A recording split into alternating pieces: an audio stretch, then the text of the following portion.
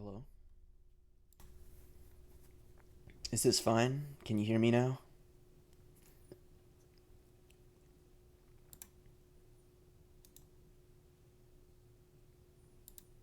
Sounds good.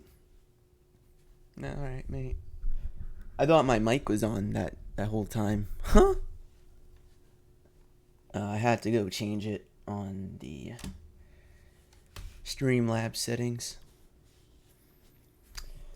Alright, this is gonna be my tier list.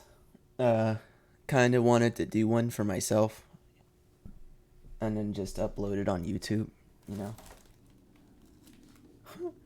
Should I put the like a chat on the left side or something? I think that'd be great. All right, let me see.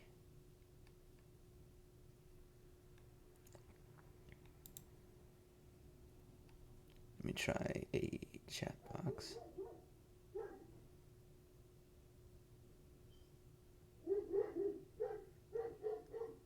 Oh my gosh, can you hear the dog?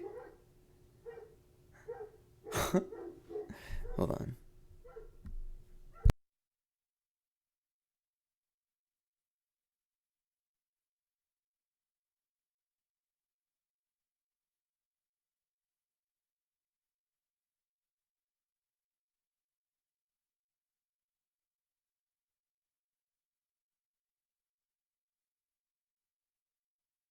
I don't see the chat on the widgets here. Usually they have like a chat box as a widget, but I guess I'm gonna have to go get like the I guess I'm gonna have to go get the chat box from the you know, the actual Twitch itself. Yeah, I don't see it. Alright, let me go get the chat box. Yeah, you just barking for no reason. See if I can get this. How do I do it again? I gotta go to my dashboard, right? And then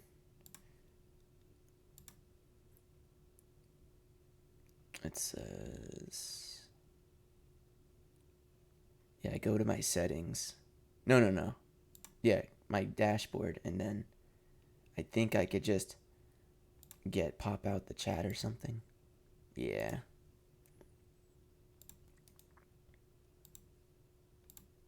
And then I could do this. And then browser source.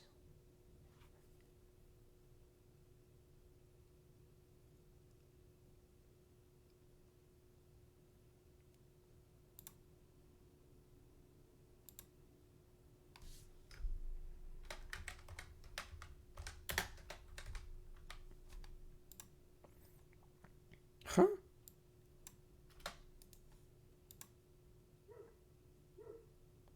No, I have to sign up to actually use it.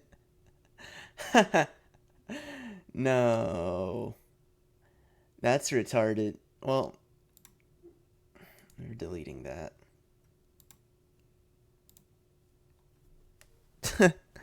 I might as well just start. That's terrible.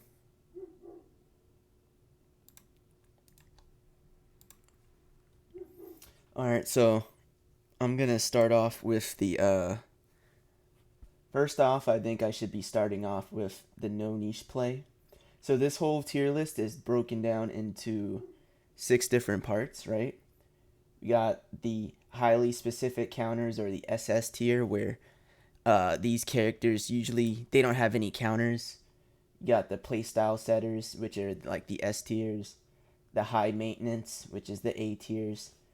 B tiers are like the niche threats, or characters that you're gonna look out for, right? And then C tier are like characters like they're just super high maintenance and you wouldn't really want to pick them anyway. So basically like a low tier character, but could work out in a way. And then we got like characters that just cannot even play the game at a high level at all. F tier, right? No niche play. I even moved like some of these characters like down below.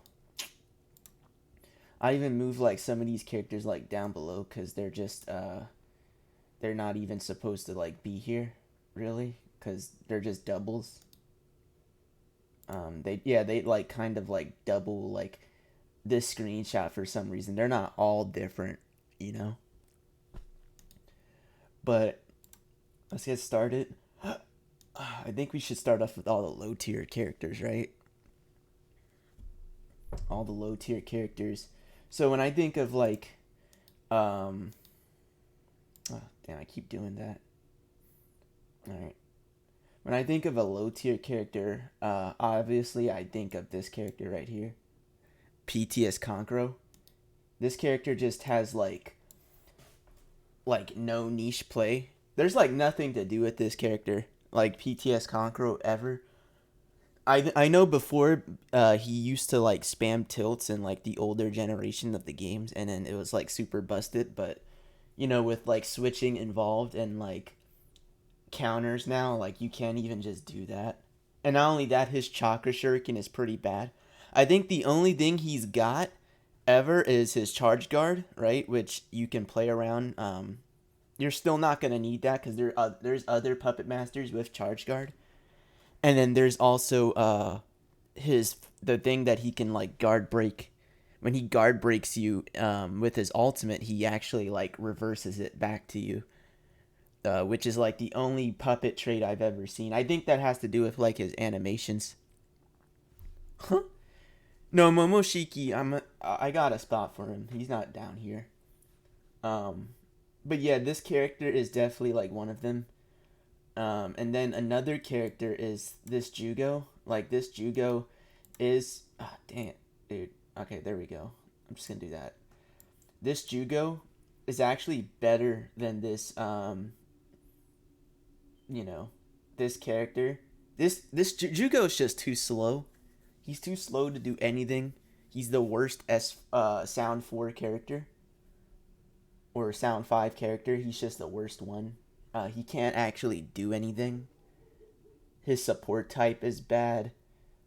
Just everything about him is bad. Even his jutsu is pretty bad. Everything is bad about a character, even his tilt. The only thing you can do with this character really is just go for tilts while they're on the ground. You never want to go with like a slow tilt like his because not only that it ends so fast, but it just like you can't like do anything with it.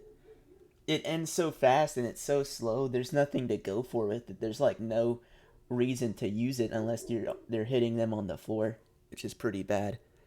Um, Now, if his tilt actually lasted forever, like if you was able to set up a wall with this character and make it like last for the entire game, then this character would have at least been like C or B tier, or actually B tier. This character would have been really unique, but they missed the opportunity to just leave like a fat wall on the field, just like one of them, and then Mu. Yeah, I'm gonna put Mu in here. So yeah, that I'm just gonna put Mu right. Second Hokage, no niche play. At least he's got better tools than Jugo and this character. Surprisingly, he's actually got really good tools. Um, yeah, like you just can't really make a play. His awakening is bad. Well, I don't know about his awakening. His awakening is actually pretty okay because it has actions, and you can cancel his tilt and awakening, which is pretty cool. But any anyway, he can't do anything with his anything, which is actually bad. He's only got a 3-hit guard string, and it sucks balls. Like there's no reason to go for it. He's got no. It would have been okay. Well, he has a 3-hit pressure, um, but there's also characters with 3-hit pressures that could do it better than him, like Renesasuke. And yeah, this character just cannot do anything. But at least he can have. At least he has better stuff than like these other F tiers. Another character we're gonna have to go for is where is he? I know he's in here. Jugo, like this character is balls. Like you can't do anything with Jugo at all, but just mash with him and just pray and hope that you can just mash with him. Like Jugo cannot do anything. There's no reason to play him. You can like get out of all his combos at least. But no, you know what? You probably can play him better than Mu at least. Right? He's got a better jutsu than Mu. He's got like better stuff than Mu. So it makes sense to put him above Mu. And yeah, so these characters just have no niche play. What else is a character that has no niche play? There has to be another one. Those four characters specifically, you're just never gonna pick them up in the game. They're just really bad. Oh yeah. Here we go. PTS Kiba. He's got no niche play. The only niche play he has is being a strike back. That's it. But even then, if you hit his dog, he kind of sucks. He can't do anything without his dog. Like, you literally cannot do anything. Press any input to attack. You can only grab. And it's actually really bad. That's the biggest problem with Kiba, is that he needs his dog to do anything. Which is actually awful about him. Just can't do anything at all. Can't even press the attack button. It's so dumb. I've actually got to test that because there's probably like some weird glitch with like the attack button. I know there's another Kiba glitch or adult like Road to Boruto Kiba glitch, but I don't know if there's actually like a Kiba glitch with like just not having the circle button. There probably is. I probably just don't know it. Let's see. And I think that's it with all these characters. Ren.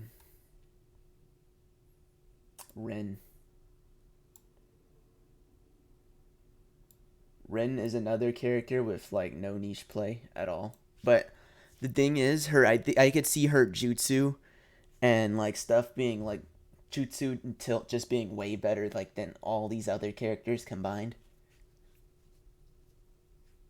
Rin is just better than all these characters. The only thing you can play is her tilt and her jutsu.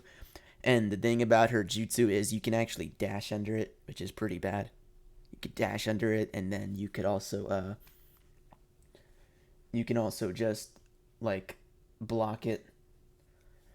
Imagine if this jutsu was like Danzo's, where it like comes out no matter what, you know? Or if it rolled on the ground instead of bouncing it. If this log was just a little bit bigger, and then it didn't have that bounce and it just rolled, and it was like it would have been way better, right? And then if it had like Danzo priority, and I could see her being like a really good A tier character, but other than that, you can't like. Everything is just very bad. Like it's really badly designed for her. There's no reason to go for her combos.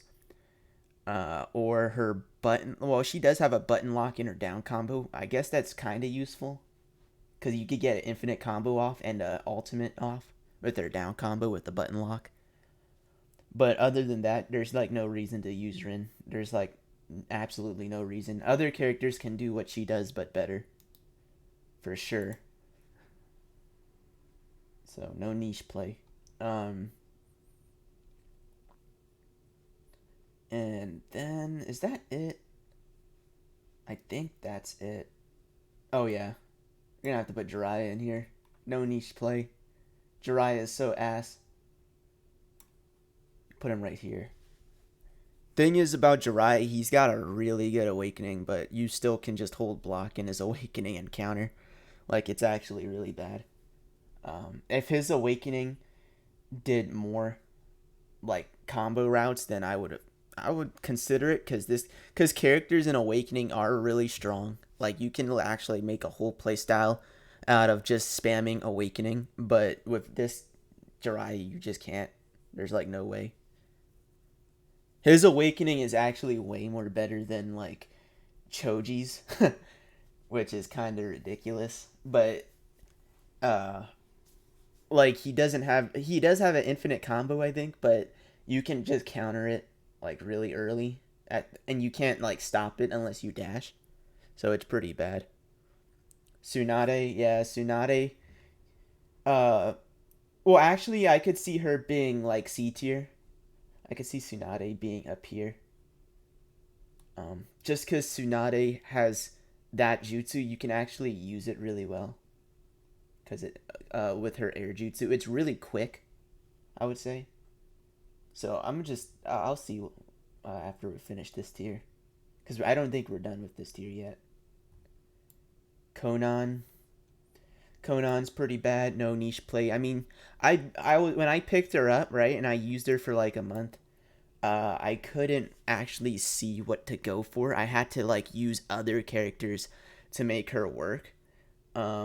Which, and you know, you can make her put her higher, but it's like not worth it at all. You can't make a really good playstyle out of it. It's too everything she has, like her tilt is really slow. If it was faster, then yeah. If her like her just throwing her chakra shurikens just was faster, or if she was at cover fire, with chakra shurikens like on Evo, then you know you would see her higher. But you can't do anything with Conan really. You can even just ninja move her jutsu, so you can't even just like go for jutsu switches. The only thing you can go for really is the air combo hit, and they can't sub it, and or the phantom hit, and you just can't sub it. And yeah, secret substitution, one of the worst support types in the entire game. Top three worst support types in the entire game. Her tilt is really slow. Her combos are so short. They're shorter than Itachi's, and it's so bad. Her grab is like the only thing that's good about her. Her awakening is really bad. Like for some reason they made her awakening like super fast, but like you can't even connect after a dash, which is so bad. You can't connect like a dash and then do a combo. It's so bad. They could just block it or counter it. She is like literally one of the worst characters. She does have a combo. Uh, she does have a combo in her um awakening, which is pretty funny. But like, and I think she also in her awakening she can actually fight big awakenings with her combo. Oh, her their awakening combo shirt, or you know, her awakening projectile combo, and it does like a crap ton of damage. But like, you're not realistically, how much times are you gonna actually go for that or get that off? Like, you can't really get that off. You know, projectiles in awakening should be way more stronger for these combo characters, because it's like they can't really do anything if other characters are an awakening. Their projectiles just get canceled out. So yeah, if characters like Shino were like an awakening, they should get their combo projectile combos going even without your opponent being like immune to them. But and like I said, that would have been really great for Conan, to counter like big awakenings and just trap them until their awakenings come out. But you can't even do that. So yeah, Conan sucks. No reason to play her. But at least she's got better stuff than like Kiba, I should say.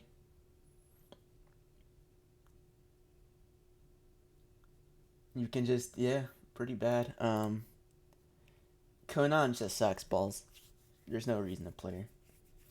Another character that you cannot really play is I would say this character, but he's like a C tier, to be honest. Um, this Obito sucks. There's no reason to play this Obito at all. Like, everything is really bad about him. But I think he's better than Rin in a sense. Because he's got that fireball, and you can at least play the fireball. Like, fireball in this game is actually super huge. Just having one, because you can always buffer with it. You could do a lot. You can do some really good stuff with fireball, like making it unpredictable. This Obito is actually so bad. Yeah, he's got like you wouldn't really want to go for like anything he does. He does. It would have been fine if he had an infinite combo or like a better like an infinite combo and a better support type. That's all he really kind of needs, to be honest. Because you could probably like do something with it. Like imagine if they made this Obito a strike back. You know, I would probably play this Obito more than the other Obitos. As like a strike back, you'd probably be like another like top 5 strike back or something. That's how like that's how bad some of these strike backs are, really. That but yeah, Fireball is really good. So at least he gets the top of F tier. Um, there's like no reason to play him. Who else? This Hinata is actually pretty bad. You can't really play her really. I mean you can, but like you can always just hold guard and then ninja move like out of her stuff. She does have some interesting stuff, right? She does have some sneak attacks which are really nice. Like her down combo, she has a really unique down combo infinite that I know Godswielder showed me. Um, like with the down combo, and then you continue like a full down combo, and it spawns them in the air, which I've never really seen before ever. But yeah, she does have some good stuff, but like still, you can't really make a playstyle out of it. There's other characters that do it better too. She also has the worst support type in the game, which is Charge Assist. You can't use Charge Assist effectively in this game. It's like a really bad mechanic, unless you're doing glitches with like certain characters. But even then, you're still not. It's still not a good support type. Worst support type in the game. Um, what else we got? Yeah, pretty bad. I think that's all the characters that are like in this tier. I think. Let me just go over it. Um, Sakura. Okay, yeah. PTS Sakura. Yeah, I actually think PTS Sakura is way better than like all these F tiers, like all of them. Because her combo is where is she? Her combos are actually pretty nice to have. Because you can actually like juggling is really good in this game. So if you're able to just juggle, like that's just good enough to like play a character at all. Like you know, like Nagato. Nagato's really good at juggling. It's really strong with Nagato. Yeah, she's so bad though. There's no reason to play her. Like you might as well just play Sarda at that point with the tilt. Her tilt is like the jutsu, or yeah, Sarda's tilt is like Sakura's jutsu. But the thing is, Sakura's lasts longer, and not only that, it has a bigger hitbox. I'm pretty sure. It just like and no, yeah, it has a bigger hitbox. It has a bigger string than Sarda's. But it's still at least pretty decent as a jutsu compared to Rin's. Like Rin's is actually really bad. You can at least play the jutsu to some extent. It's not that bad, which so it'll at least it'll be at the top of F tier. Um, so no niche play, doesn't have anything you can really go for. Um, you don't really want that jutsu anyway. Really bad. You can convert a strike back with the jutsu. It's really good for that reason.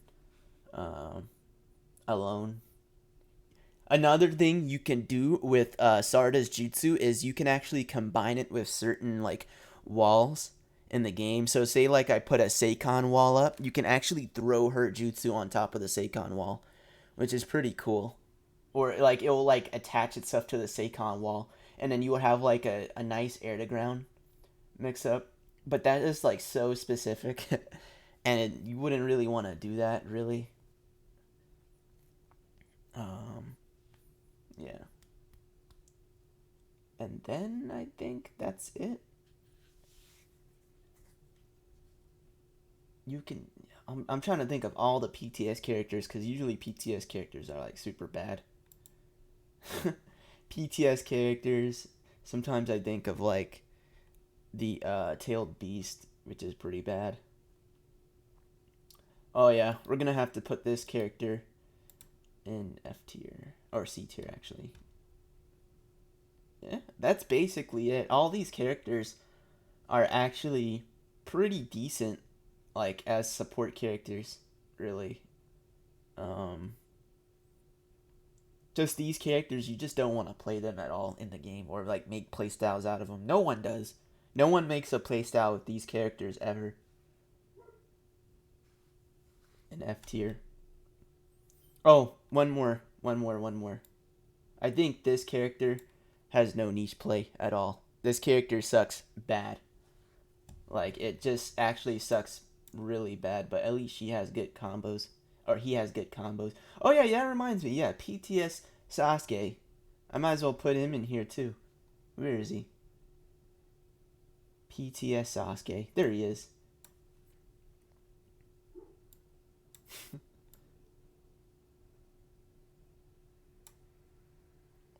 Yeah.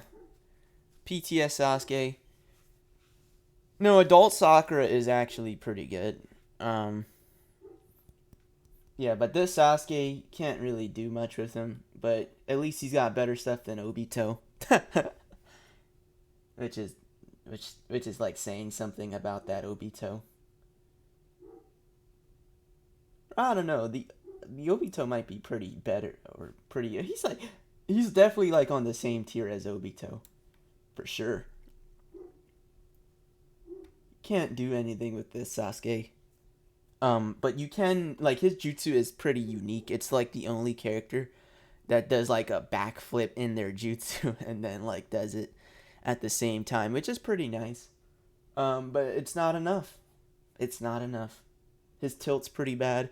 He does have um one of the best like chakra kunais in the game, or like chakra shurikens in the game, which is uh he does have a like wind shuriken, like he does have wind shuriken, which is really nice. Um no, her okay, so the thing about her jail is you can actually ninja move after like the first, second, and third hit. It's actually really bad. So it would have been better if it was like Danzo's, because Danzo has that same problem about him too. But the thing is about Danzo is you can actually work with his hit jutsu and his hitboxes. Like Danzo just has everything about him that makes him like that can just do what Sakura does, but like better. Her mash, the like I said, the only thing good about PTS Sakura is like the fact that she can like juggle, and then like convert like a lot of stuff good on strike back. But then that's it. Like she doesn't have anything else. It's not like worth making a whole play style out of at all. But she does have a really good combo. Like if you get it off, she does have some really good combos that do like a lot of damage. Like she can rack up so much damage within her combos. And then I think that's all the F tiers. You guys got any more F tiers? I think that's all of them to me. Oh, yeah, wait, hold on. We got some more F tiers. Why didn't I not think of this? The Borutos. These Borutos, science. So the left one is scientific Boruto, and the right one is, uh, the right one is. No, okay, so yeah, the left one is scientific Boruto. The right one is the other Boruto, which is the Boruto with the Rasengan, the Momoshiki fight one. Kushina. Now, okay, so Kushina is actually like a really good C tier. I'm gonna put her in C tier though, um, and I'll explain why. So this this Boruto is actually so bad. There's no niche play with him. He does have strike back, um, and the thing is about this Boruto is there's another Boruto that does it like infinitely better. This Boruto, his jutsu is really bad. It's so slow, even though it tracks like this one right here. This at least, even though it tracks, it doesn't um, put in a lot. You can just dodge it. His combos are really fast, so that's the only reason why I'm putting him above all of these characters, because his combos are really fast, and then um, you can actually rack up damage, and he's a strike back, so you can like do a lot with him. And this one has actions in him in his awakening. Yeah, he has the Rasengan in his awakening. Yeah, Suigetsu. He's an F tier. Yeah, definitely. Uh, let me put him in here. Where is he? He is at least like around here, like right there. He's got a better so this Suigetsu actually has a better combo in Awakening than Jiraiya's. And then he's got some good actions in Awakening.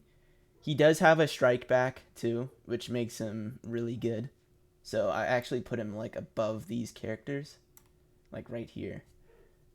He does have a strike back. He does have yeah, he is yeah, Suigetsu is hot ass. There's like nothing to do with him at all. The only thing you can do with him is try to get that strike back off, and then like his awakening, and then try to like beat out support dashes, I guess, with his ultimate. His ultimate is actually really it's okay. It's not that great. You can't support dash it at all, so it has that priority. It's but at least he plays it better than like this Sasuke. Or no, Jiraiya. He does better than Jiraiya, definitely. With his awakening, so at least you can play that. You can also like convert his jutsu into a dash, so like a dash extend. So if you do a jutsu with Suigetsu in awakening, you can actually dash into a combo, which a lot of characters don't have that type of thing. The only character that has that type of thing in general is Sai. Sai has that same thing where you can actually like convert combos out of like a jutsu. So yeah, no reason. And Orochimaru could do that too after they get blasted away. And then so yeah, let me talk about these Boruto. So these Borutos actually have really fast combos. Thing is, you don't want to use them like as like a playstyle. Really, there's like no like, it would have been fine if his combos had like a really good jutsu, but they don't even have really good jutsus, both of them. The only thing that's putting this character up in the tier list is his strike back. Like strike back is very powerful in this game, and then like his fast combos. Like this Kiba would have been higher, but the thing is, because he's a strike back, right? But he doesn't have like good combos, or you can just stop him really fast. So Kiba is not that great, but he would have been higher definitely than like a lot of these characters, because strike back is just such a good like mechanic for like the game in general. And then like their tilts are not that great. Or no, they're okay. Their tilts are okay, but Scientific Ninja Tools is not. He doesn't have a really good tilt because, first off, you can actually you can cancel his tilts, but it's such a waste to actually do that. You don't want to actually cancel his tilts on purpose. Now this one, you would actually want to cancel his tilt on purpose, because okay, so this Naruto, this one right here, I mean not Naruto, this Boruto, he can get a strike back off with his tilt, which is really good. And then you can also cancel it too with like a chakra shuriken, which is actually pretty decent too. Um, Honestly, I would actually have a niche play with this one. Like I would put him in C tier, but there's like no reason to pick him. He's like the closest of an a C tier you're gonna ever get with an F tier character. The closest. Like it's actually really bad for like a lot of these characters. What else?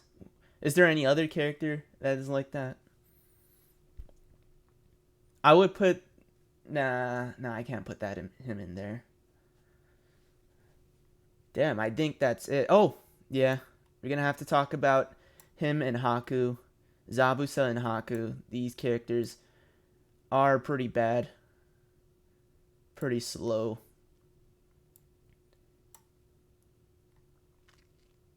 He belongs in the same tier as Suigetsu. Zabuza is just so slow. Like, he is literally the slowest character, one of the slowest characters in the entire game. He's just as slow as Conan, but at least he's got strike back, you know, and he's got a okay tilt. He's got a good tilt, a good jutsu. Oh, not a good jutsu. Well, I don't know if it's really that great, to be honest. It's bigger. I think it's bigger than the other water dragons, right? Um, yeah. No reason to pick Zabuza. Really awful character. And then while we're at it, we're just gonna put Haku in here too. Where is he? There he is. Haku, really awful character. His combos are really bad. He's at least above Jiraiya, I should say. Like right there. Damn, Haku is just really bad. His awakening like makes no sense. You might as well just give him that same tilt, or just give him them actions like as a tilt from his awakening, because like his awakening is like really bad. There's no reason to actually use it. Like, why did they give him ice mirrors? The whole purpose of awakening is to get the awakening comeback mechanic. I guess you can like stop like really fast and pull out a wall, which stops jutsus like Danzo's, but like even then you can't like do anything with it. Like, you can't even like make a whole combo with it or like get a ton of damage. Usually you want to get like a ton of damage or cancel things like really fast with his actions. Like this action would have been fine if it wasn't so instant actually. Like, I mean, the fact that it's instant is like okay, but if you would have been able to like do a tilt cancel, or what is it called? It's like a you do an awakening action and then you cancel it with a dash, so you could save on chakra. But the fact that it's instant, like, it's just bad.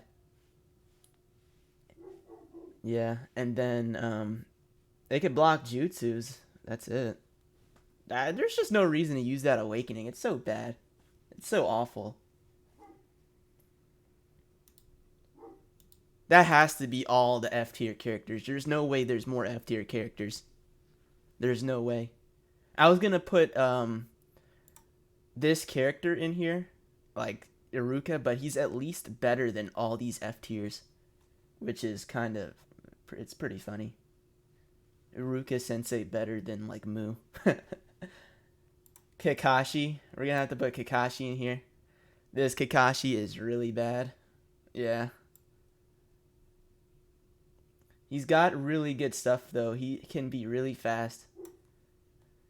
He's faster than this Sasuke.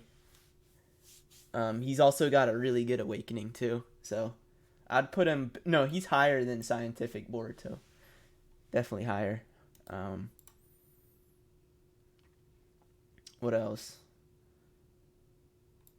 This character right here. Oh, actually, no. I could put that character in C tier. Actually, he's actually. Eh.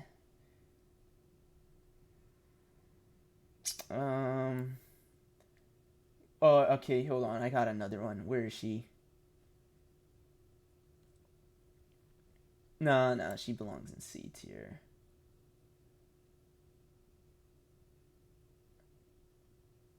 No, no, no, no. Okay, I'm actually gonna just finish it off there. I think that's all of the F tier characters. I don't know if there's more. If you guys do have more, just tell me. I'll try to put them in here, or I'll just think about it and see if they belong in there, and then I'll put them in there. That needs to go all the way down here. Done. Yeah, and that's basically all of the F tier characters for me. Like, a lot of these characters, they don't have playstyles. There's no reason to pick them at all.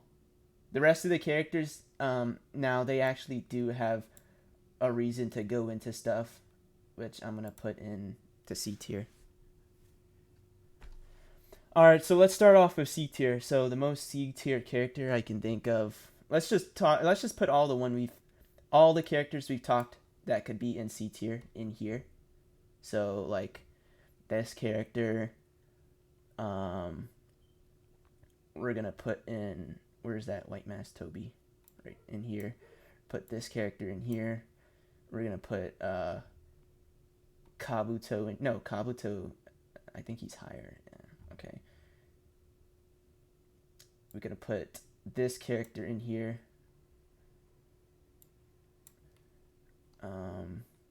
This character in here. Or actually, she can go. Yeah, no, she's in here. No, she's higher. Definitely. I'll talk about them too. This character. We got this character. This character. This character. And then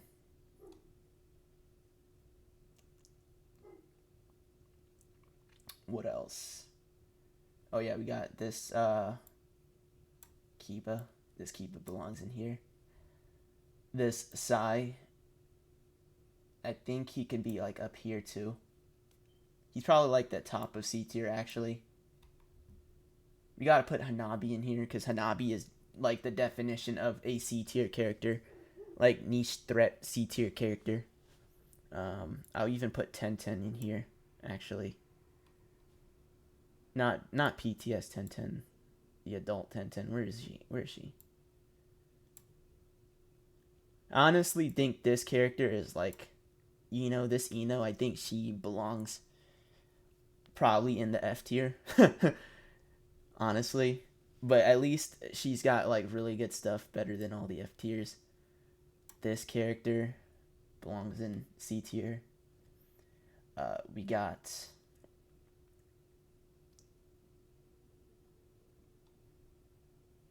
this character, or actually no, that character can be B tier too.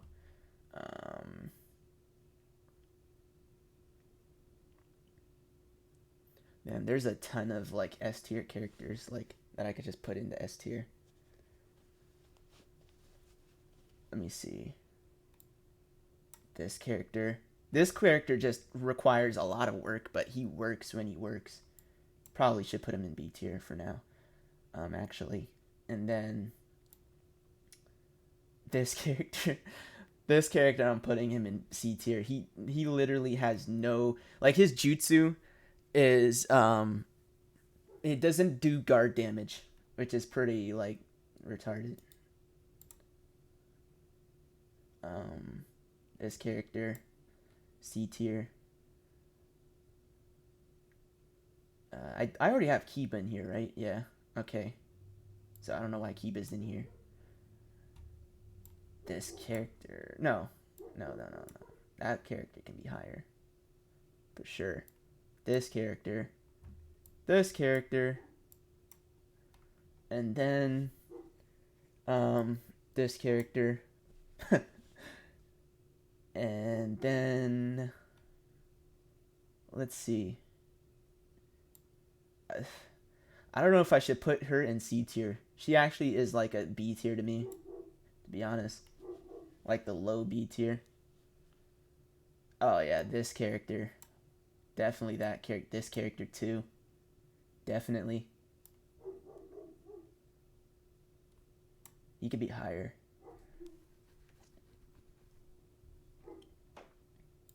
A lot of these Narutos are like, could be B tier characters.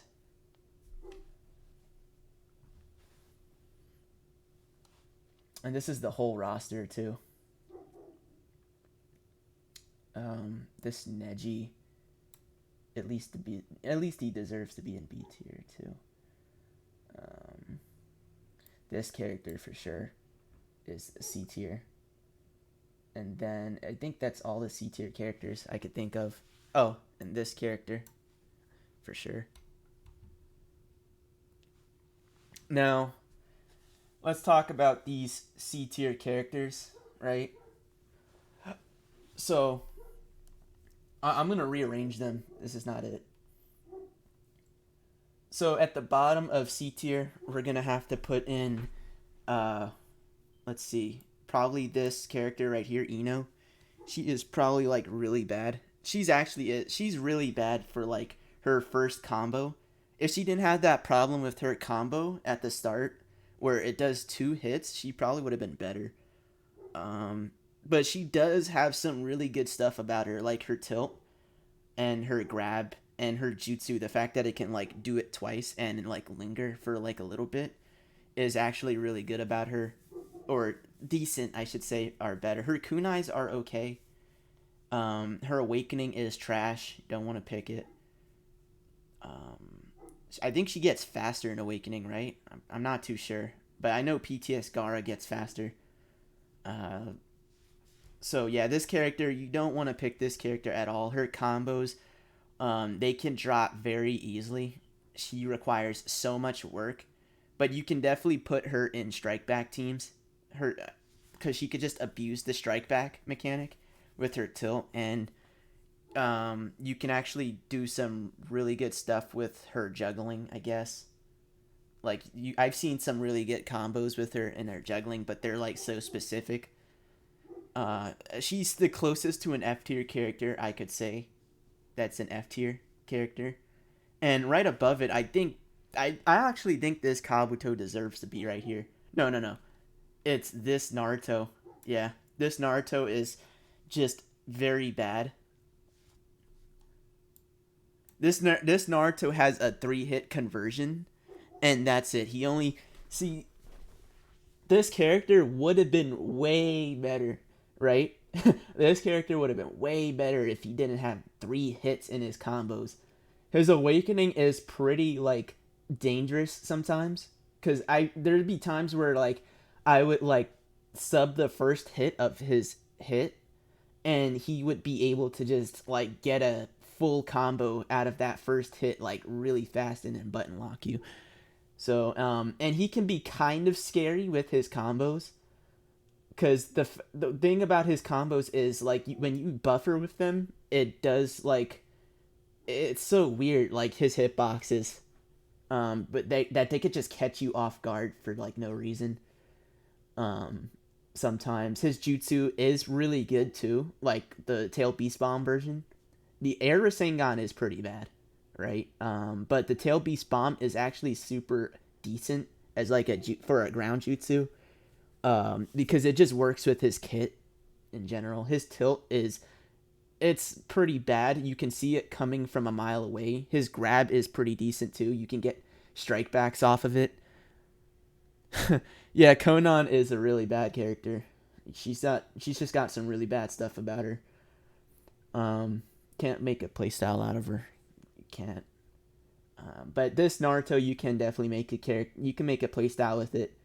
Better than all the F tier characters, at least. He's probably better than all the F tier characters. If you put him in a 1v1 with all these F tier characters, he's just gonna slaughter them. He doesn't even deserve to be in there. Just he can't be.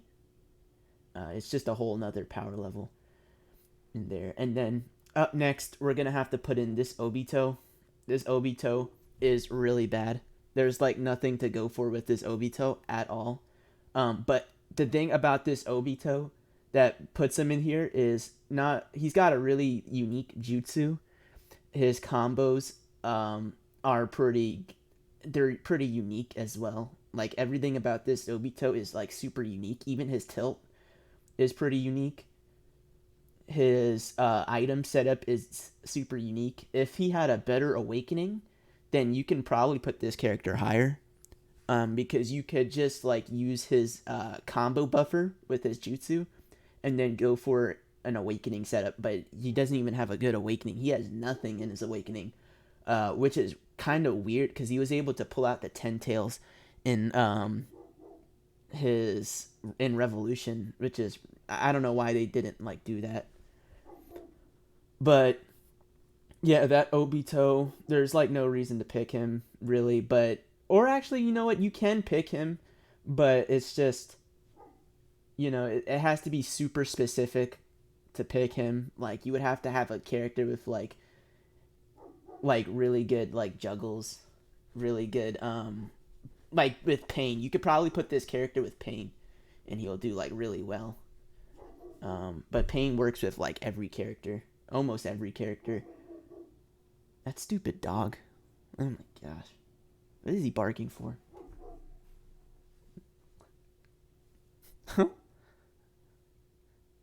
Yeah. That Obito is he's I don't think he's better than this Naruto actually. That Naruto is probably just better than him. Now this, what else? This character right here. No, he's definitely higher. PTS Choji. Yeah, we're gonna put him here. PTS Choji. The thing about him is, you can actually abuse his tilt. What compliment? Oh, you can make a playstyle with Conan. Well, you can try to, but it's not gonna. It just dwindles to mediocrity against the meta. Like we're talking about all of this against the meta. Like like Conan versus Danzo. Like you think Conan's gonna do anything? No, hell no. Danzo just is like a 100-0 matchup against Conan with his jutsu. Like Conan cannot survive in a really good metagame, but like this PTS Choji can at least. His tilt is so stupid because it covers his whole body, and then his combos are very you have to just play them very like defensively. I would say he's probably worse than this Naruto actually, and he's probably worse than this Naruto, Ino, and like just all the C tiers. But you can actually make a playstyle with his tilt, which is pretty funny. He can button lock you with his tilt. That's the thing. Yeah, he can if he hits you on guard with the tilt, he can actually button lock you. And if you like, especially if you jump in the air too, he can just button lock you, and then you can go for a retarded jutsu to get a free strike back off, and then like do it again. Like this Choji is kind of funny. He's just a meme.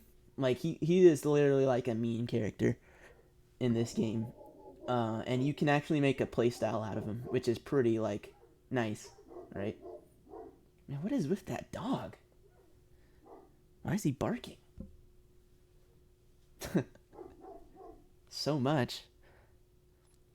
Yeah, Rin actually has better like tools than Conan. Yeah. Up next we got let's see. So we have this Naruto. Who else can contest to this Naruto? I would say probably this character right here. Like this character deserves to be like right here specifically.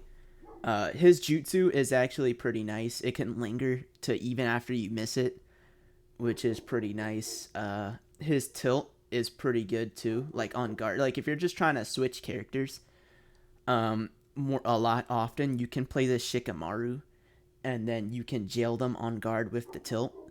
And they can't counter the shuriken part, and then you go in with like another character on the guard pressure. Yeah, the penguin. Yeah, the Choji tilt is kind of stupid.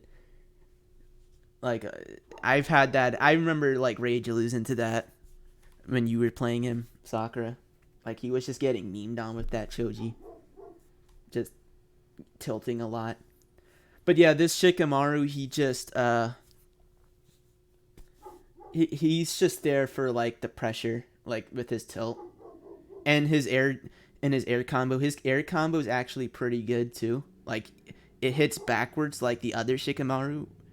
Shikamaru's just known for like sub traps in the air combo. Like if you're just trying to like sub his air combo and then you just try to like dash, then he punishes that. So he's really good. Shikamaru's really good for that. He's got a really good tilt. I don't know about his combos exactly, but I know his buffers are pretty good. His combos are not that great, really. Like his routes, his grab is pretty bad too. He doesn't have an awakening. Like that's the problem with like most of these PTS characters is, or just all of them really, is because of their awakening. They don't really have one. And then I think now this is the time where we say that this Kabuto deserves to be right here, because like his jutsu is something you can make a playstyle of. He does have an infinite combo. Thing is, he does have the worst support type in the game. which is charge assist. You don't want to play with charge assist characters usually, or try to build with them because they just do nothing really. This Kabuto, he can cancel his jutsu too. What else does he? He does have some really good awakening actions. They're like Orochimaru jutsus that you can just like cancel with a dash, which is really nice. This character is mainly you just want to play him as like a main, or I don't know how to really play him as a support build, but when he does play like that as a support character, he can work really okay too. I know his jutsu is pretty fast as well. It's so fast that it could like push you out of like walls like really quickly, and like push you just push the opponent backwards like really fast. So like even like in a combo, say you're getting comboed or something, when this character, when you use him as a support, he just uses jutsu really fast. So yeah, that Kabuto, he can be right in C tier. You can make a playstyle out of him against the meta. This now we got this Naruto. Probably this Naruto is actually not that bad with his jutsu and his combos. Like his just trying to switch out with his combos is pretty good too. I know you can do a combo with him, and then when he's in the air, you can actually switch out, get a nice little conversion off. This character is mainly like a support character. The thing is, you can counter his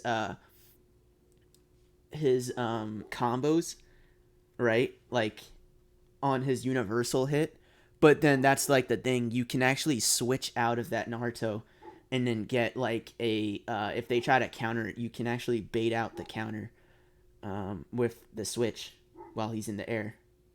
I think that's how that works, right?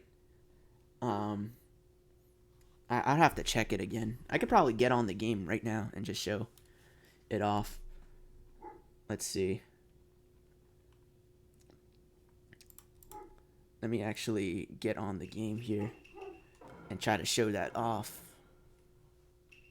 I'm not too sure if that's how it works. I gotta like remember, because I know I was able to do that in 2016, but now I'm not too sure if he's able to do that now.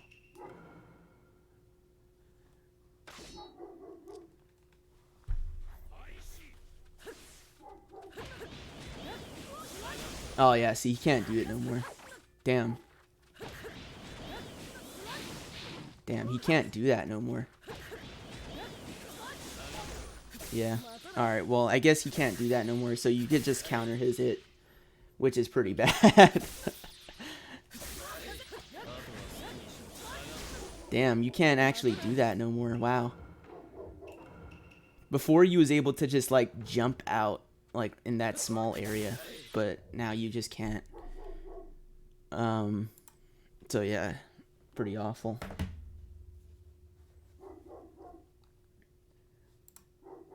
So yeah, but this Naruto, what really carries him is his jutsu. That's it. His jutsu is just like really good, where you can just like get a strike back off, like an instant strike back off really fast, and that's like really powerful for strike back characters. Super powerful character. That's like it's like a fireball, but like not Inferno Fireball, you know, where it doesn't have the priority, but it has like it does the exact same thing.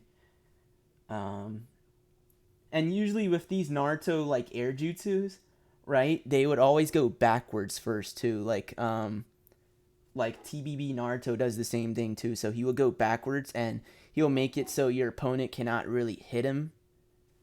Like, you know, like while they're in the air, and then you can just get like a, you know, free jutsu with a support character. So that Naruto's got this going for them, and that's really good. He's probably better than like this Hokage and Kushina too. This character's higher. So, let's talk about the Hokage now. Now this Hokage is actually pretty good in Awakening. Like you can actually make a whole playstyle with him just abusing Awakening, because you can't actually Well, it's not that you can. It's you can actually just continue his like you can continue his combos without it having to cancel. So you can just like do some really good like combos in Awakening and like sub traps. And since they're shurikens, they can just sub trap you too into like his combos in Awakening. So if you're just Awakening abusing, like you could just use this character too. Like he's super underrated. People don't like pick him at all. He does have some good stuff about him, like his jutsu. His tilt's pretty good too. He button locks with his tilt. He's just got some okay things about him. That's it. He reminds me of like Roshi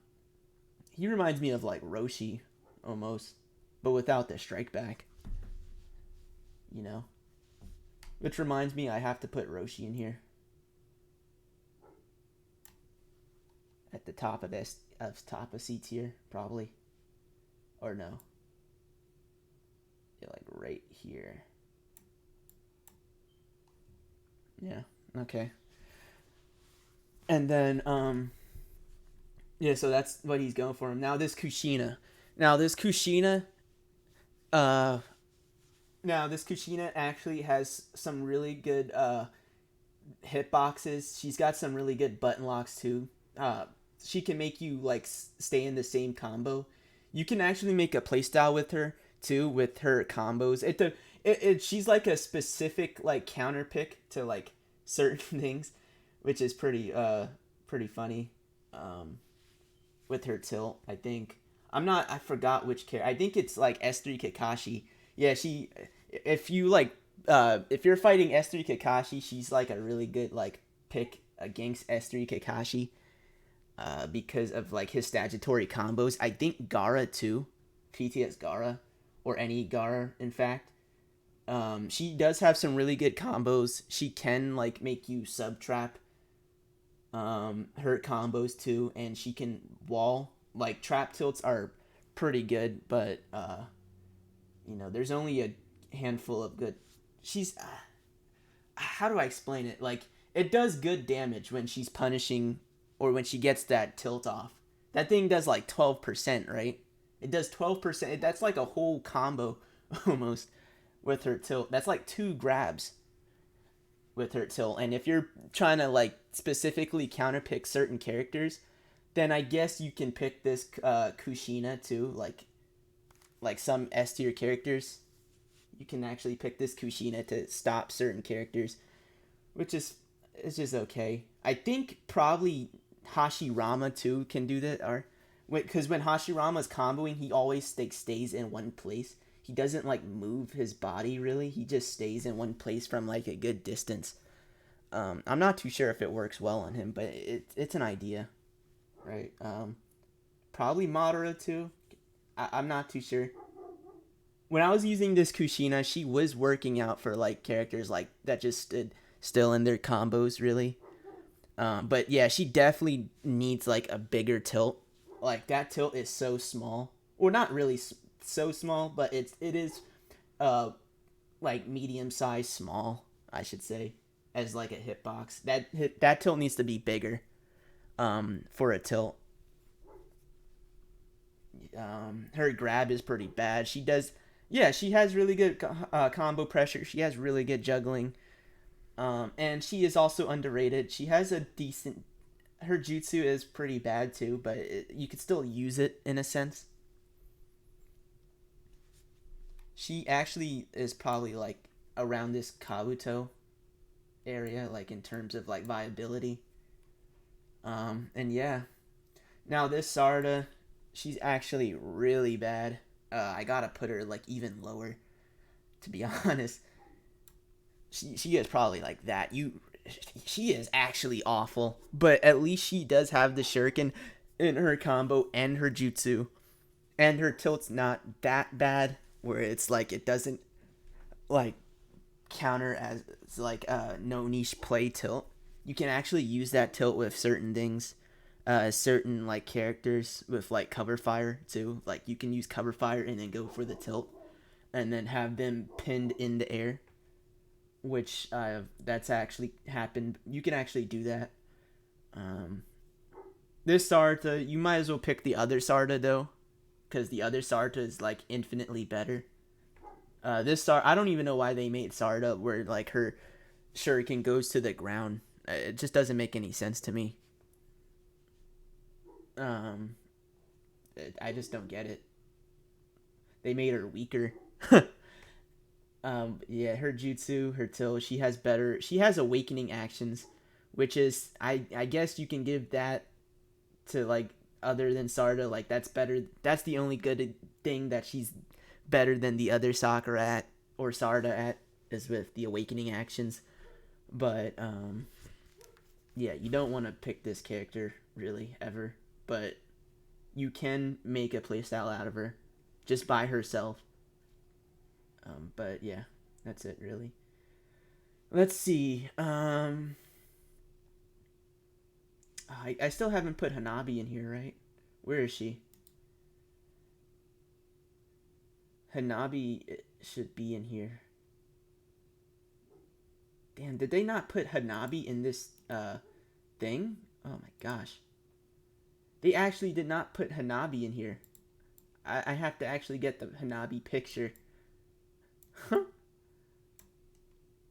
Wow, they actually did not put Hanabi in here. Wow. Let me see. I'm going to be looking for her. That's crazy. They didn't put Hanabi in here. Hanabi deserves to be in this tier. For sure. Because the thing about Hanabi is her jutsu is actually really strong. Oh, there she is. Her jutsu is like really strong. To the fact where you can actually use her for certain characters just to pin them on guard. Or even to just get out of combos, you can actually use that jutsu because it lasts so long. And it just stuns them right afterwards. You can even go for an ultimate jutsu with like any character, even herself, which is pretty nice after the jutsu. She's also a strike back. A good pairing with this character, I would say, is like Seikon. I was able to do like really well with Seikon against the meta with this Hanabi or Mifune. She is really good with Mifune, especially after when Mifune does his tilt. You can actually redirect. You can actually make it safe for Mifune to actually get in because people would try to like punish Mifune for the tilt sometimes with a dash. So you could just go for like a tilt with Mifune, collide dash, or get hit, and then your opponent will get hit with the Hanabi Jutsu, and it's pretty good. So you can use it to just go into combos, change the game into your favor. That's how strong her jutsu is. Now her combos are pretty bad. Her air combo is really quick at least, so she has that going for her. Everything else about Hanabi is bad, even her awakening. Well, I don't know about her awakening, but you would never really want to go into her awakening, like specifically. Her awakening combos are actually better than her original combos. Before she had a button lock, which is really nice about her. You can actually button lock people with the down combo, and it would make a lot of sense because you would just like want to leader switch, button lock, go for whatever you want after the button lock with her jutsu. Or even ultimate, I think, too. You could even ultimate with that button lock before, but she doesn't have it no more. So now it's just her jutsu that just carries her. If it wasn't for the jutsu, then she would definitely be an F tier character for sure. And yeah, she is like top 3 of like C tier characters. Let's see. This Momoshiki, now this, not Momoshiki, this Kinshiki actually belongs in this tier because you can make a playstyle with them. Like there are characters, if you really want to do something like super specific, not yet, it's not, I haven't finished C tier yet. Now if you really want to do something specific with a character, you want to pick Momoshiki. That includes like trying to get like double hits in like one jutsu, which I've actually did this with Mei. You can actually pick Kinshiki with Mei and try to get like the double jutsu like that Mei has, just hit him twice. Or like the second Hokage where he hits him twice with the jutsu. His up combo is just like it's only meant for like specific things. Uh, or yeah, to go for specific things. His combos are not that bad. He does have an infinite combo, so at least you can switch into him when you don't have a character that doesn't have one. Is you That's usually why you would want to pick like that's usually why you would want to like switch into them for combos or like for anything really. It was to just like it's either to throw out a support dash. Um, it what is it? It's like it's either like a support dash or you would want to go into them with a combo. You never actually want to use their combos for actual things when you're switching into support characters. And this Momoshiki is a really good support character, right? He can go for he can help you go for specific things, but that's it. That's the only thing I could say that's good about him. His jutsu is okay. It's not that great. It does make it so you can't actually like dash it. You can't dash it. I think at the startup you can only dash it. I'm not too sure really. He is a big character, so when you do support dash with this character, he is just a huge hitbox on the screen, and you can't really dash him properly. Just like Kaguya, really. But at least Kaguya, since she's so big that you can't even jail her. I don't. They should have made Kinshiki like that too. If Kinshiki was like that, he would probably be at least in B tier. But yeah, Kinshiki is really bad. He's also got a really bad support typing, which is secret substitution. They should have just gave him charge guard. If they gave him charge guard, he would have been so stronger. He'd be way more stronger as a character if he had charge guard. But he doesn't have it, so now it's just a missed opportunity. So he does have the infinite. His awakening is decent too. You can use it defensively, which is what you're supposed to be using it for, defensively, and just bait dashes, and that reason or whatever, or you would dash block and then go for it. Yeah. So this Momoshiki only good for that. Only good for specific things. I'm not gonna say it again. This Naruto or Mecha Naruto. Let me see. So where was I at? I was at this Naruto, right? So this Mecha Naruto, I'm going all over the place. This Mecha Naruto deserves to be like with this Ino. You can actually make a playstyle with this Naruto. Surprisingly, his air dash is really slow, so you can actually like air dash really fast, and it'll actually like connect some of the times if like you're trying to play defensively or like trying to go in even like if you want to double X dash switch, this Naruto is actually pretty decent. His jutsu is really decent too. It's okay, right? For a jutsu that can just run at you and then just come back, it's really okay. You can actually connect a jutsu with this Mecha Naruto after a dash. If you dash and then your opponent's not blocking in the air, you can actually connect a jutsu, and then you can actually put pressure with this Naruto. And he also has some really good wake up setups with his tilt, where like if you connect like a grab or his jutsu, you can actually make it so they can't like move to certain directions after the tilt. Um, they would have to support dash it, really, and that's it. This Naruto's got a decent grab, too. Just it's decent. It's not better than Pain's because you can like somehow miss the grab somehow, even though it like you somehow touch his grab. I've had problems like that before where I would just like miss the grab, um, or it will be like I'll miss the grab and it'll look like it hits them, and then sometimes I just hit them with the grab even though it doesn't look like it should have hit.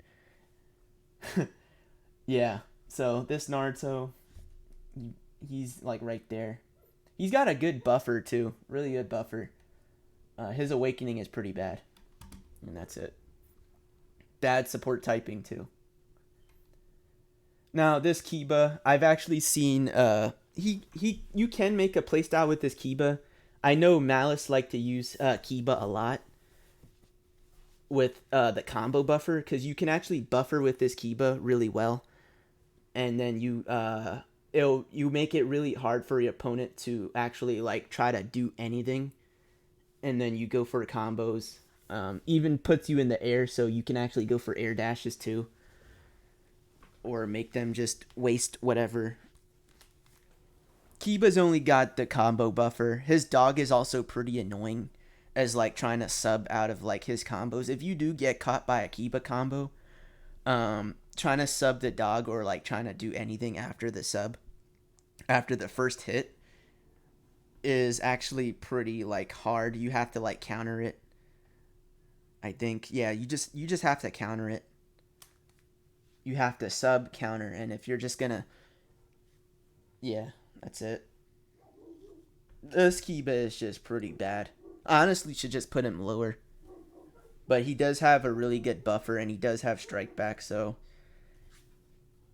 he should be a little bit lower. Probably like right here with Mecha Naruto, honestly. Or like even like right here. Yeah. That's the best spot for Kiba. Um, yeah. What else? So now we got Aruka. Now Aruka is actually really decent. He's got a lot of good tools going for him. Like even his jutsu you can use effectively too. But there's like no reason to put him on teams. You have to like build him by himself, I think. Or actually, you know what? I don't know. You can make this Iruka work though for sure. He does have good things going for him. His tilt is actually pretty bad because you can actually sub if you sub the tilt. If your opponent subs the tilt like right at the end, they could just sub dash you, and then they get free. They could get a free combo. Yeah, I don't know what the dog's doing. The dog is just barking its balls off.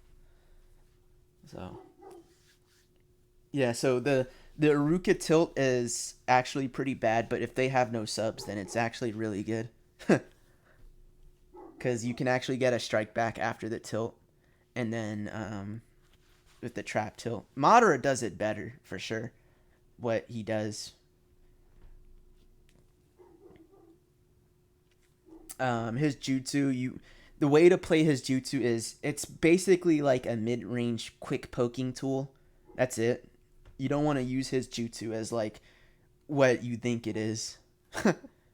Actually, I think it stops fireballs too, which is pretty good. So you could also do it like that.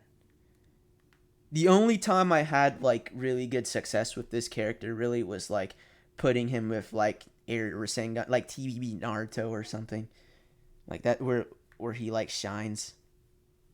Where you go in with the TBB Naruto, put him on guard, and then your opponent is actually forced to read if they want to counter or not, like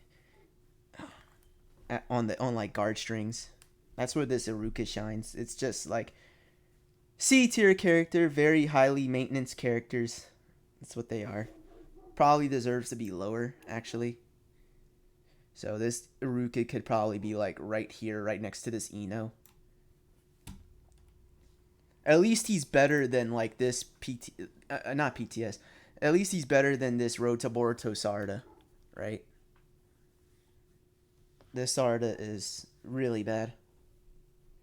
All right, who else? He also has some really interesting conversions too, like his up combo. He can just keep coming out, and your opponent cannot actually switch characters on a full up combo. So yeah, you can do that. He's also got a shuriken in his combos too, so you can sub. You can actually sub trap with that too as well. He's all right. He's okay. You can play with him at least. Unlike these other characters where you just cannot like play with them at all, really. I don't know. Um, this Naruto. Now this Kabuto is actually pretty good. He might be a little bit higher, like right here, probably like right beneath Momoshiki. This okay, so this Kabuto's jutsu, um, it's pretty like miscellaneous. It can hit and it cannot hit up close. It's pretty weird, or like even far away. I've had times where like I would use this jutsu and my opponent would get hit by it. Uh, if they try to like do something weird like an air dash or like try to ninja move dash, they would get hit by the jutsu. Up close, I'm not too sure if it's actually really good. His tilt's pretty bad. His combos are pretty decent. His support type is really bad. Now his awakening is pretty unique. He actually has the sound 5 in his combos. What was his awakening? Secret transmission, shadow technique, or something? I think that's what his his awakening is. It's something like that. Yeah, there's no reason to like play him. Even his awakening is bad. That's Sasuke in F tier. I don't think he's like that great or amazing. Like there's no reason to play him. And there's other characters that can just do what he does but better. He does have some really good forward momentum though, but like you don't I don't even think you could play with that. I don't know.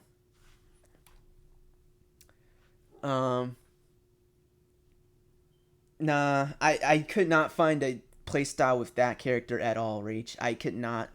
There's like no reason to have that character. The only thing that was going for him was like his tilt and his combos, and I guess his up combo. But like, am I really gonna just make a whole playstyle of his up combo? Or his jutsu is just like not even that great. His items are not even that great. His awakening is even worse. You don't even want to use his awakening. It's so bad. His grab is okay. His grab has got some good range. But that's why I put him like up there in F tier, because he's just got some good stuff about him. With like the momentum in his combos. And like that's it. No, Ninja Tool Boruto is pretty bad. Like his he's better than like a lot of these F tiers, but like there's like no reason to play like Scientific Tool Boruto at all compared to like the actual Boruto, which I'll talk about why this Boruto is really good, which I guess some of you might know. Ninja Tool Boruto is F tier. He does you can tilt out of his combos really like easily too. Like with a lot like with characters that are not supposed to like tilt out of combos, Scientific Ninja Tool Boruto, you can actually tilt out of his combos on guard, which is like really awful.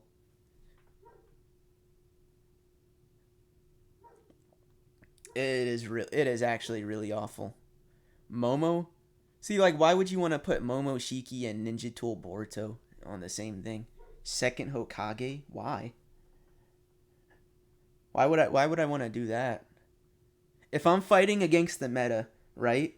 And I really want to like okay, so when I'm trying to like build teams, I want to build for like fighting everything, right? I'm not trying to just slap on teams just to slap on teams. I'm trying to fight everything, right? That's how I have fun. I want to play everything. Now, when I'm fighting like Donzo puppet players and like all these like meta ass crap, I'm not going to pick that Scientific Boruto. That's just not going to happen. Like there's no reason to. Subtrap? A buffer team? There's better buffer teams though. You might as well just pick Hashirama at that point. I'm talking about like okay, so these characters have to do better than like the characters that are or like at least subpar more better than like characters like Hashirama. Cuz like what's the point of me slapping on this Boruto if I could just have Hashirama, you know? Yeah, better there. Yeah, there is better picks. I'm only making it because, there's just like, I only put him there because there's like no reason to pick him at all. It's so awful.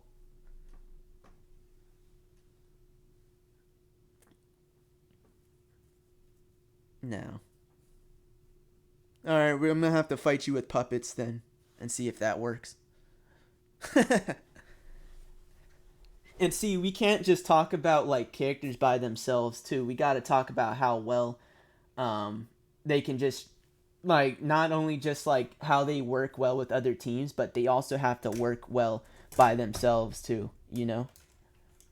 And by themselves, this scientific Boruto is only good for like the mash. That's why I put him so close to F tier because he's got really fast combos and he's got some really good buffers, but he doesn't have like a concrete setup at all. He doesn't have no concrete like playstyle about him that the other Boruto can just do better. The other Boruto literally can just do better. Iruka? No, I think Iruka. I thought that said Indra for some reason. No, Iruka is definitely better for sure. Because I can actually like play super defensively with Iruka. Um, Way better than 5 Kage Summit Sasuke for sure. Definitely. And if I'm fighting the meta, then I definitely would want to put Iruka more than that 5 Kage Summit Sasuke. 5 Kage Summit Sasuke is just like slapping a character just to slap on a character on a team. There's like no reason to put him on a team really. Or if you just really want to, you would want to like preset the jutsu, and I don't even think that jutsu is great.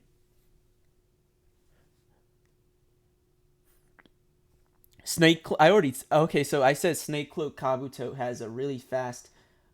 He does have really fast jutsu. He does have a really fast jutsu, and his combo routes are actually pretty decent. And his awakening, I he actually has like way more better stuff than like this Obito right here. Which this Obito just like when I think of like Snake Cloak Kabuto, I think of this Obito and what they could do. Um, you know, he helps you just escape. His jutsu is just really good. His tilt's really bad. His awakening is pretty decent. His grab's pretty decent. He's got a lot of decent options going for him. Way more better than like Iruka, this this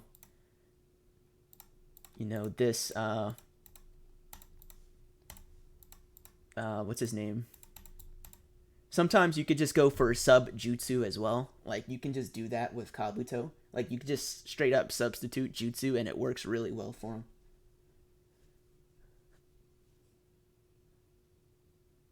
That Obito's tilt is pretty funny. Oh, not pretty funny. It's pretty good. It can hit like more than once sometimes. I know. I noticed like when I was playing him, you can actually just like go for the tilt, and then if they try to like sub it, they can get hit by it again and just camp around it. It's pretty fun. I like his jutsu too. His jutsu covers a really good wide range, and you can buffer with it really well. And his grab is okay. It's not like crazy, but there's not a lot of good grabs in the game really. But his grab has got some really good range where you can like even convert it to his up combo. Like you can go for a full up combo, go for a power pill, and then get a grab off with this Obito, which can like get some more damage off. And he's got an infinite combo too. So, you can even switch into him like during mid combo, like blue dash leader switch. All right. What else? Where was I at?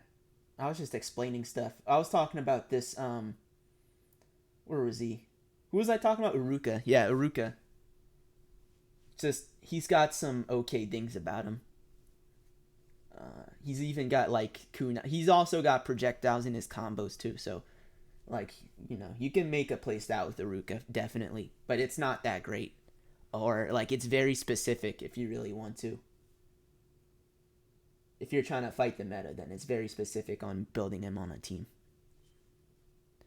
Yeah, I know, but that's what I'm saying. You can also like you can use characters that like are really good. He's with like team building with this Iruka, you can actually make like his like you can fix Iruka definitely with like other characters.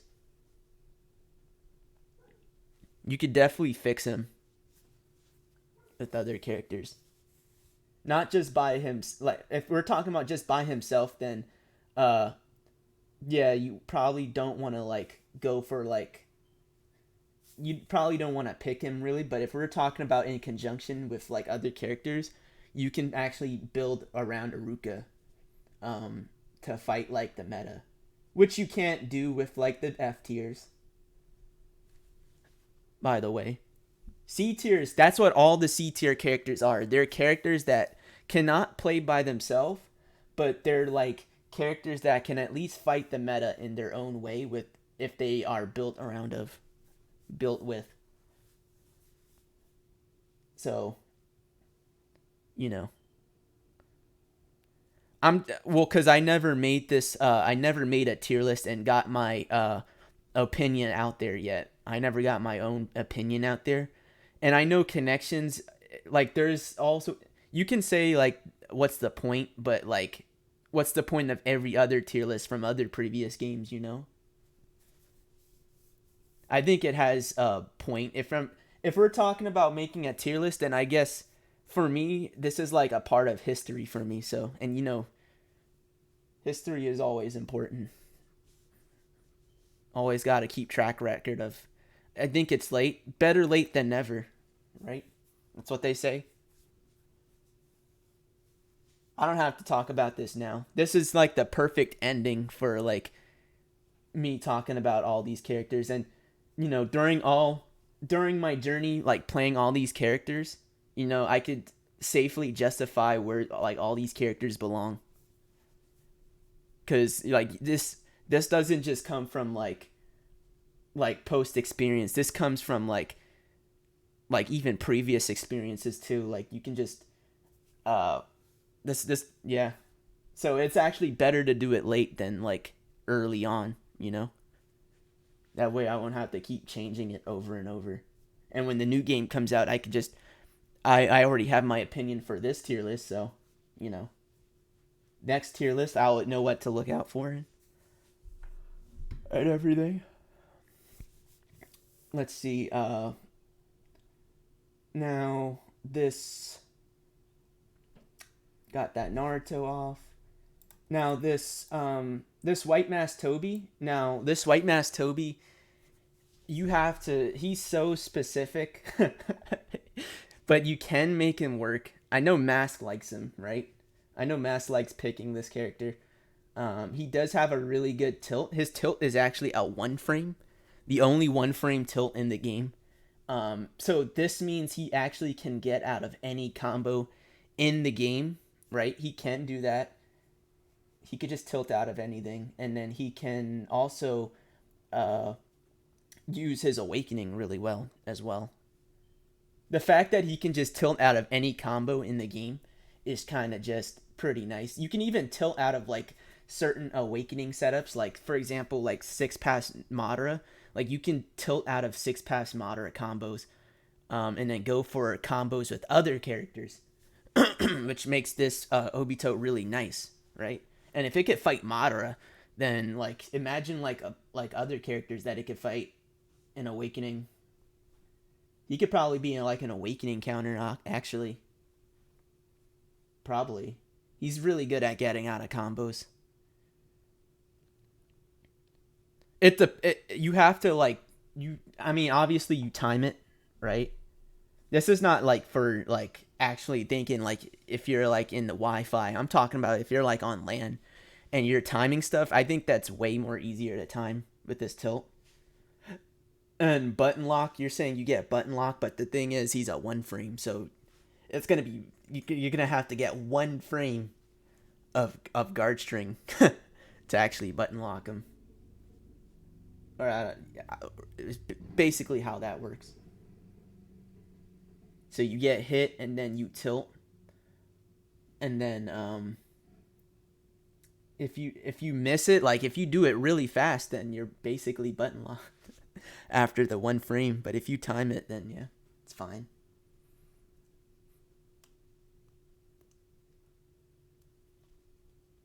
And not only that, you have to tilt out of certain parts of the combos. Like up combos, you can't really tilt out of, really, because they can't.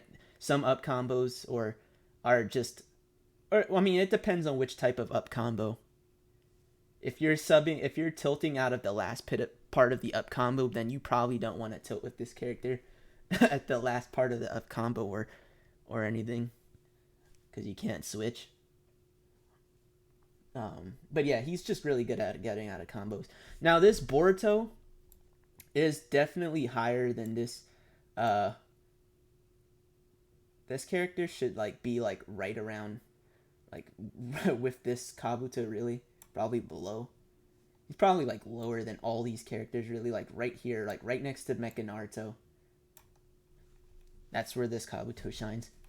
Now this Boruto, right? So this Boruto, he actually has no guard.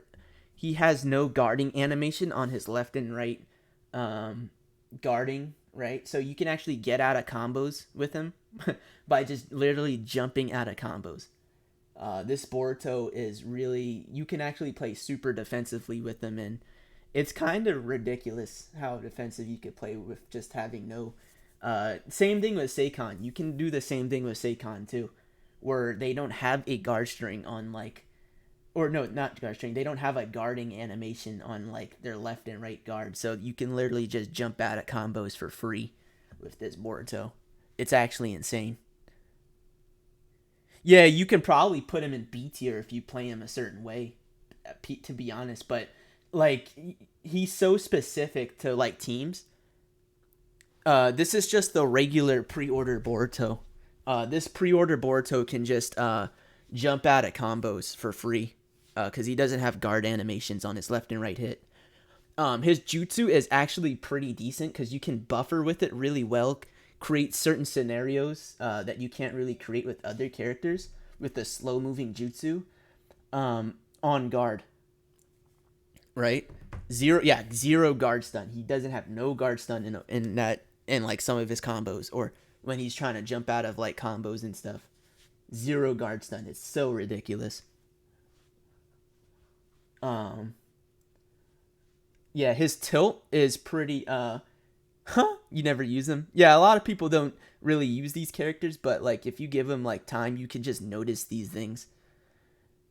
You definitely would notice it. I'm telling you, when you play that Boruto and you're trying to get out of combos, you literally can just jump out of combos on some times.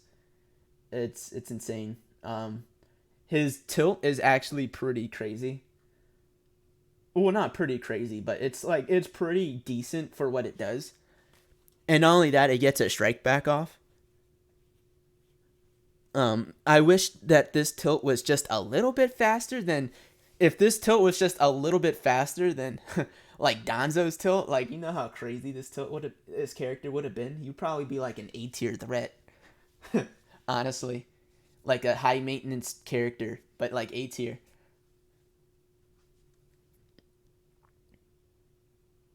Yeah, his jutsu is like kind of invisible. Like just certain things about this Boruto, you can actually make it work. His grab is pretty decent. Like everything about him is really decent. But for now, you only could play him in like specific builds, on teams. One team I was able to make him work with was like May. Like I put him with May and it worked really well. I put him with PTS 1010, worked really well, worked like a charm. I also put him, and his combos are like fast, just as fast as like the no niche play Borutos. Um, so yeah, he's got some really good combo routes. His awakening is not that great though. He doesn't have anything in awakening.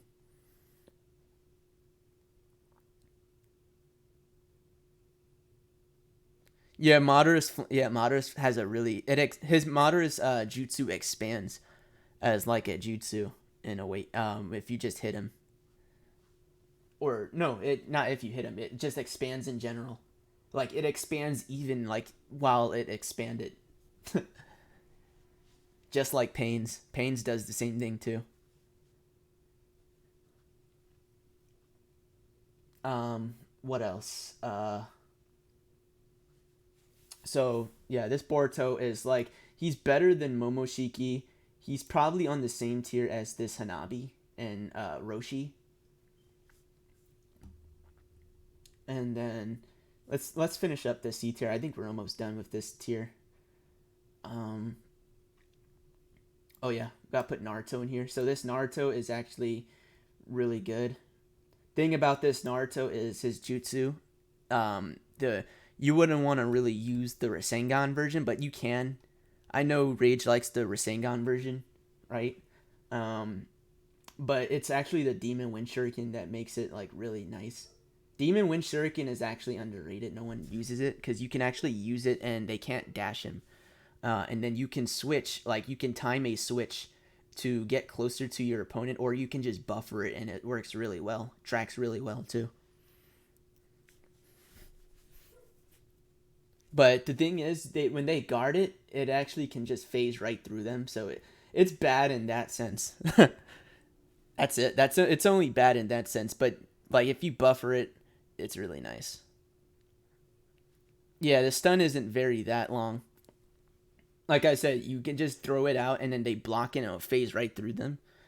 But you can buffer it in conjunction with combos like Neji and get away with it.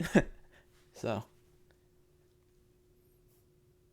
or like Nagato even, or not even just that. You probably you gotta be creative with it. That's why he's like very high maintenance and he's just not that worth picking really, unless I mean you can make it work. C tier, he does have like I mean he's a really good choice pick. Yeah, you could run away with it too. Like you can't dash it, so you could just run away with it literally, and then just do it again. But the thing is, they can just fireball it, so you have to be like very careful with it. You can literally just, if you're very close up, you can use that jutsu and then literally phase through their guard, be far away, and run away with it. You're right, Valak. You can do exactly that with this Naruto. And he does have a three frame startup, which is really nice. Probably better than like this Hokage actually. And he's a strike back, so that offers him a lot more. Like right there is probably decent. Right below White Mask Toby. You might even want to put him in B tier for what he's got actually. But you kind of don't want to pick this character like against the meta really. Now this character we're gonna have to put him up there a little bit because he's dash cut, and you know how crazy dash cut can be. Thing is, he has the strongest air combo in the game. I think like if he does like 10%, so you could do his combo 10 times and it'll kill them 10%. Like not a lot of characters can do that. So he does have the strongest air combo in the game. He has a nice tilt. He is a dash cut, unfortunately, so he does go higher. And his jutsu is actually really bad because it doesn't do any guard damage as well. So, really bad character. Or okay character. There's not really a reason why you wouldn't want to put him with against other dash cuts. Really, I don't know. Even his awakening is okay. It's not that great.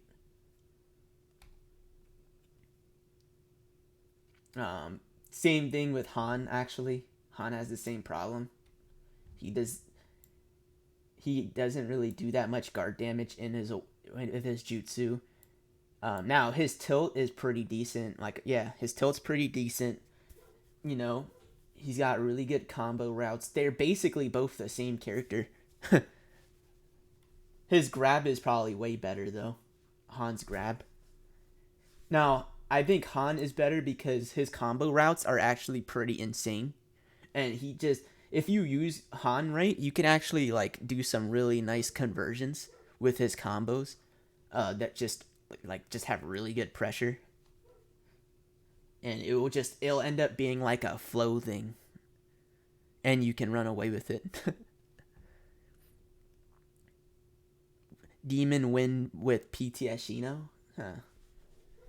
That sounds pretty interesting actually. Demon Wind, because you can play that nice mid range with PTS Shino, and then or like far away, and then you could just use the jutsu just to like, yeah, that's a really good pairing. Like I said, it's like there's only specific things you would want like these characters, like you would want to put these characters in.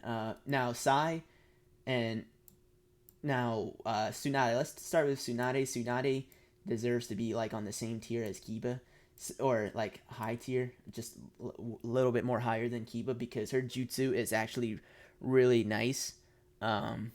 For like tracking, it has really good tracking, more better air. It's got a better air jutsu than the Sakura one, right? Sakura air jutsu.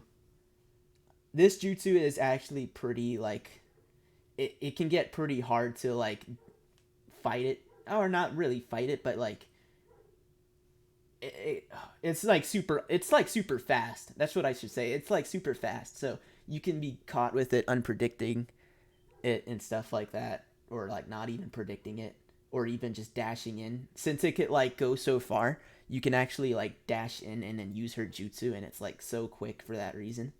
And her combos are not that bad, but if only she had like an infinite combo. Like her support typing is just holding her back. Her combo like on guard is holding her back. Her ultimate is holding her back. She has a really good awakening. Her awakening is like you kind of could put her on team awakening builds, because if you switch into her, you can actually charge your chakra like super fast. Like it's so crazy. You just tap this triangle button and you already have max chakra for like team awakening. If he was the user in that type of sense. Same with Sakura though, but Sakura is just like way better with it. But if it wasn't for like her air jutsu part, she would probably be like a little bit lower, probably an F tier, because you can probably actually put Sakura in and Sakura just replaces her as a whole.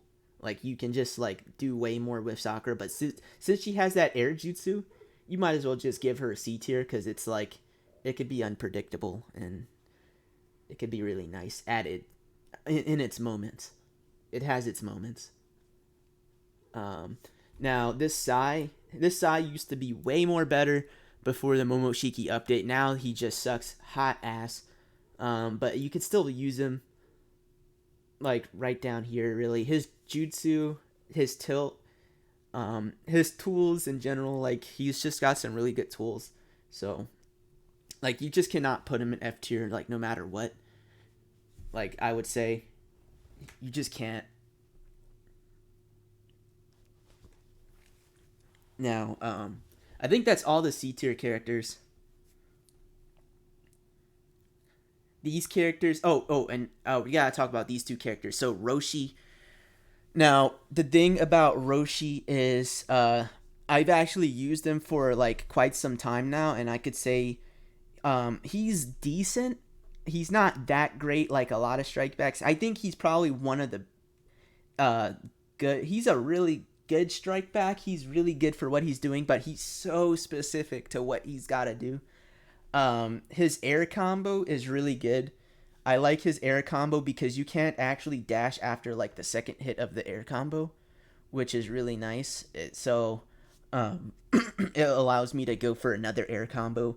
His jutsu is like the shining armor of like his kit.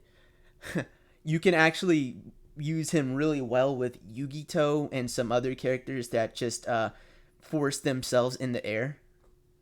Like probably Madara even. Like I don't know about Madara actually. Kimimaru, you could do it with not Kimimaru, Kidomaru. He's really good fireball strike back. Like he's the only fireball strike back in the game that has an air fireball with a strike back. So you can see how like ridiculous that can get. That can like the fact that it's an air fireball strike back, it's like that can just replace like a ton of like that could just replace Itachi as like a whole as a character, because he does like two things at once, which well Itachi just does one thing and doesn't get the strike back at all. You have to have like a whole nother strike back on your team, or like another strike back character. So having two things at once is really nice.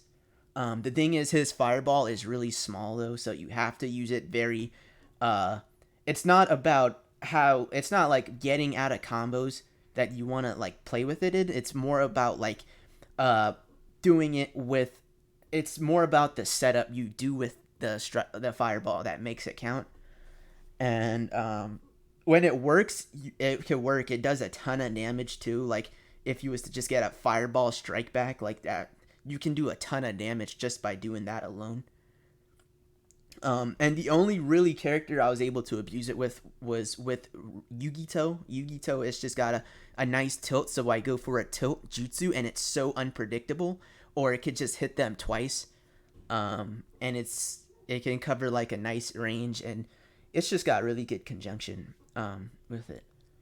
Now at C tier, we're gonna have to the top of C tier, which could have been B tier, was Sasori. Now this Sasori is actually so bad, but he's got some really good tools that make him work. Especially with his combo buffer with his jutsu. Now that can make it so you can actually buffer with his jutsu, and then you can't actually dodge it from certain angles. And then his grab is really nice. Sometimes his grab is probably almost too good sometimes, because you can't dash it to like knock down the puppet. You will take the grab damage anyway. And his grab, it can be really quick too. It's a really nice grab. That's what a lot of Sasori players like to abuse, is his grab, his tilt, and his jutsu, specifically his jutsu. I seen 2Billionaire use him with like the double puppet, and it's pretty interesting. Like you can use him, but you have to use him as mainly like he's like the only character like support. No, actually, what's her name could do that too, Lady Chio. He's just a really specific puppet support build character with cover fire and like a nice jutsu buffer. Some people can like really struggle with Sasori too when he's like in his moments, when he has like the when he just when it's going for him, he can actually like make people confused, and like make it so people can just have to like guess what he's gonna do. Is he gonna dash and grab, or is he gonna dash and combo? And yeah, a lot of EUs like him. I see a lot of I know Sasori, what's his name? Sasori OP. I know he likes to use him, but see, the thing to counter Sasori is Sasori cannot really do much after his dash. So you can just like straight up ninja move and I'll counter his whole set. Even like combo, like you can just block the dash, go for a ninja move, and he can't really catch you. Especially if you have a really good ninja move like Madara's, he can't really catch you at all. So he has to rely on his jutsu and his shuriken a lot. And yeah. And he's got a nice support type too for a puppet player or a puppet character. And that's all the C tier characters. Damn. It's already been like almost 2 hours talking about it. Oh, you know who else belongs in C tier? I forgot. I almost forgot. You can also put Tamari, PTS Tamari in C tier. Probably with this Momoshiki, probably like right next to him, like but above. This Tamari can actually, she's got some really good buffers, and she can actually get you out of combos. Now her air combo is pretty bad. Like you can't juggle with it, or it doesn't have any forward momentum, so it like stops in place in the air. I try to go for it, like I think I could go for it a lot of times, but it just stops in midair. I did have really good success with this character with like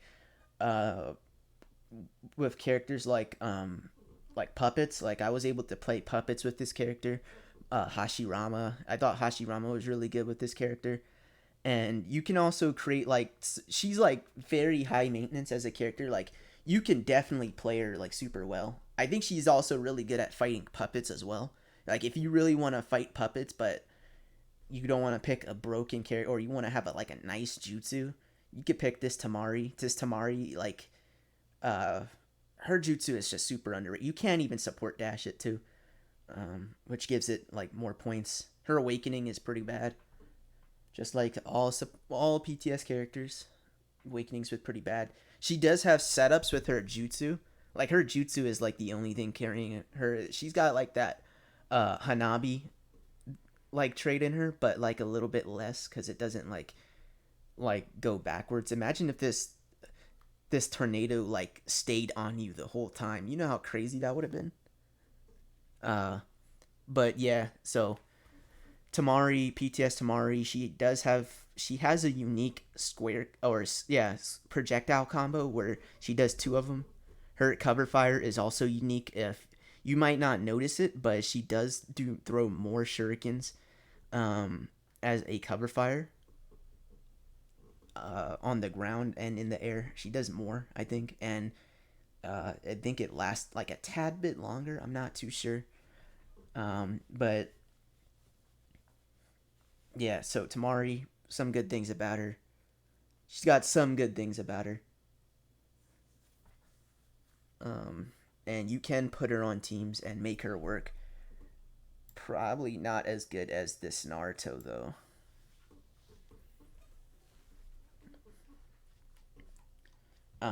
But yeah, that's all the B tier characters, C tier characters. Finally, right? Um, that's all of them that I could think of that can be considered C tier. Um, Now let's start off with the B tier characters.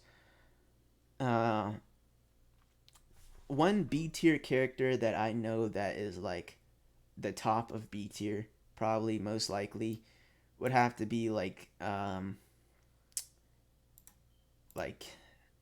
where let me see.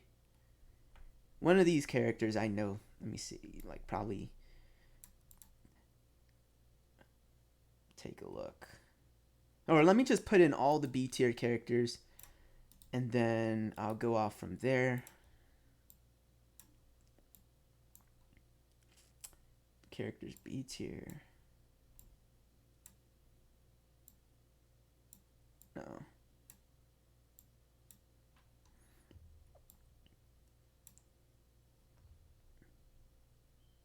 Uh,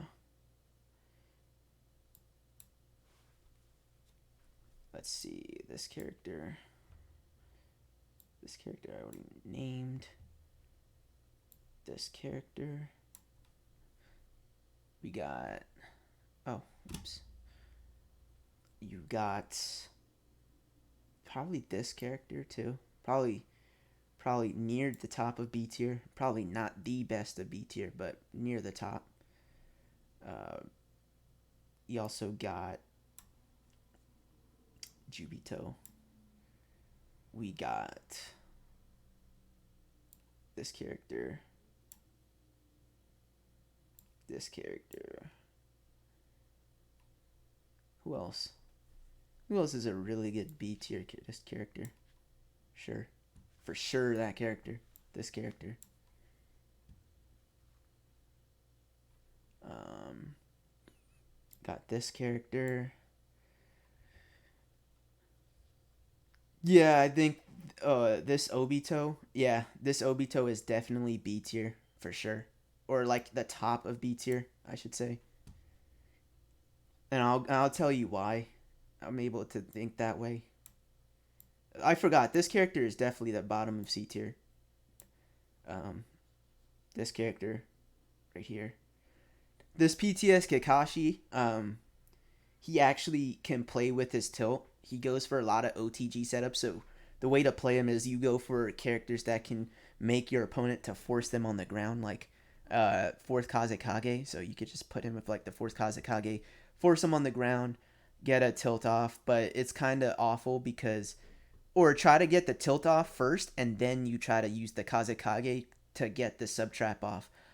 Um, because you know they could still sub after like the OTG and dash in, so you can actually bait out the OT. You can bait out the sub with like other characters, get another tilt, and it could just spiral down.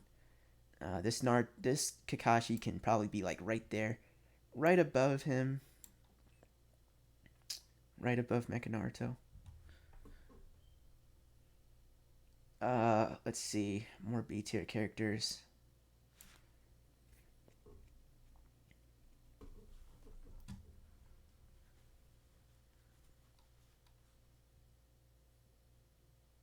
Niche threats. Another niche threat I would say would have to be like Datara. Oh damn. Damn, why my mouse is so like messed up? I don't know how to fix it. I probably have to get a new mouse. It's pretty awful. Datara is that type of person. This character is definitely that type of person. This character doesn't belong in A tier. Shikamaru. Definitely think Shikamaru is that type of person. I think this character is a niche threat. Probably like at the bottom though. Mitsuki. Definitely.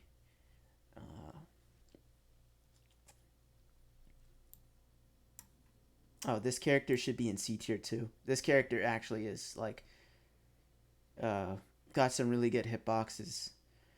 Don't want to really play him. He doesn't really have any like special about him, but he does have some really good pressure. Probably like he's got some really good poke. He's better than this Shikamaru, but like worth using over Shikamaru? Probably not. You know, or like better than better than better than Mecha Naruto. Let's just say that he's better than Mecha Naruto. A lot of characters are just better than Mecha Naruto. Kisame? Oh yeah, you're right. Kisame is like a B tier character, huh? Probably at the bottom though. We got this character right here. I think this character is B tier. I'll switch him around as I go through. Obviously, this is not like the full thing. I'm just gonna switch him around when I can. And now I don't think I have to move this bar at least.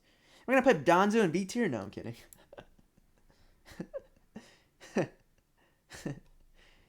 Imagine if I put Danzo in B tier. That'd be so retarded. Definitely not a B tier character. Edo Minato, B tier character. Damn, this mouse is so retarded.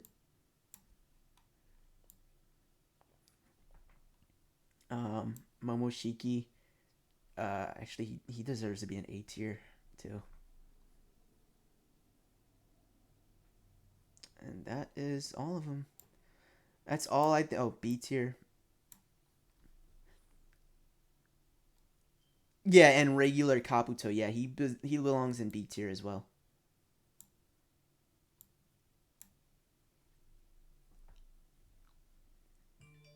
I think that Kabuto is actually he's probably like near the bottom of B tier.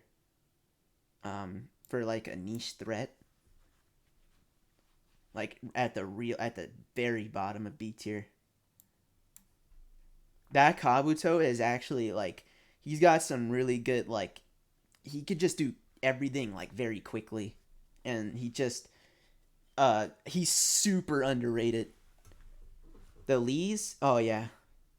I only think I think the other I think they're like at the bottom of A tier. Honestly.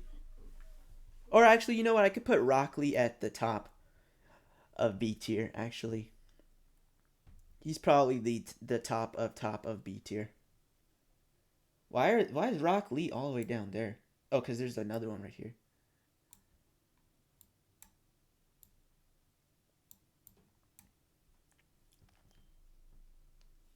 Yeah, a lot of B's and C's. See, that's like the problem with some of the roster. Uh, you'll be surprised of what I've got for like A tier though, and S tier.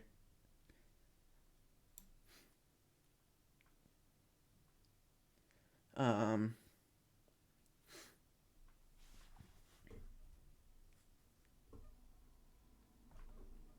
Let's see who else. We got Minato in here, right?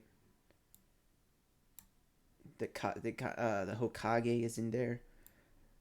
This Minato's in there. All Minatos are in there. Honestly, might put Minato a little bit higher, or no, actually no, he's right there. Not like specifically right there, but I'll get to it. Now this Naruto definitely is a B tier character. Niche threats. This one. This character, I think this Naruto is probably like a C tier too. See, the thing about this Naruto is, like right there, this Naruto, he's got a really nice tilt, got some really nice combos, got a really nice jutsu. Very basic for what he can do. He can do a air combo, air jutsu strike back. His tilt can get a strike back as well, and not only that, it stuns the opponent, and he, I don't know, he just creates a lot of awkward situations with him, with this Naruto, and it just can work well with him sometimes. His awakening is pretty bad, but if it was a team awakening, it's probably really good. If this is a team awakening Naruto, this Naruto is probably like a good team awakening character. Um, yeah, and he's got really good items too, so we can't like not say he doesn't. You know, highly specific choice, but he does not belong in F tier for sure. He does have some play as a support character. Did I put Data up there already? Okay, he's up there. And then I think that's it. Yeah, that's all of them. That is all the niche picks or niche threats I can think of. Yeah, that looks about right there. The niche picks. So let's get on to the B tier. So at the bottom of B tier, I think I'm gonna probably have this Edo Minato, or let me see, let me look at all the B tier. This Edo Minato, probably this character too. So the thing about, actually Edo Minato plays way better than like probably like this, I don't know, this Kabuto probably. Yeah, probably better than that Kabuto. Or actually, Kabuto is probably like better than him. Who else do we got in here? Yeah, 1010. Might have to put 1010 at the bottom. Yeah, 1010 deserves to be at the bottom, but she does have some really good strong things about her. Actually, you know what? Damn, it's so hard to like think which characters should be at the bottom because they almost are like all the same in their own way. I'm gonna have to think about it. Uh, let's see. Probably, you know what? This Naruto is probably like the bottom of bottom tier characters because not only you have to pick him as like the first character to get the Rasengan barrage, but also his Rasengan barrage is also like more lower, so you're not gonna get hit in the air like the other one. The other one, it like sometimes the other one can hit you in the air, but this one doesn't really hit you in the air more often. And that Naruto, has just got some really slow combos. Not really worth going for, really. The only reason why he's up there is because of his jutsu, honestly. His jutsu is there. It's just really good, and I guess you can buffer with it really well. So you can buffer with it like right when that big giant fist comes out, Kurama fist comes out. You probably can like just use that. You can use this character and just do that with it.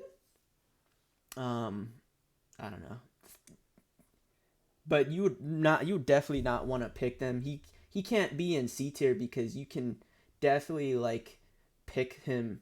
He no, you know what? He probably is like a C tier. I think of him like a C tier character, but like with B tier like traits. You know, like he's got like good stuff. He's like the most. He's the most closest to. All right, so you said Kisame and Kimimaru. Now Kisame, I think I did put Kisame in there already. Kimimaru, I think he's actually an A tier character. I think he plays like way more better than like all these other characters, and he's like a niche threat. Or like no, not niche threat. He's like a high maintenance character. You have to like play him like super well. He is super high maintenance, but like he is like really nice. That Kimimaru. I'll talk about why though after I finish B tier. But yeah, this Naruto, I feel like he does have some B tier stuff about him, or C tier stuff about him. He does have C tier stuff about him, but he does have some B tier abilities as a character, like his tilt and like his jutsu. What else does he really have? I guess his awakening is okay for like support. Like I just can't see him being like a C tier character. You just cannot. But you could just tell he's like a C tier character. He's like both, but like more B than C to me. Up next, I'm gonna have to put in uh this character Fu. Now Fu has got some really good buffers too. She's got a nice jutsu. Her now the thing about Fu that makes her not that really that great is that her combos, they go from like, you know, good range combos to medium range combos. Like it get like her combo like range gets very smaller cuz she goes backwards in her combos, and that kind of hurts her. She does like a backflip in her combo that makes it like her go backwards. Here, let me try to show it off actually. Um, so, oh my gosh, did my PS5 turned off? Huh? All right, I guess I'll just show it afterwards. After it turns back on.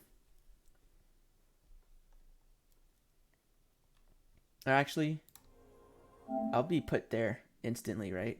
Yeah. Okay.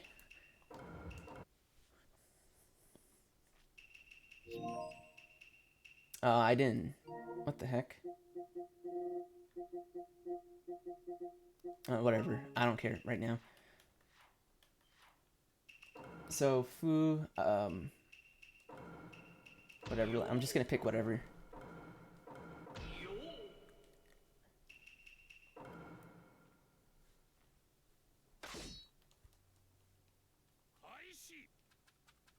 So, like that backwards part in her combos can like really hurt her, especially like when they're guarding.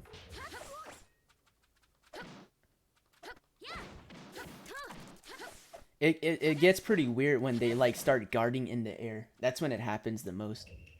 Let me see if I can make him jump.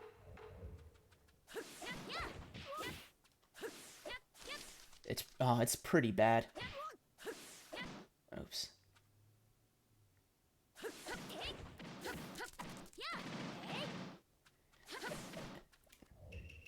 I don't know. It gets really bad when you actually are able to like do these things in actual matches. I think they can also counter that too. And tilt out of it really fast. But she does have some really good forward momentum. She does have some good forward momentum, and she does have some good combo routes. Her jutsu is really nice. Her grabs really is like you would want to use her grab more than the tilt, because the thing about her grab is like it's got a bigger hitbox than the tilt, and it's just nice to go for. I really like her grab. Her grab is like really nice. Um, but yeah, I can't put her at a C tier because like it's the same thing with Naruto. She's got some really good stuff, and she can just do a lot of good stuff. But They almost like seem like C tier but B tier to me. I don't know. Let's see who else. We got this Minato. What do you think about Fu Rage? Do you think Fu should be B tier? I think Fu should be BP tier, to be honest. She's got like a lot of good stuff going for her, but you have to like build. The only thing that hurts her is like team, like the way how she can be built on with teams. That's the only problem with her, really. The only time I had good like success with her was with like Shino. When I used her with Shino and like I got like a really good tracking. Oh, you know what? She probably might be good with like this Naruto. Not Naruto, this Boruto actually. But Shino just like felt like it was obvious though because of like the slow moving jutsu. You think she's C? I think she's C too, but I think she's got some really good stuff going for her. She probably is just C tier. Probably is, huh? I put her like right above like Momoshiki because like you definitely can like use her really well. Probably is a C tier character. This Minato, we all know why this character is in B tier. He's got a fast jutsu, really good shurikens, but his combos can make they're so slidey. Like it's like not everything is like true with this character. Like you can like start Rasengan spamming and ranging with him, but it's not that. You have to be very skilled at doing that because it can't just like work like as it can. It just can't work as it could. But it if you're like just trying to throw it out there, you have to be very unpredictable with this Minato. And then you're very unpredictable, it can work out with him. I know a lot of characters like to pick him up because his first hit is actually really nice. It's actually really insane because it just lunges them, and then you can actually like leader switch after that first hit too. So it's like he's just a very unpredictable character.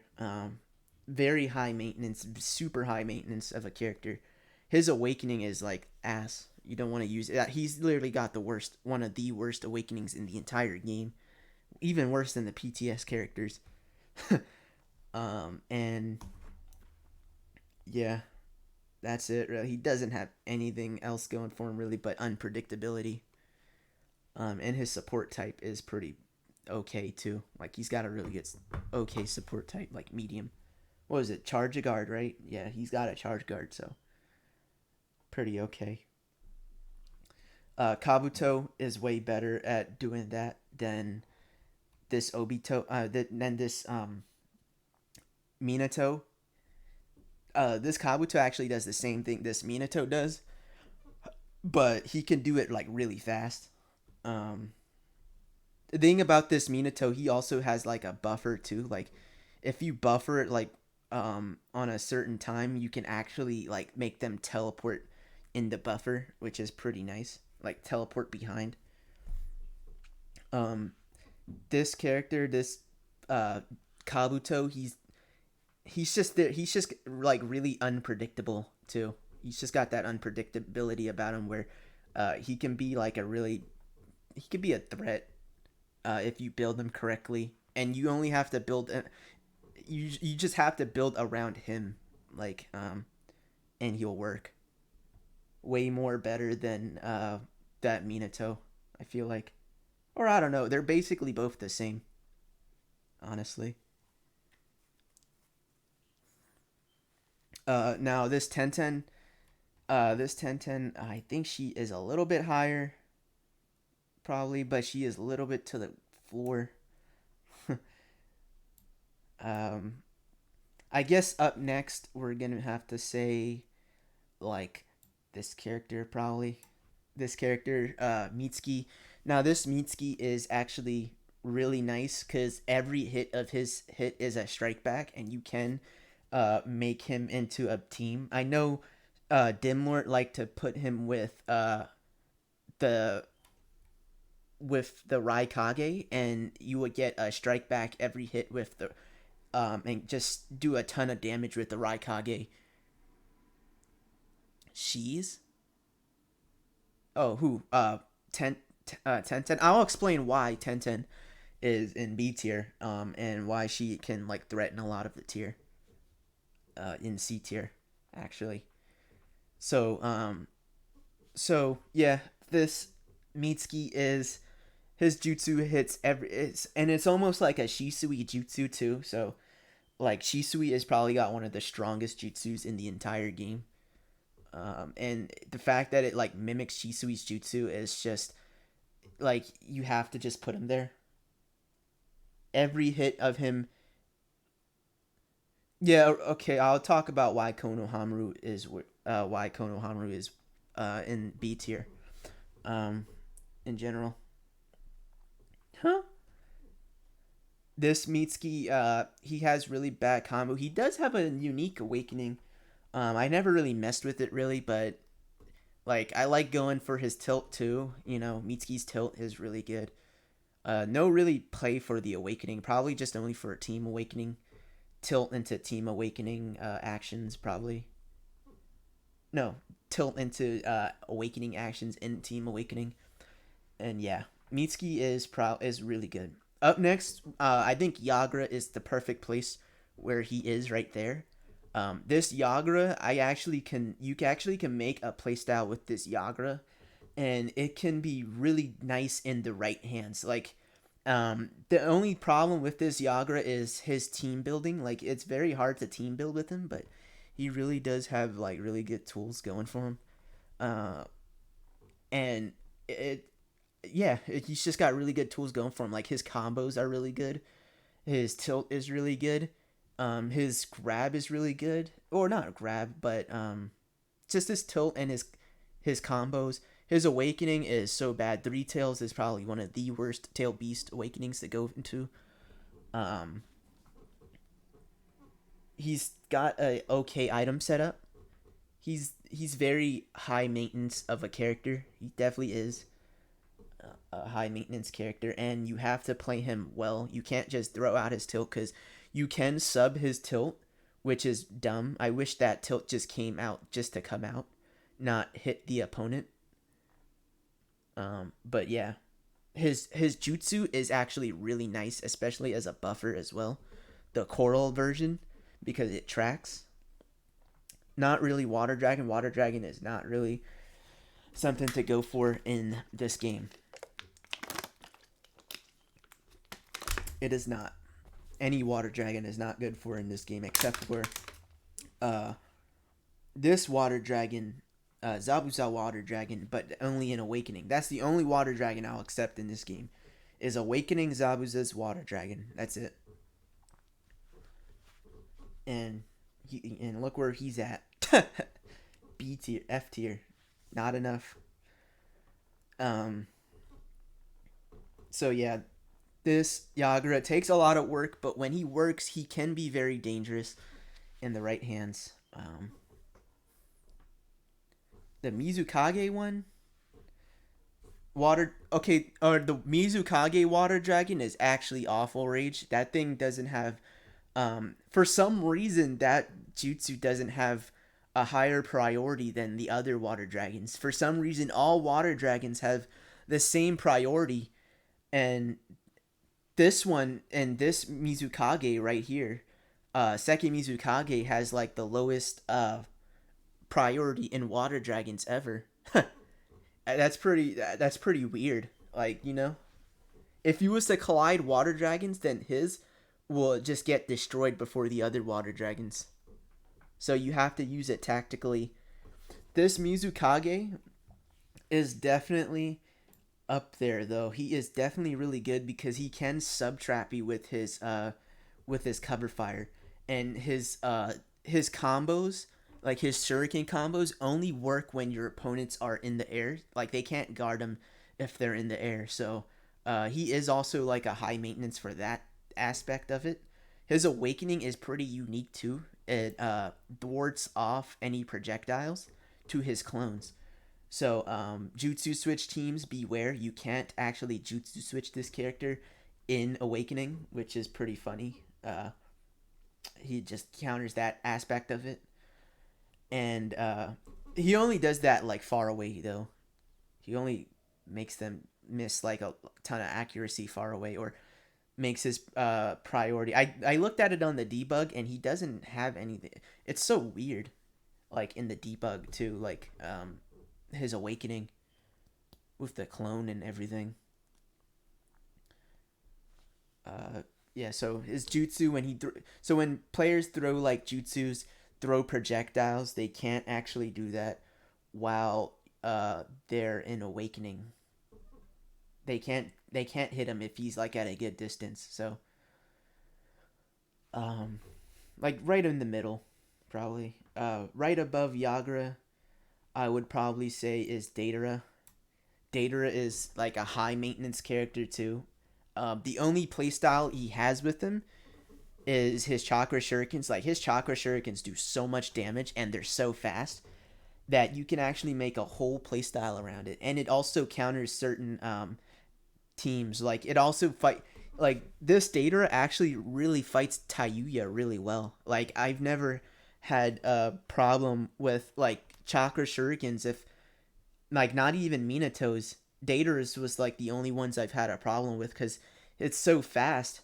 He could just do everything really fast, and if you pair him with other cover fires, he just gets even more dangerous, and he's just got really good buffers too. Now his jutsu is pretty like it's a trick. You might think that thing connects, but that thing looks like it can never connect almost. The best way to use his jutsu ever is to like use it in conjunction with like after a counter. So uh if you counter with this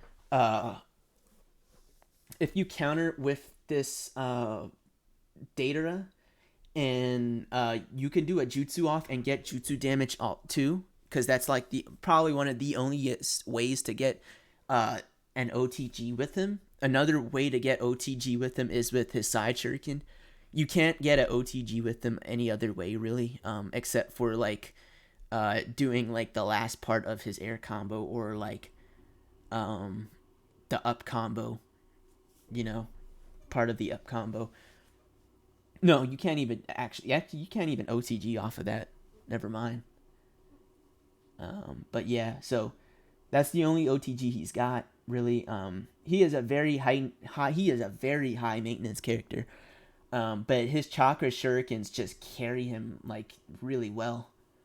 His grab is actually pretty bad, but you can use it's very useful because you can actually use that thing as a buffer for his up combo. So when you do his full up combo with Datara, you can actually go for a grab and it'll like push himself back good enough range to like bait a dash from your opponent.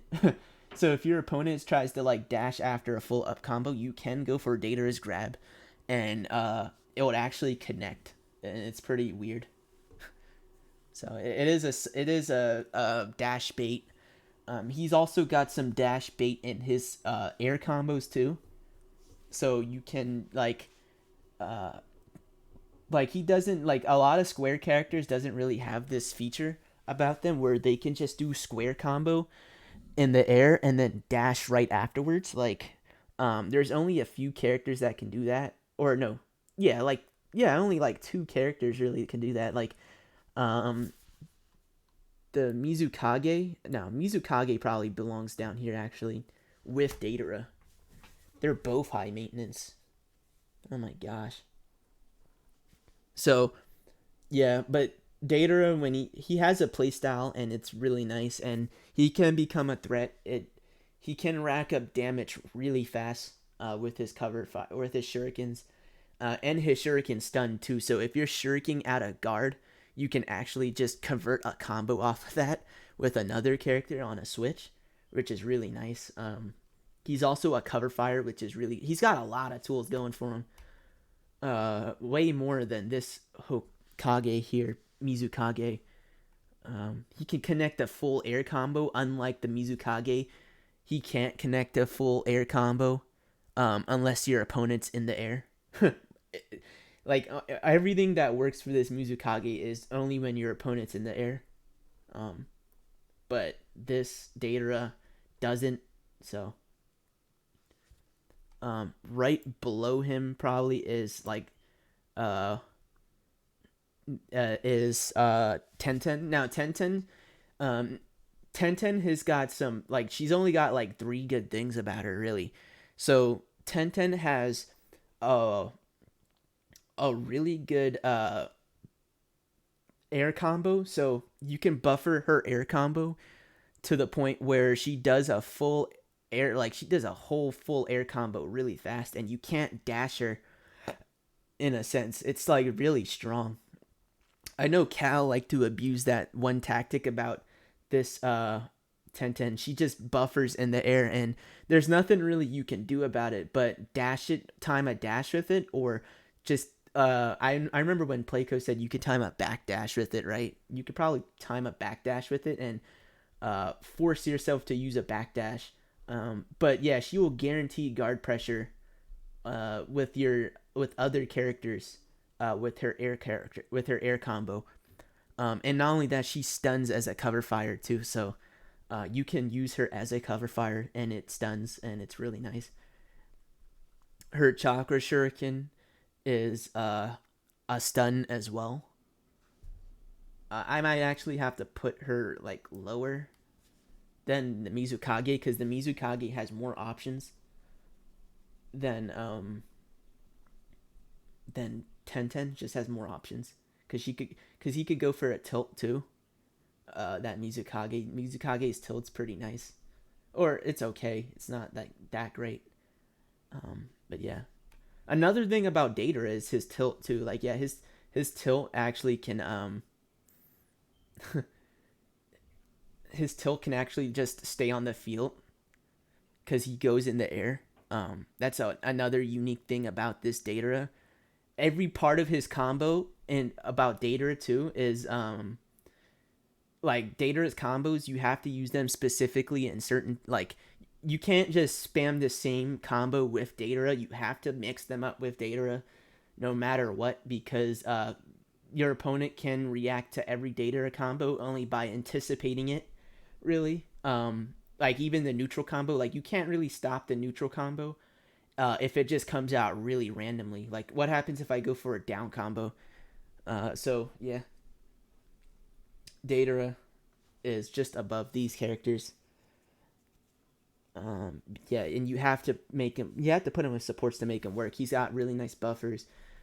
Up next, we're gonna have I guess this Hinata, right? Hinata, she's got a really fantastic jutsu, a really good jutsu, to the point where it's just a really nice buffer tool. She has a really nice awakening too, but it's not the best. It's like the most average awakening ever. Um, because you can infinite combo off of it as well with that Hinata in awakening. She had, that's it. It's just her jutsu that carries her the most. Um, Honestly, I might even put her as C tier. She is a C tier character. She does not deserve this top spot. Um, Probably right underneath Hanabi. Honestly, Hinata just doesn't have really that much stuff. It's not, her jutsu is not that strong, right? Oh, I mean, it is that strong, but it's not like super strong where it's like Danzo level. No, I think Kabuto is way better than Hinata. As just playing him as a, just building around him. Well, I don't know. See, Hinata, like I said, these characters, they're not like, they don't have to be like lower than B tier really, like in a sense with team building, but just like their like their overall abilities and like team thing, this just that makes them like C tier. I feel like. Yeah, both of our jutsus are really good. Um, they are really good actually. Yeah. Thing is, Hinata is like, I never really want to pick her. Hinata, I have to pick her with certain characters to make her work. Kabuto, I can put him with like a good handful of characters, and make him work too. But with Hinata, I have to like, if I'm trying to fight the meta, I'd rather have Kabuto for the unpredictability. Kabuto is just better than all like these two characters in general. And like he's better than like Kabuto is it's just better than like most of these characters on like C tier. Like almost every character on C tier. Except for like the only one I could argue with is probably like this Sasori or this this character. All these characters, they're like super specific why you gotta pick them. And Hinata, like compared to like all the other jutsus, like you have to pick her specifically if you really really want her jutsu that badly. And the only character I could think of is with like Neji or something, where I could just use her to go in with her jutsu. It's not like the best jutsu, but it is a really good jutsu. And I know Hanabi's jutsu is really stronger than that Hinata for sure. It boils down to jutsus. I don't know. I guess I could put Hinata a little bit higher than Hanabi actually. But Hanabi's got strike back too, which is like, and she's got the worst support type in the game. Charge assist is definitely the worst support type in the game. I can't get any like lower than like it can't get any lower than that in general. And then damn, all the B tiers, C tiers, and F tiers take up so much of like the tier list's time.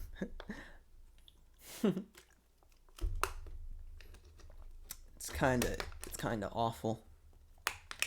Secret substitution is the worst. No, secret substitution at least can make it so secret substitution can at least make it so you can avoid ultimate jutsu setups, so your opponent cannot like really finish you off with ultimate jutsus. I think it has that going for it. I think the worst support type, now it is a contender for the worst support type, definitely. I think charged guard or break guard is probably one of the worst support types along with charge assist, because like break guard, it kind of just, it sucks as a support type, where to the point where you can just combo like even after the support type comes out. You have to like somehow already have a jutsu active if you want break guard to like be good, and it's super timed and it's super heavily timed, and it's still not that great. That's fine. That's okay, because a lot of the characters you don't actually want to like secret support types, you don't actually really want to use their secret support types anyway. Or let me see. Yeah, you don't want to really use they'd be too powerful if they had secret support, if they had anything other than secret, like I'm just thinking about like Nagato and Danzo that have it. They have amazing jutsus anyway that carry them. Secret support type is bad, but at least it has that one factor where it can stop a whole game from like taking like secret support types. They can literally stop you from like losing a whole round. That's how I look at it. Like you can literally prevent a whole round from happening if you just get a secret substitute off, or just have it there so your opponent will not use it. Secret substitution is more of like a shadow, like it's more of like a shadow protection, where like it's really nice to have. The only thing I wish it could counter to is Team Awakenings, not Team Awakening, Team Ultimate Jutsus, and it would be even better, but it doesn't. So it is probably one of the worst. It is one of the worst support types, but at least it does it better than charge assist. Oh my gosh, that is like the worst support type in the game, because you can't even switch to them sometimes. You can't even switch to some support charge assist. When you use charge assist, you can't switch into them sometimes, or it gets so bad. And then like break guard is so bad too, because like when you get break guard, right, you can't even use the support. You can't use your whole support gate bar. You have to like wait till like the the break guard is finished. It's so slow and it's so bad. Secret substitution at least has something going for it where it could prevent like a whole domino effect, you know? And that says something. I think that's way better than charge assist and break guard, which are like two of the worst support types in the entire game. And secret substitution is like right below that, you know? Um, Damn, Rage. Oh my gosh. I'm just here answering your questions. Let's see. We did Datara. Now Hokage, I think he is not that great. This Hokage, second Hokage, I don't think he's that great because a lot of the times you don't want to really be using his jutsu. Um, like you just don't want to just throw out his jutsu just to throw out his jutsu. I learned that the hard way because the thing is they can just jump over it, and then not only that, it's like a weird way to play it. You have to like first hit him with it. You have to one hit buffer with the jutsu to make it work. Really, I feel like one hit buffer with the Hokage. His combos are really nice. He's got a lot of nice things going for him, but he is probably like above Kisame, this character. Um, yeah, he's just like above those characters in general. That's it. These two characters.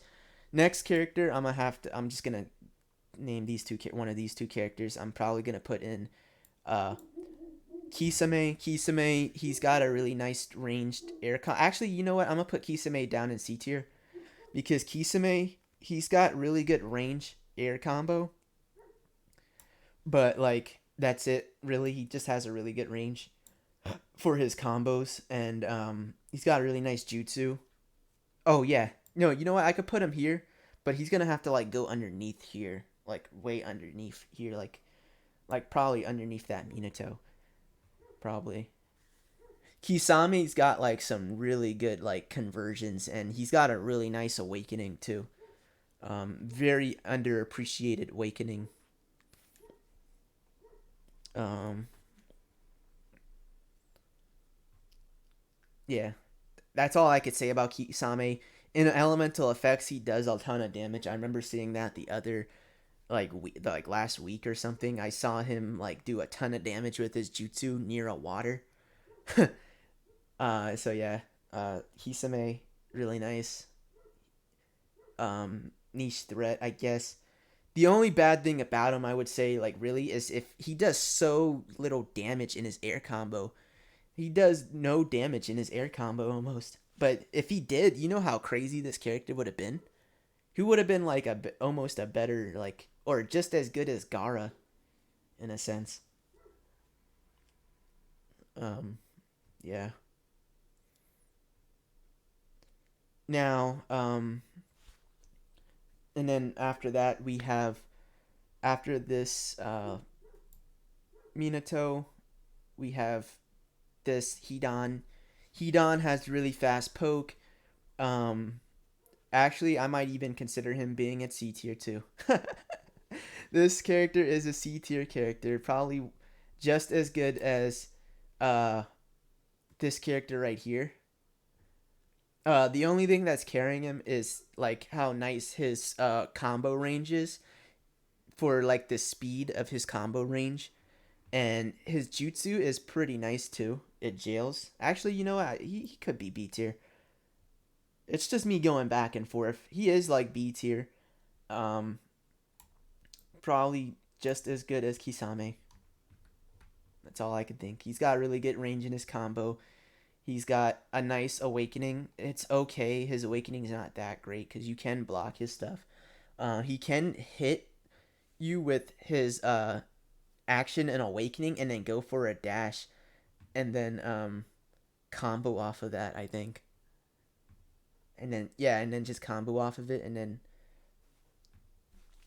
do whatever he wants. Uh, yeah, just he's got button locks in his up combo. His jutsu is really great. And he's only good for like certain teams. He's not good all the time. I'm pretty sure he's not good with like a lot of characters with in the game. Actually, he's not really that great. He's only good with like ubiquitous characters, which is kind of like awful. Um, and yeah. Next up, we have next up we probably have we're gonna put in this character right here. Now this character is a niche threat, and we all know why this character is a niche threat, and it's because of his awakening. Like his awakening is actually pretty good. It's on the same tier as Danzo, but the thing is he does more damage than Danzo in awakening. And you can convert a long combo with him, so it's not that bad. Like in his awakening, if you know how to like high do it like really well.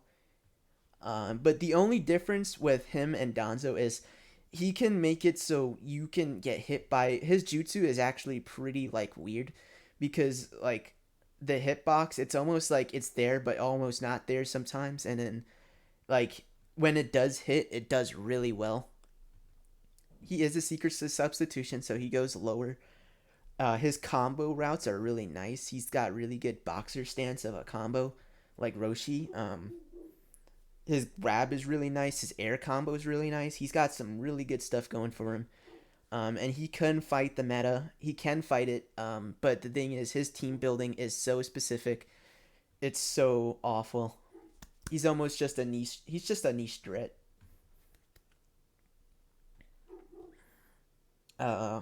Up next, we're gonna have this character too, probably right below Kisame. What was his name again? No, Asuma. I call him Kisame. He's Asuma. Asuma. He's right below Asuma. He is a dash cut. He does have some really good combos. He has a really excellent grab. Probably one of the best grabs in the entire game. Probably. He's got a nice, just the tilt, the grab. His combos are really good. His up combo, his down combo, his awakening is not that bad either because you can't actually dash. You cannot dash his actions, and he can set up with it. But at the same time, he's not that great or that amazing. The only thing that carries him is his dash cut. Honestly, he probably goes higher because of his dash cut. And yeah, Yamato is just. I'll put him higher. I will put him higher, but for now he is like above Asuma. Uh, next thing I'm gonna have to say is Konohamaru. Probably Konohamaru is above Asuma. Konohamaru has got some really good things about him. The only problem with Konohamaru is his combos are way too long, to the fact where they can get their subs really fast, and then his awakening is really good. His tilt's really good. His grab's pretty good.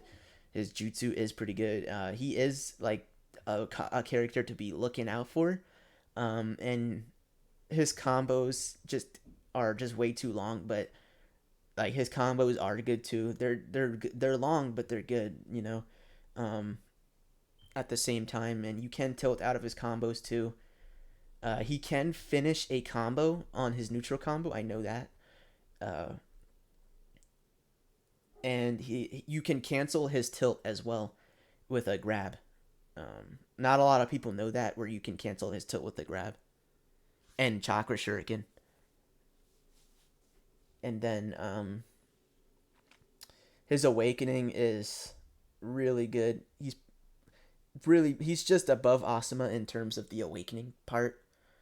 Um, Actually, he might even just be right above or right below Yamato, in a sense.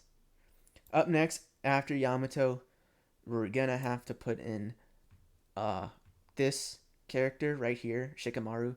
Another problem, Shikamaru has got good tools. All in all, it's just that he has really bad he has really slow combos, or he just has really long combos, just as bad as Konohamaru, where to the point where some of his like setups aren't like even worth going for. But he does have some really good play with yeah, Hanzo is definitely A tier. I'll get to that though. I'll get to why he's A tier. Um, but yeah, so yeah, Shikamaru, he's got really long combos, but he does have some nice setups. I really love Shikamaru's setups. He is definitely a high maintenance character, and in his awakening is just calls for trouble because he can convert like a lot of stuff out of his awakening. Way more better than like some of these awakenings like I mentioned before, like Konohamaru. Like he can just do a lot with his awakening because it could track and there are paper bombs and like you could just do a lot. His air combo is really good. You can convert off of that. And it like a nice trait about Shikamaru is he can sub trap you with his air combos too. Um, or just create a nice positioning with his air combos. Uh, his grab is not that great, but it can get a strike back off, which can be a lot. Or it works well with this kit if you're trying to get a strike back off. Because you can get a strike back, go for an air combo, go for an infinite combo. His juggle is pretty bad. Um, like, I don't know about his juggle. His juggle is like very weird to me because you have to go for an air combo after the juggle. You just have to. His up combo is really nice. His up combo actually you cannot escape his air combo at all unless you switch characters. That's the only thing. That's the only way to beat that is to switch characters. Um, which is very nice. Like he can create just a lot of. He can create a nice setup with that air combo, especially when your opponent is on the ground after a counter. You can create a situation or a scenario where they're forced to block the air combo because they can't actually outrun it. So you can actually create a scenario like that and buffer it to the point where your opponent has to like hope and gosh that you're not gonna do anything. He's really good for characters that can like pin you down, like Neji. Um, but other than that, what's holding this character back the most is his jutsu of like how the range of it is, and or how long it is, and just how it works. And then not only that, his just how long his combos are. So he's got a lot of great things going for Shikamaru. His even cover fire is like really great with him too. You know, you can use cover fire strategically with him. Shikamaru is only good for smart players. Oh, he also stuns with his chakra shuriken. He probably needs to deserve a higher. He probably deserves to go higher actually because like his cover fire stuns, right? His cover fire stuns and it can lead you into combos. And not only that, it can stay on the floor and when they get hit with the cover fire. So say like somehow they dodged like a dash in the air or like you threw a chakra shuriken and then like you somehow like collide dashed, you can actually stun them. It's such a like a weird thing. Shikamaru is only good for smart players. If you're a smart player, try Shikamaru. You will love him. He is like a really nice character. Um, and he's only like yeah, good for high IQ plays. Uh, which is like very funny because that's like his whole character in general. Like in the show, is he's a high tier like high IQ character. Um, Now this second Hokage, I already talked about him, right? So yeah, he probably deserves to be higher than the second Hokage as well. Um, Up next, I'm gonna have to leave Masked Man right there because the thing is about Masked Man, he does have a really good jutsu. He does have a really good tilt. But the main thing that shines about him is awakening. His awakening is actually really unique to the point where you can actually stall out games and awakening spam with you can awakening spam with this character, stall out games, and it's just a nice niche in general, or a very unique niche in general. And then he's got really good stuff too, like his tilt, his actions, uh, and in Awakening, he's got his jutsu. His combos are really like very. His combos just like are very forward momentum, so it's kind of hard to build like a team with him, kind of, because he has so much momentum in his combos. He has a sub trap in his down combo, and he has a counter button lock with his down combo as well. So you can actually get a nice little combo cancel with him, which is really nice. His up combo, you can he's got a rev cancel in his up combo. Um, his grab is very like it looks very cool, but at the same time, it's not that great.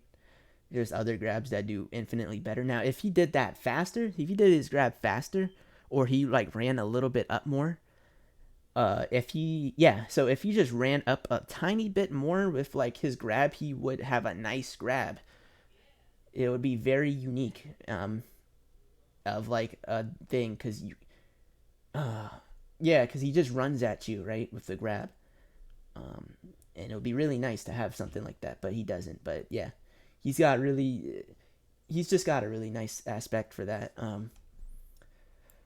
Another character probably below Shikamaru and the Kazekage is this Sasuke right here. This Sasuke, you cannot dash him on certain combos. And I've actually had problems with this Sasuke before, where he just stole out whole rounds from me because I wasn't patient enough. So you're forced to play patient when you're fighting a Sasuke like this. His tilt, his combo, just everything. He's got really good juggles too. He's got really good combo support combo juggles. He's got a really good jutsu as like a where you can just slap him on a team as a support and you'll have that Shidori, which is really nice. And then and yeah, that's what he's got really. Probably not that great. Probably put him like right there, right next to Datara in terms of, or like right underneath Datara actually, in terms of viability. Um, in a PM, yeah, we could do that if you want. But after I finish making this tier list, I'll do whatever afterwards. Um, now, um, what else do we got? Seikon is higher. I'll go over why he's that great in general. Um, we got. Oh yeah, we you know who we need? We need no, actually no, I know why he's higher. Okay. So, let's see. We got this. Now we got Minato. We got this Minato next. Yeah. This Minato is very quick for what he does, but that's it. Like you can't really like have team synergy. He has very limited team synergy. You have to make him by himself usually, most of the time, or with other characters that play by themselves. Usually like Nagato or characters that can just play by themselves, or Tamari. And this character is just very high maintenance as well. This character is very high maintenance, and this character he's not better than, I don't know if he is better than Maskman. He probably is just slightly better than Maskman, because he has that kunai, that chakra shuriken that just like you can't really run from. So that's the only reason why I'm putting out, for a character like him to just have something like that, a character that you can't really run from and that can play by themselves, is a really good niche threat of a character. You can do stuff with him, and he can be very threatening. He can play against certain strategies very well too. Uh, but yeah, he's not that amazing. His kunai is very nice for his kit too, just his regular uh, kunai in the air. Like you can, or just in general, like it. You can even like convert combos by just doing it, which is really nice, and just guard lock him. You have to play him very like strict. You have to have a lot of discipline when you're playing Minato. That's how you play him. You have to have discipline using that character, or S3 Minato to be exact. And then now we have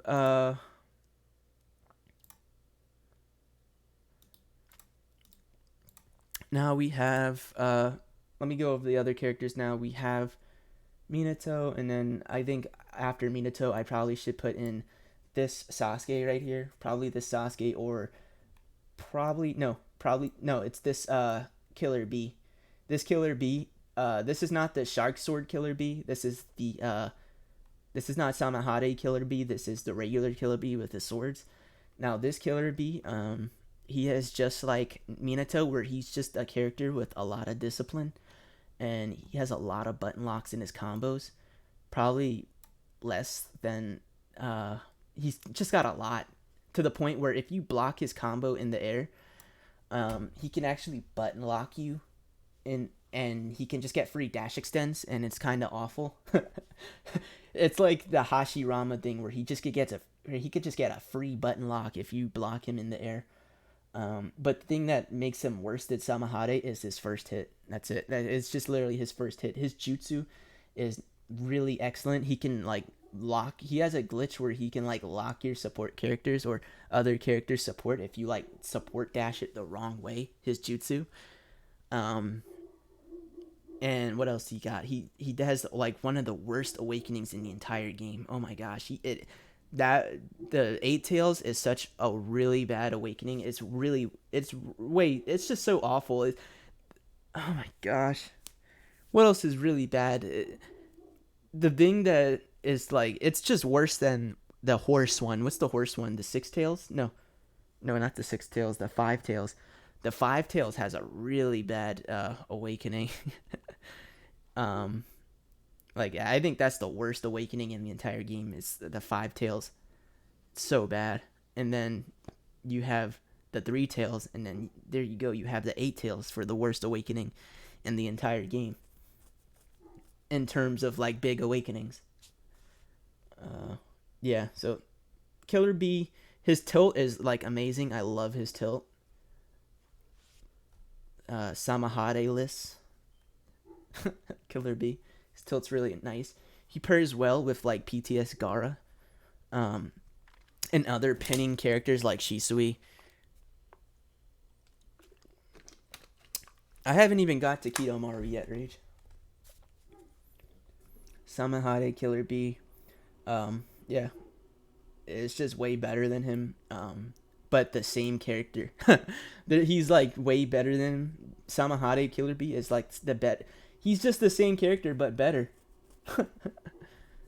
Honestly, you might as well just pick this character over the other. Oh, I don't know. They have specific things about him that you can. It can either go either way, where you can actually have this Killer B to have make it better than the Samahade Killer B, or you can have Samahade Killer B better than this Killer B. Like it can go either way.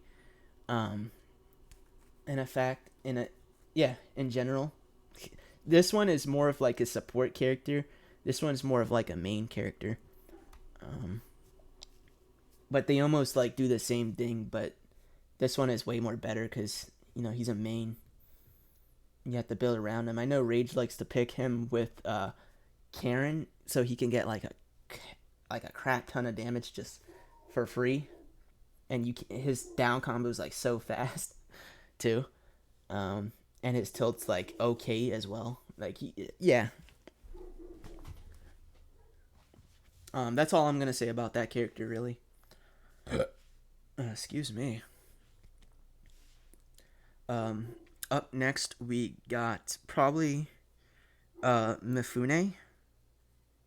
So Mifune is actually a really great character because he can escape majority of the combos in the entire game. He can just escape them on guard, to the point where you can make a whole playstyle out of it, and it can get very scary if you don't like do anything. Like if you can't get like damage on this Mifune, then it can get pretty scary because this Mifune can actually just mash you, and it works. Like this Mifune is actually pretty crazy. Very underrated too. Like his jutsu is really nice. It can go through charge guard. Like that's like something that's very noticeable about Mifune, is that his jutsu goes through charge guard. His jutsu can happen very instantly. if you're like trying to like fight other jutsu, so say like you're trying to fight like PTS Gaara's jutsu and they just use PTS Gaara's jutsu, you literally can just use Mifune's jutsu and counter it. Mifune's Mifune is just like very highly niche. He's very high maintenance too. Uh, but in a sense, he can play just as good, almost like Neji. The only thing holding him back is his combo routes. Like he literally has like really almost bad like combos. Like all of his combos do the same damage except for like his down combo, which does 1% more damage, which is pretty dumb. His tilt needs more range. They need to buff his tilt because that tilt could be really better. He would have been like A tier. Like he would have been a way more dangerous character if he had like probably an A tier character if he had like a tilt that can actually connect, you know, and just have a buffed out tilt. But he doesn't, and that just hurts him a lot. And not only that, his tilt can happen like very late as well. Like in terms of like actually having the hitbox out, can happen very late. And not only that, you might not even hit it too because, uh, you know, like you're trying to tilt out a guard, you're not gonna really hit the tilt. It just needs more range. It was way better in It was so broken in Revolution, um, with the Awakening support type as well, or just having him in a drive type as well was really strong in Revolution. But in here in Storm 4, he's actually just lukewarm. I should say he's just a lukewarm character, and you have to build around him. But when he works, he can be kind of scary. It's a kind of scary character. Up next, I'm gonna have to put uh EMS Sasuke up here. I'm gonna have to put Darui higher. I'm putting Darui in A tier for a reason. There's a reason why Darui is a A tier character, and I'll go over why he is after this. So this Sasuke, uh, I've I have mixed feelings about this Sasuke. I'm not fully sure about this Sasuke because the thing about this Sasuke can do things really fast. He has a really nice up combo. Apparently, Dimlord told me he said he stops Inferno fireballs with his up combo, which I didn't even know about. And not only that, his grab he's got some really good tools. More tools than like the other Sasuke, but we already know why the other Sasuke is better than this Sasuke, in general. Because he doesn't have the Inferno Fireball, which is like the number one thing about him is having Inferno Fireball. So yeah, you have to pick him first, and then not only that, you have to like build around him. Like it's too much to ask for, but I could see this character working out with like the grab setups because he does have like this Renaissance grab type of grab with him. And then yeah. Now up next we're gonna have the Raikage. I think the Raikage is fallen. He's just I know Dimlord. He told me he's just an online character, and the fact that he said that, I think that's absolutely true. The thing about this Raikage is he is really good at getting damage really fast. He's more of like a high rush character like Yugito. Usually Yugito is usually a high rush down character with a little bit of defensive play. He is like Yugito but without the defensive play. He is super like offensive, like heavy. But the thing is, he doesn't work online. When you know what he's going for, you know what he's going for. And you can play around him. It's very tight, but you can play around the Raikage. And he just yeah, Raikage is just, you have to build around the Raikage. His jutsu is not that great too. It doesn't do guard damage either. But it does have really good tracking. Surprisingly, that jutsu has really good tracking. It's very misleading for that jutsu. Yeah. Anywho, you can it's only mainly about unpredictability with that Raikage. I think you can ninja move his air combo now. And he does have iframes in his ultimate. His awakening really holds him back because his awakening is just really bad. Yeah, not only that, this Minato's awakening is like one of the worst it is the worst awakening in the entire game. You cannot do anything with this awakening. Um, just like the Raikage. Okay, so the thing about teleport dashes in awakening is the fact that it resets your sub timer. So when you like try to substitute, it actually resets it and stops the timer at the same time, and it's actually really bad to have a teleport dash as a tilt. It's just so awful. I don't know what they were thinking with it. Um, so yeah, really bad substitution in awakening. Really bad awakening. It's to the point where you can just literally walk in one direction to counter the awakening. You don't even have to like do anything special. You literally can just walk and stop the awakening. It's very bad. So yeah. Now up next we have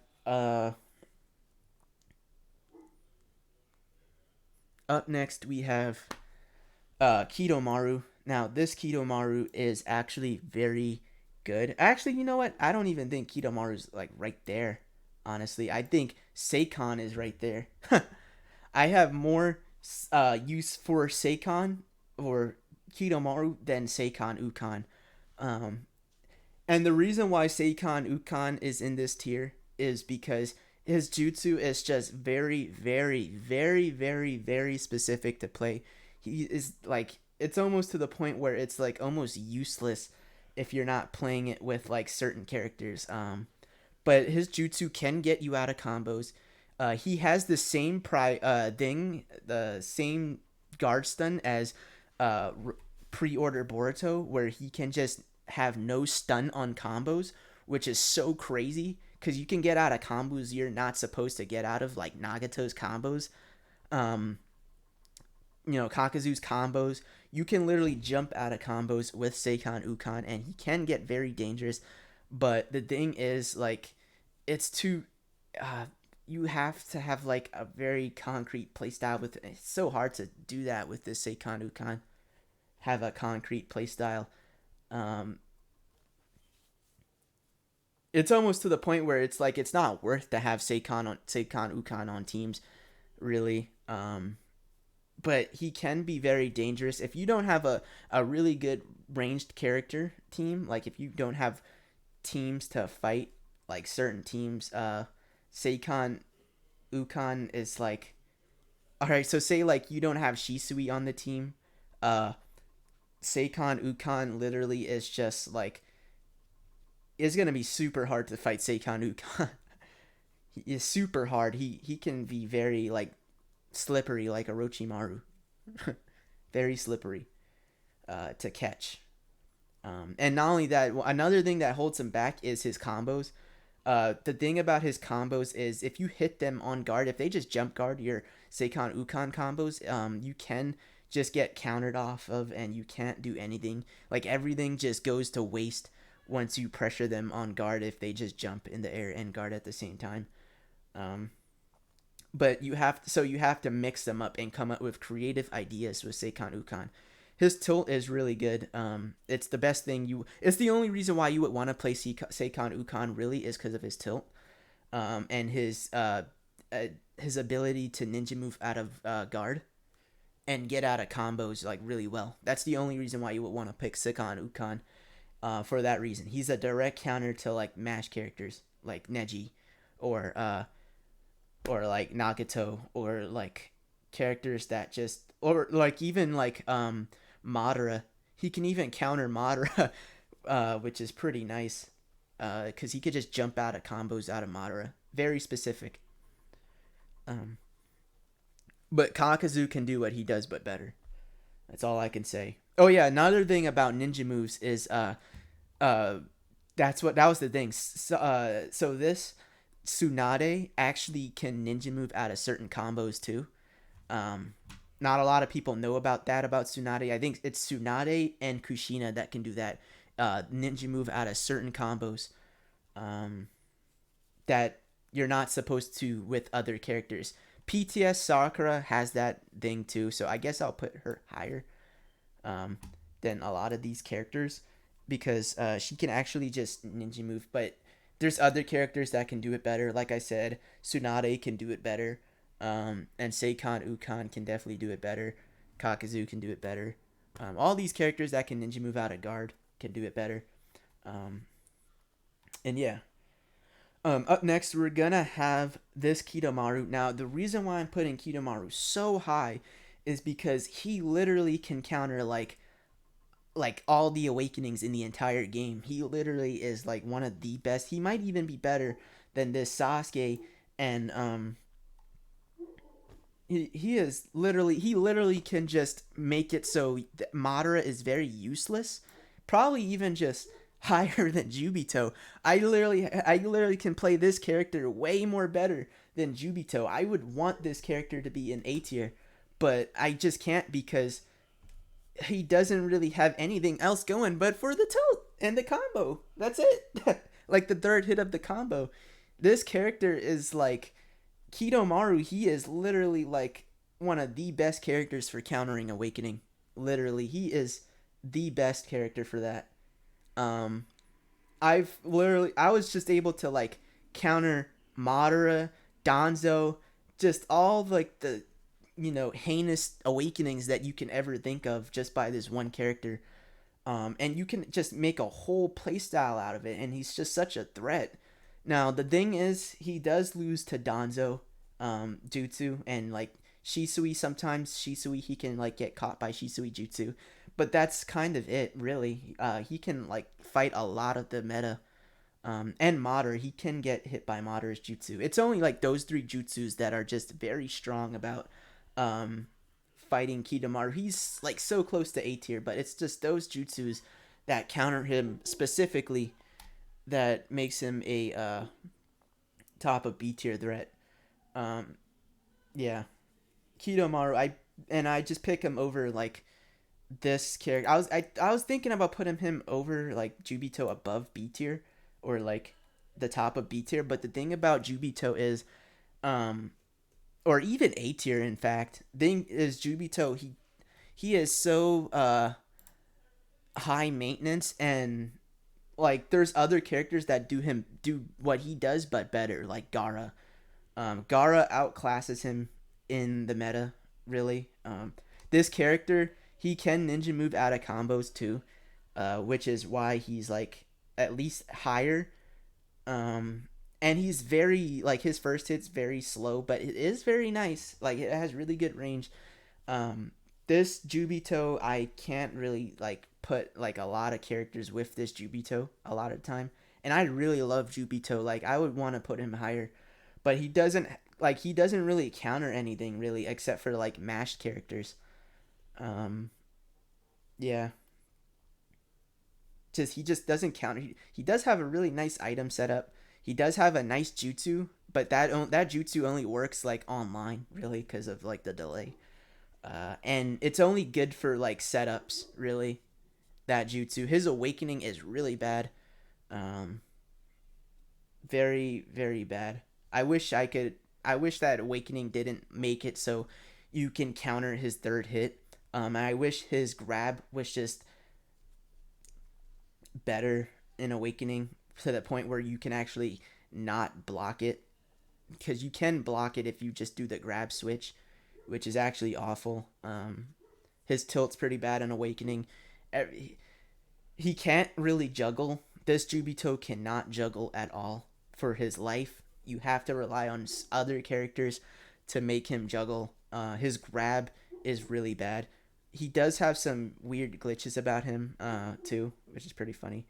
Um, but those are you can't actually make a playstyle with those glitches because uh, the thing is they are mainly opponent reliant, and uh, they just all end in a dash. Like you can't like just use like some of his glitches, which I know people are like just use the speed up glitch, but you can't really use it because it cancels out after you dash, um, and it doesn't work. It's very bad. This character, I honestly think he's lower than Rock Lee. Almost lower than Rock Lee. The only reason why I'm not putting him lower than Rock Lee is because his combo, his second part of the combo is really, really good. Like I said, he can ninja move out of combos. He's got really good range. He's got a really good ultimate. His ultimate actually cancels out jutsus, which is really nice. Um, Not a lot of people know about it. You literally can like throw out his jutsu. If you like can predict a Danzo jutsu, you probably can just throw out that jutsu and they can't like switch at all. Like if anything, if he could just throw it out, cancels out jutsus. Yeah. Um, Now he does have some really good combo routes. Like if you really want to go into combos, his combo routes are amazing. Like he has like three of them. All of them he can go for. He has a down combo. Uh, he's really good at utilizing reverse ninja move really nicely. And yeah, there's if only he they just if only Jubito didn't like push him back. The juggling is what really hurts him the most. Is his juggles is because when he juggles, he like literally pushes the opponent backwards, and then it just thwarts all types of pressure like that. You just if only it just made him stay in one place for the pressure, like if Jubito just made it so like he just kept the opponent in the air with those large hitboxes, he'd probably been like an A tier or S tier threat. But since he doesn't, he loses everything just to that one aspect of him, uh, of Jubito. It's just his juggling. His tilt is really nice. You have to specifically play his tilt really well. Um, and yeah. Really good on Jutsu Switch teams too. Can counter Inferno Fireball from far away. Can counter Shisui from far away. Can counter Danzo. Like all these characters from far away. But I'd rather, if I really want to do that, I'd rather do that with Kidomaru. Because Kidomaru is just way better. And that's it. That's literally it. He doesn't have that much else going for him. I think like it was so close. I was thinking about putting him in A tier, but it's like at the same time, he's just a niche threat. You're not gonna see him around, and he's not very high maintenance either. Because what he's got, it kind of puts him off. That's what niche threats are. Niche threats are characters that can be very scary, if you play them right, but at the same time, they have certain aspects about them that hold them back as a character, from actually being like very strong as a character. Now this Sasuke, I actually might put him over Rock Lee because this Sasuke is actually really nice. You can't dash this Sasuke when you want to. He's the same as this Sasuke where you just can't dash him when you want to, and he's just got really good mash sometimes, and he can just beat certain things like Yugito, or just like go under, like he just got really good like forward momentum. He does his forward momentum really well. um Rock Lee, really good combos. He's very basic in his combos, very standard in his combos. He's got a really good awakening. That's what puts him like very higher in this list, is because of his awakening. It's very like hard to counter actually. um it's and he can be very scary in awakening. His jutsu, not really that great, but it is really good because it can push the opponent back, and I really love that. And sometimes it kind of gets very hard to stop his jutsu, more harder to stop like a lot of these jutsus, or like when you like throw out a jutsu, like for example, Seikon Ukon, like I said, his jutsu can get you out of combos, but I think Rock Lee's jutsu can get you out of combos really well and on the ground. Um, Very underrated character. A lot of people don't pick him. Another thing that holds him back is his combos, how long his combos are. So his infinite, it's like literally at the down combo. He's got a really good juggle in the air, so you can use that really well. A very good pairing I could put with this character is like Udakata. This character with Udakata is actually really nice. A lot of people don't know, like because the thing about Udakata and the forward momentum in this character's jutsu is Udakata likes to float a lot, and so you can actually you do a lot of setups with Udakata with this character that I found out that was pretty good. I don't know what else character that can. There are some characters that could probably work out really well with this Rock Lee, but we don't know yet because no one really uses him. The only player I've known to be really using him like a good amount of times is Joseph. I remember he was we were fighting Versace and he pulled out this character and he actually made the comeback on Versace on a first uh on our 2v3 against Versace. Um, so yeah, he can just make a comeback when he wants to. I mean, not when he wants to, but he can make a comeback because of his hitbox and you know his jutsu's really good. Uh, I might even want to put. I'm just looking at the second Hokage. I'm thinking I could put him higher than like uh than these characters, honestly, because that first hit jutsu buffer is really strong right now in the meta. A lot of people are doing that. They're just one hit jutsu buffering with like Danzo or like last Naruto. And that is B tier. All these B tier characters, there are niche threats. These characters can like very like threaten a whole. They can threaten S tiers. And you can make playstyles. They're very high maintenance, but they have certain aspects about them that just hold them back from being true A tier characters. Um, but they do have they sometimes they are needed for like certain team aspects about them too as well. So they're niche threats.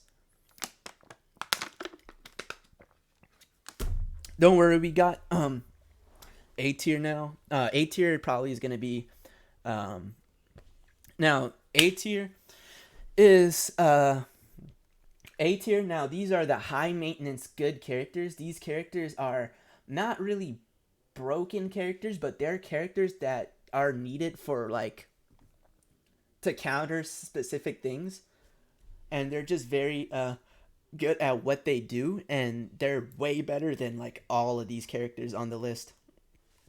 All of these characters. So this tier list can derive. These characters are like um, Gara, characters like Lady Chio. We got this. No, it's not him. It's Itachi is one of those examples. We got Shino. All variants of Shino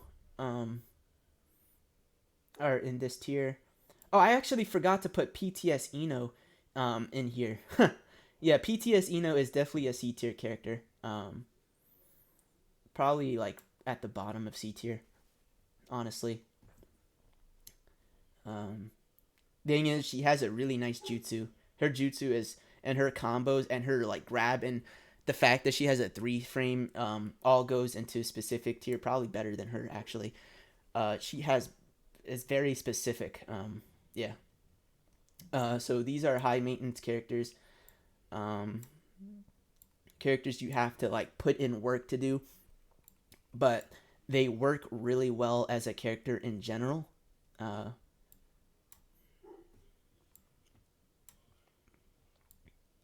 Darwi is in here. Um, he's in there, and he's in here. Okay, yeah. The top of A tier. I think he's at the top of A tier. I think Sarda is in this tier too.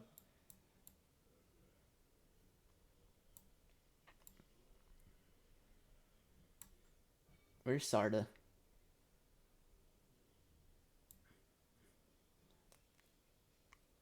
No, actually, I hmm.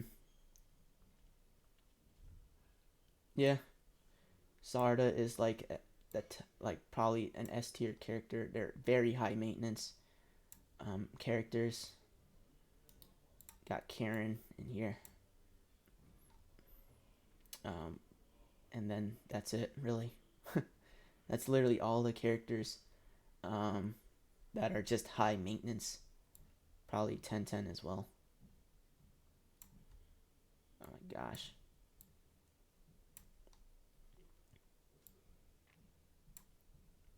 All variants of Madara are high maintenance. I think that this Madara is like, I don't know. I think Madara just belongs in S tier though. This character just belongs in S tier, dude. Yeah, I'm gonna put him in S tier.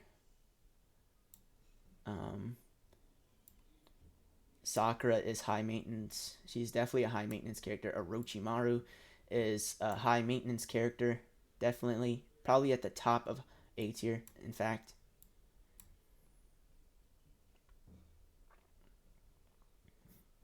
Um, and that's it. I think that's all high maintenance characters. Um,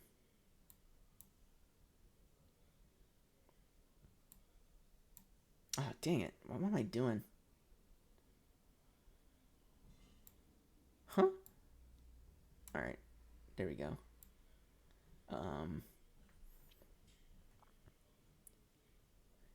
Okay, so the reason why I'm putting Guy at like the top of A tier is because everything just hurts Guy. Everything. Literally, he literally has everything that's hurting him. Um, and I might even put him lower too. And it's only his counter dash that is like the crazy part about him. Where did I put him? Oh, he's right there. The only thing that's good about Guy is his dash cut and his counter dash. That's it. And his awakening sometimes. He's literally only got two things good about him that makes him so bad.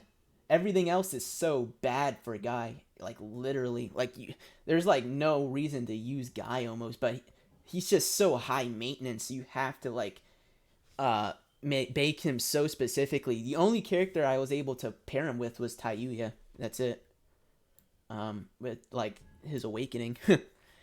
His awakening is so bad. It's okay. It's not great, but it's just his awakening is also high maintenance. You can't just mash out his awakening because you can just counter it at the last part. So you have to like play with his range in his awakening. Honestly, he's probably like his counter dash is the only good thing about him. Honestly, you can't make a you can't really like play with this character. He's just uh uh that's how I think about him. This character is definitely high maintenance. um yeah, and I already have Gar in there, right? Okay. And then this character too. That's all of the A tier characters. Oh, this character belongs in B tier too, niche threats. Thing about this Hashirama is he's actually got some really good he suffers the same fate as Naruto, really. Where he has good combos, probably better than him. He has good combos, but it doesn't justify using him better more than like the other Hashirama. You might even put him in C tier, really. Actually, he is a C tier threat. The only reason why you would want to put this Hashirama is with characters that are like um against the meta is like you would want to put him with like characters like where is he?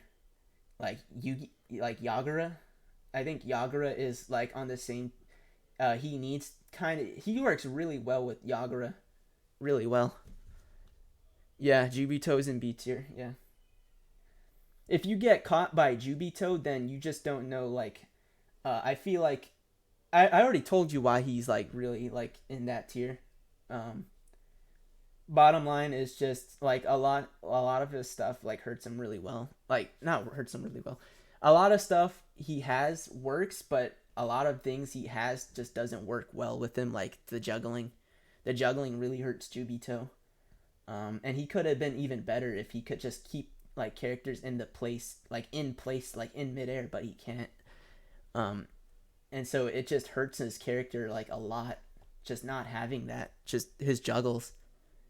You can even argue that he would have probably been like A tier, or or even S tier. But this character just doesn't have like really good juggling. Um, but he can like threaten some characters in the meta. So that's why I just put him in like B tier, because he's just like the top of B tier, because he's just like he's that character where he's like there's like other characters that can do better, but he also is like a character that's dangerous himself. So so specific on what you want Jubito for. I could only like come up with like theoretically I can only come up with like 3 teams with Jubito. Literally, I played Jubito for like 5 years, or yeah, just as for like I played Jubito for so long, and he's just not as yeah, I played Jubito for so long, and he's just not a character that's just like at A tier level. Never thought of him that way. Sai is a B tier. The reason I already told, so Sai was good pre-patch, but now this patch Sai is actually super awful. Like they ruined Sai. Sai would have been B tier like last patch, but now this patch when the Momoshiki update came out, he just was so bad. No, Sai's right here. Look, he's in C tier. Um, he's just so bad of a character. But he is so like specific. He's so niche, and so like you have to put in a lot of work with Sai to make Sai work. Like, come on. Sai isn't just a character that you can just slap on a team. He does require a lot of work. Different outfit. He just requires a lot of work. Even then, because like the only time you could make him work was on Evo. That was it. Even the cost, no, you can't even change the costume and it'll fix him. He's just got the worst like uh he's just very slow now. He's not as good as he used to be. Before he could just mix you up. He was like a mix-up genius. Like he was like at the top of B tier, but now he's just like now he's just so slow. You can't even mix him up now. It's just so bad. He just got a hit like Shino. You know how they made Shino worse. Before you could strike back too in his air combo, but now you can't even do that. Obviously, we put in Rasa as S tier. We all know why Rasa is S tier. Everybody knows why Rasa is S tier. All right, let's start off with A tier. Not as much as B tier. At the bottom of A tier, we're gonna have to go with Karen probably, or yeah, probably Karen is probably like at the bottom. See, the only thing about Karen is you want to make her work with like other characters, to just do a crap ton of damage, to your opponent at once, and it works too. And she's super high maintenance, super base like super high she's like basically high maintenance, like she's standard but like super high maintenance at being standard, which is you know, really good. She just does stupid damage too. She has really good poking damage, really good everything. You're gonna have to play with her range a lot to really like her, and just play with her damage just to really like her. But yeah, she is definitely at the bottom of A tier. She can't do all this stuff by herself. She has to have other characters to do it for her. And yeah. Okay, so up next we're gonna have to put in Utakata. Utakata is definitely not how people say or how crazy he is. Utakata is very, very, very, very high maintenance, to the point where he only works with characters that can go at his speed, with like stuff. So like I said, like Kaguya is like a really good character that can work at his speed. I know what Pleiko does. He like likes to do his combo, his shuriken combo, because the lava's unblockable, so you can actually use that to use that like long combo to your advantage to get a sub trap off too, and you can do that with his um shuriken as well. You can bait out dashes with his shuriken. Very high maintenance, probably way better than Onoki actually, in a sense. But yeah, that character takes so much work with, um, and I think he's just very paired well with Kaguya, but with any other character, that's it. He just can't really do much. Really, you have to build like around him too, or no, I don't know about build around him, but you have to like make sure that you're keeping Utakata in mind when you're building with Utakata. In terms of now, he does have certain now he can counter certain characters. He actually has a really good fighting. He can fight puppet characters really well because of his side shuriken. He can just spam side shuriken, and puppets can't really go in really, because of how slow it is. But that only works up close. It doesn't work like far away.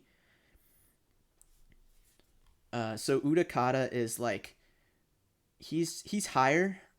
Damn, I have to like I'm gonna just put him in front of like Karen for now, but he's definitely higher than like some of these characters. Um, Let me see. What's a character that's like Karen's level? Probably this Madara. This Madara is like Karen, like right above Karen. This Madara is is it this Madara? I don't know. I can't tell because this Madara has just a really good jutsu and just got really good combos. Um, oh, you know what? It's this character right here. This character is high maintenance, super high maintenance. You gotta have to put a lot of work into this character, but he is really good at what he does. He can. So the thing about this character is he teleports with a jutsu, which is very like strong, and not only that, he can make it so your opponent cannot like attack him, and while he gets a jutsu off, which is like super, he can just get out of jutsus really well. Um, his jutsu is so fast that when he teleports across the map, it's almost like you're just doing a tilt with another character. Because he covers so much distance like so fast, like just anywhere. And his jutsu just deploys really fast. Like everything, he can get you out of combos really nice. I mean, I might even like put him higher um, than Sakura. Honestly, Sakura is actually just like right below that. This character just like he's so good with like characters that just want to cover distance so fast. This character is just really good with it. Another character I'm gonna have to put down here would probably be Darui. Um, Now Darui, he oh yeah, so this character also has some air to ground setups as well, which is really nice for him. Thing that hurts this character the most is his long animation times. Actually, that I don't even think that hurts him. It's just very risky going for those animation times because you can actually bait out leader switches and get combos off with leader switches, just by waiting for his animation times to run out after hitting them on guard, which works really well with close-up characters. A good character I was able to pair this up with was S3 Kakashi. Now S3 Kakashi was just really good with this character because I needed to cover so much distance really fast, um, really nicely. Uh, I'm gonna have to put this character in S tier. I'll get to why these characters are S tier. Um, yeah, but yeah, these characters are S tier definitely. I don't think Sarda is A tier. No, she doesn't deserve that. She is high maintenance, but she is not um like A tier equivalent. PTS 1010 is so great, so crazy. I'm actually have to put her like right above Utakata. You're right. She is definitely up there, probably better than Madara too. This character is actually just she just spams her jutsu. She takes so little chakra. She's got that Gara, that PTS Gara effect where she could just spam her jutsu, and it stuns and it works really well. I know that there's this one player. I think his name is True Hero Deku. he likes to use this character a lot because you can just literally one hit buffer, just do really good buffers and do really good setups and like very tool adjusted character. She's very like she's the forefront of utility characters. I feel like she is like one of the best utility characters in the entire game almost. Yeah, she's got really good shuriken, really good poking methods. Uh, just she can cover a wide range with her jutsu. Very high maintenance character though, for sure, for sure. PTS 1010 deserves this spot and is way better than Madara. Probably even better than Anoki too. Um, Now this Madara is definitely not better than this Utakata, I should say. Um, this Madara. Okay, so Daru. Why I put Darui in here? No, wait, where was I at? No, I was at Sakura. I didn't talk about Sakura yet, right? Sakura is there for the best for the iframe chip damage, very high maintenance, and she can end up just stealing health when she just is not supposed to. Like she just at close range she's dangerous. That's when she's like very dangerous. Is she just does double jutsu for no reason. She's not as good as Karen though. Um, she just steals health. It's just so brain dead to use Sakura, where to the point where you could just you go up to their face, do two jutsus, and then like go in for a combo, and then it's so free. And sometimes you can't even like react to it or do anything. Yeah, it's so retarded. You can't dash it. You can't like jutsu out of it. Like you have to like fireball her or anything. She's better than all the niche threats in the game. Uh, she's super high maintenance. Definitely a high maintenance character. Another thing she has is she has an 8 frame ninja move too, so she can get out of combos really well. And her awakening team for a team awakening is really good. She does all of this better than Tsunade, like everything better than Tsunade. The only thing she doesn't do better than Tsunade is her air jutsu. She literally can just spam her jutsu, and just spam it like 3 times in a row, and just get so much chip damage off. It's not even funny. Um, yeah, so very high maintenance, very niche of a threat. Her awakening, no, her awakening. Well, her awakening is not like it is worse than Tsunade's, but the thing is, yeah, you're right. So Tsunade does have a better awakening than Sakura's. But the thing is, they play so like the same that you're not gonna be playing it for like the air jutsu really. You're gonna be going for like, uh, you're gonna be going for like her for her other stuff like her just charging her chakra. It's just insane, you know. Like that's the only reason why those awakenings work. It's just because team you just use her in team awakening and then you charge awakening and it just works really well. That's it. Her mash and awakening is garbage. Yeah, you're right, but it's just like you can still use her awakening really well to as a team awakening tool.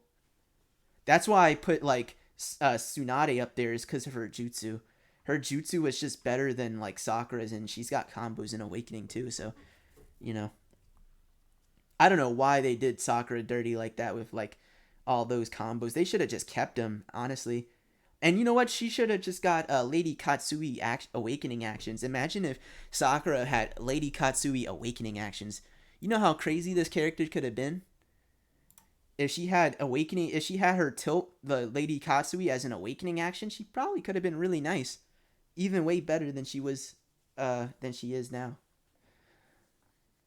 Yeah, she has a Lady Katsui tilt, but she doesn't have it as like an awakening action. You know how you can like press the left and right buttons? Imagine if that was a thing. Cause you could do that and then dash, and then you would have been able to like get a setup with it at least. It would have been so good. And then they had to make the Lady Katsui tilt like unblockable. You know how like crazy that would have been. There's so much ideas that they could have put into Sakura, but they didn't really. I don't know.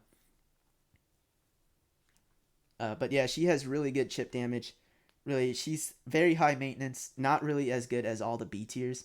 not that. She is very better than all the B tiers, way better than all of them. Like but I don't know how to like really build off of her. All I've done with her was just get free damage and then just like Donzo almost just get free damage. Just buffer with her and then get free damage too. Yeah. She's really good for characters that just get really free damage. And then we have Darwi here. We have Darwi here for a reason because he's like one of the best counter picks for like certain things. I think he's like a good jutsu switch when people like to jutsu switch spam a lot. If they don't have Inferno Fireball, then Darui is really good at stopping like Shisui, Danzo from like a good far away range distance. But it only works for like far away range distance characters like Tayuya or like just there's certain characters that can make it work. His tilt is really good. His jutsu is really good. His grab is really good. His combos are okay. They're not that great, but they can do like he does have a really fast combo on his down combo, so he can get quick damage off. His awakening is pretty good too. His awakening is okay. The thing is about his awakening is you can actually cancel his tilt with an awakening action. So you can even like do some weird stuff with like his awakening action with his with Darwi's tilt and his awakening actions, and they're pretty like fast too. Like at least his awakening is better than like some awakenings. It's not as good as like when I'm talking about awakening actions, it's not as good as like Mifune's awakening actions, but at least they can do something, right? Um, and another awakening actions like that are very bad is just like Haku. Like Haku has really bad awakening actions. You don't want to use her awakening actions. At least I would want to use Darui's awakening actions if I want to save up on chakra for like a jutsu or something. It could be used that way as well. You know, I think it's probably also better than like let's see. Probably it's better than Minato's ones for sure. Minato's awakening actions are dog shit. There's like nothing you would want to do with him in awakening as well. But yeah, at least he has something in awakening. It's not good, but it is something. And his jutsu gets faster too. So yeah, really good awaken jutsu switch.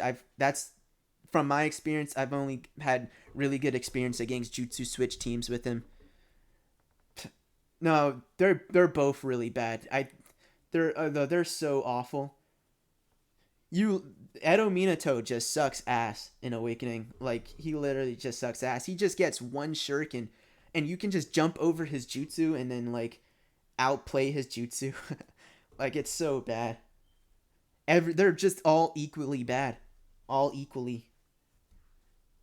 If you can't catch them, I think the Raikage is just probably better than all of them. Honest, or I know actually, I think this Minato is probably just better than all of them. Him or the Raikage. Raikage is probably better in terms of like the worst awakening. If I'm talking about the worst awakening in the game, we're gonna have to give that to PTS Conqueror. Yeah, PTS Conqueror's got the worst awakening in the game. There's no reason to use his awakening. There's nothing to do in his awakening. There's just everything's so bad.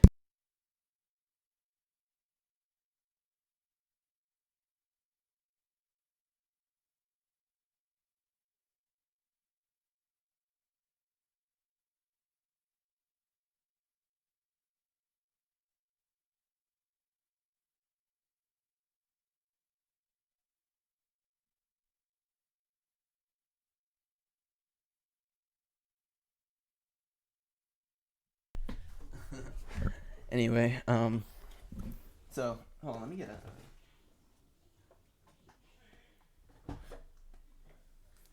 get a snack. I'm very like thirsty. Let me just drink it.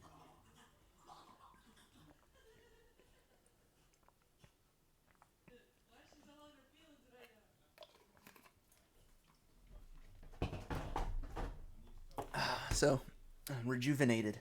Yes. Yeah. All right. All right. Now, so where were we at? We were at after Utakata, or no, we finished Sakura. So, but we were literally after Utakata. So after Utakata, I think that Anoki probably is like right above this Madara. Honestly, this Anoki is actually got a really good jutsu, and then oh my gosh.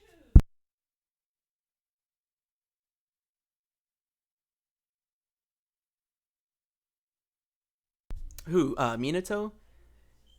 Yeah, the Minato. He's got really good like statutory like stuff. You know, he can catch like anybody in the game. That's a thing he can do. He can just catch anybody in the game. That Minato specifically, and then so we got this. He's above 10-10, right? This Anoki, he's got a really good jutsu. You can't stop it really once it comes out. So it's got that Gara effect where like you use his jutsu and it like comes out no matter what. One thing I had really good like one thing that I was able to use him really well against was like characters that just would like to use their jutsu too. Like fireballs and stuff, just collide jutsu because he just throws out so many rocks at once that I thought that maybe because I paired him at one time I paired him up with Tayuya because uh needs to go Anoki is really good. He's very underrated. He can mix you up super well too. I paired him with Tayuya because one time I thought Tayuya like needed like characters that can just eat up other jutsus, and this character did it well. Um, this Anoki did it well, but the thing is, Anoki is just he's really high maintenance as well. Um, really good, just upfront character. His up combo is kind of dangerous too. Uh, if you do his up combo, then sometimes your opponent can like just get caught into his mix up. That's his mix up is his up combo, and then like his air combo too. Uh, can make it so you can actually delay the air combo, so you can actually get a dash in if they block the air combo in the air with this Inoki. So he's got some mix up things about him. He's a really good support character. People don't use this character a lot. I don't know why people don't use this character a lot. His jutsu is literally really good. His tilt is really good. He can get out of combos really well. I was able to put him well with Kakazu and just Seikon Ukon. I was able to like do really well with these characters in general. With Anoki, a thing that Anoki struggles with though a lot, I think, is just like his first initial hits. I think those are like pretty bad. I don't know, um, or just pretty like okay. I guess I don't know. They're very slow. Um, a lot of people don't pick Anoki. I want to see a lot of more Anoki plays. He's got some really good stuff. Like you can't dash him on certain parts of the combos. Yeah, he can drop combos a lot. Yeah, this Anoki can drop combos a lot. That's what it was. Um, he drops combos, and then he's not really good at juggling. Really, I don't think he is. Let me. I could. Oh, my PlayStation turned off again. That's retarded. You're an Anoki main. Dimlord's an Anoki main.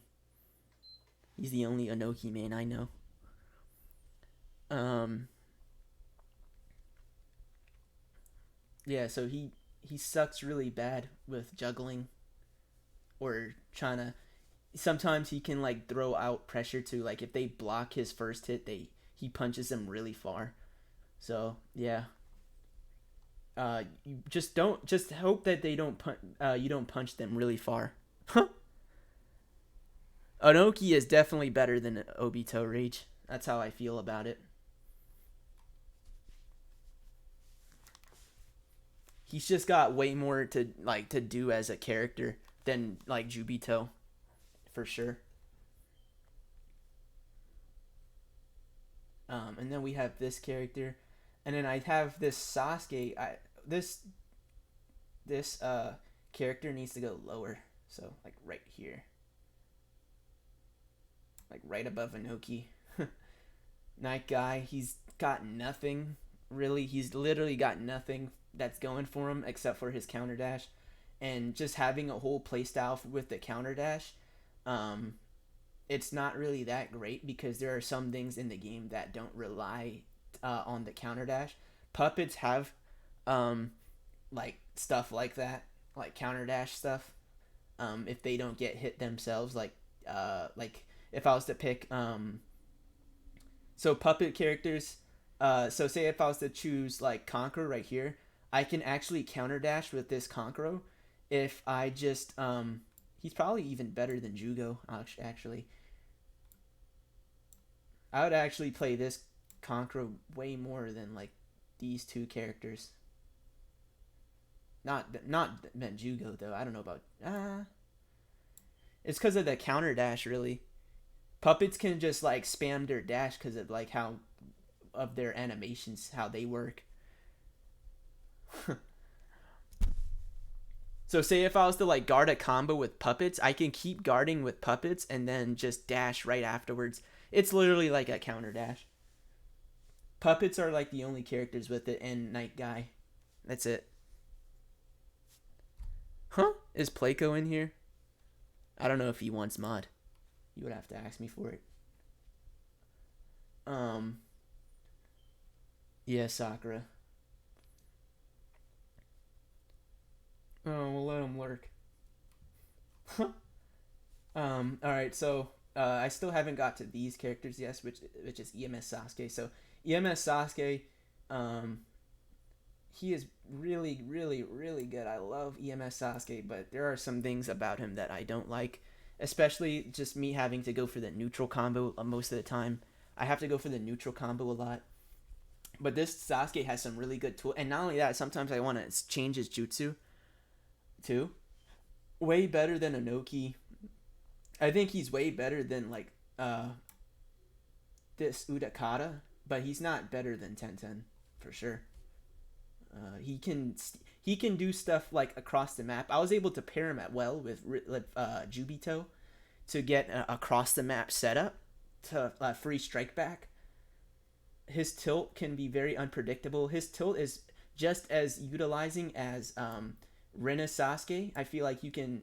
He's like a different version of Rina Sasuke, but Rina Sasuke is obviously better for like certain reasons. He's probably higher, actually higher than Kimimaru, higher than Momoshiki, higher than this character, higher than this character, higher than. I even think he's probably higher than this character, but that's it. I don't think he's higher than Itachi, higher than Gaara. Really, I don't even think she is up there. I mean, I guess so. She is very high maintenance. This Lady Chio is super high maintenance. Um, she is definitely the top of S tier or A tier. I feel like she is at the high tier. Or actually, no, I have to put. No. Pain is S tier. Huh? Pain is a S tier character. Um, I don't know. I didn't know if I should put Pain in here, but yeah, Pain is definitely not A tier character. He is not. Huh? Now Kimimaru, I'd probably have to put him above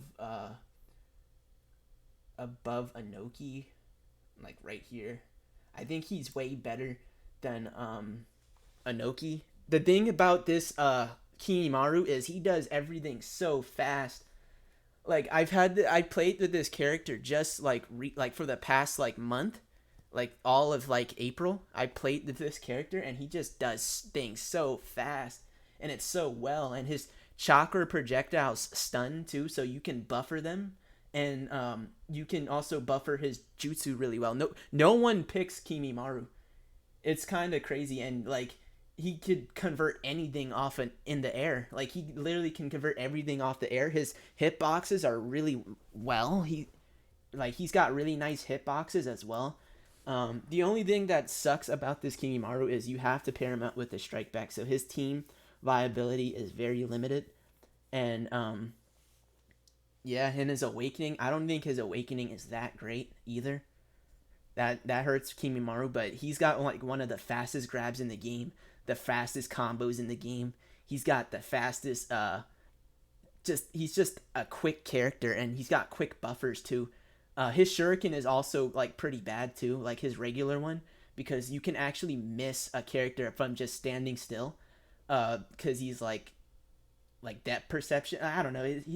You can just miss a shuriken with this character, just straight up. Like you can just charge while your opponent is charging chakra. You can literally miss a whole shuriken, which is actually awful. But you always want to use him close range anyway. You don't want to use him like long range, which is where he sucks at. He sucks long range, but he is super. He is really fast, like, and really good at doing fast things close range. Yes, he is. Kimimaru has at least he is a high maintenance character. He might even be a place like he has a whole playstyle set around him too. He might even be higher than A tier. Actually, I'm convinced. Oh yeah, his guard pressure is not. His guard pressure is like you can make it work. His guard pressure. I was able to put him with like cover fire and make his guard pressure work too. So, um, yeah. So this Kimimaru, like, if you put him with like certain characters, he is like a really nice fast character. People don't really even like use him. It's surprising. I think he's better than 1010, honestly. Just like above 1010, just right there. Oh, I have to talk about this character now. This character is like right here, right? This character I've had some really good support utility from.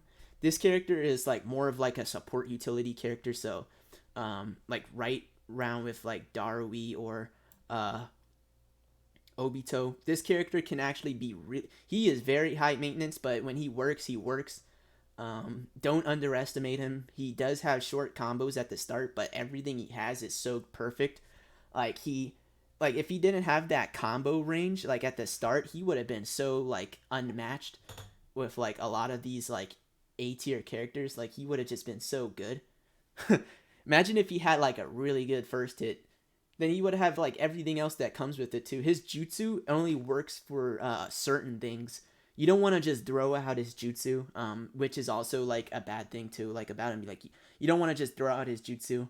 But he does. His jutsu is very viable because you can use it in conjunction with like his combos and his grab and his tilt and just not his tilt, but like his combos. He's got two infinite combos. He is very good with just playing up close too. Like if your opponent is very aggressive, this character is like really good at like being aggressive and defensive at the same time. So he's like Itachi almost um, with that aspect of it. He probably might be just like Itachi almost. He's basically just like Itachi, but like with a better tilt switch, and a better awakening almost, and a better and yeah. Oh, Itachi just has like a better jutsu and better awakening. No, yeah, Itachi has the better awakening. He has the better tilt too, probably. I don't know. It's pretty weird how they work. This one for his tilt, sometimes it just comes out no matter what too. Like you can just input it, and then even if you like attack him, it will just automatically come out. His tilt, you can like press circle, and you can get a nice spark dash off of it too, like after the tilt, which is really nice. Uh, yeah. So this Hanzo actually has some good traits about him. Like he's very high maintenance. He's really good. He works with characters like Madara. Um, not just Madara. He can work well with like a lot of characters that can just play well as a main character, as in general, like in general, just a main character. Like I think like even like Shino or like Mei, I would think like he's really good with those types of characters too. Even Momoshiki probably. I don't know. It's pretty like specific on how you build him. It's either you like him in the build or not. I know there's some players that play him too. Like there's a lot of players that are not like top players, but like they're really good enough players that they play him because like he's got some really good tools. I know KP3 Pharaoh likes this guy. Is that his name? KP3? I know he likes this guy, uh, Hanzo, for sure. That's like one of his characters, go-to characters, and he's really good with them too. Up next we have Momoshiki. So Momoshiki, he's not that great of a character. He can drop his characters really easily, but at least he's better than Night Guy. I feel like, or like probably below him. The thing about this Momoshiki is he's like too slow for the tilt sometimes. And yeah, he just drops his combos a lot, and his jutsu is just what hurts him the most. They had to give him like tracking on that jutsu. There was no way that they gave him a there's no way they gave him a jutsu that's just so slow that you can't cancel. Or yeah, they should have just made it cancelable too, like just being able to cancel the jutsu at the start. But he can't even do that. You know how crazy this character would have been if you could cancel his jutsu from the start. I thought you was able to do that at first, but you can't. Because you could just throw out his jutsu and then cancel it and then just throw it out again and then cancel it and then just play so defensive with his ninja move. And it would have been so great as a character, but he can't cancel his jutsu. Um, that would have been really well, really like a really well placed out. He probably would have been S tier at that point. Or I don't know, probably not S tier, but probably like high A tier or higher.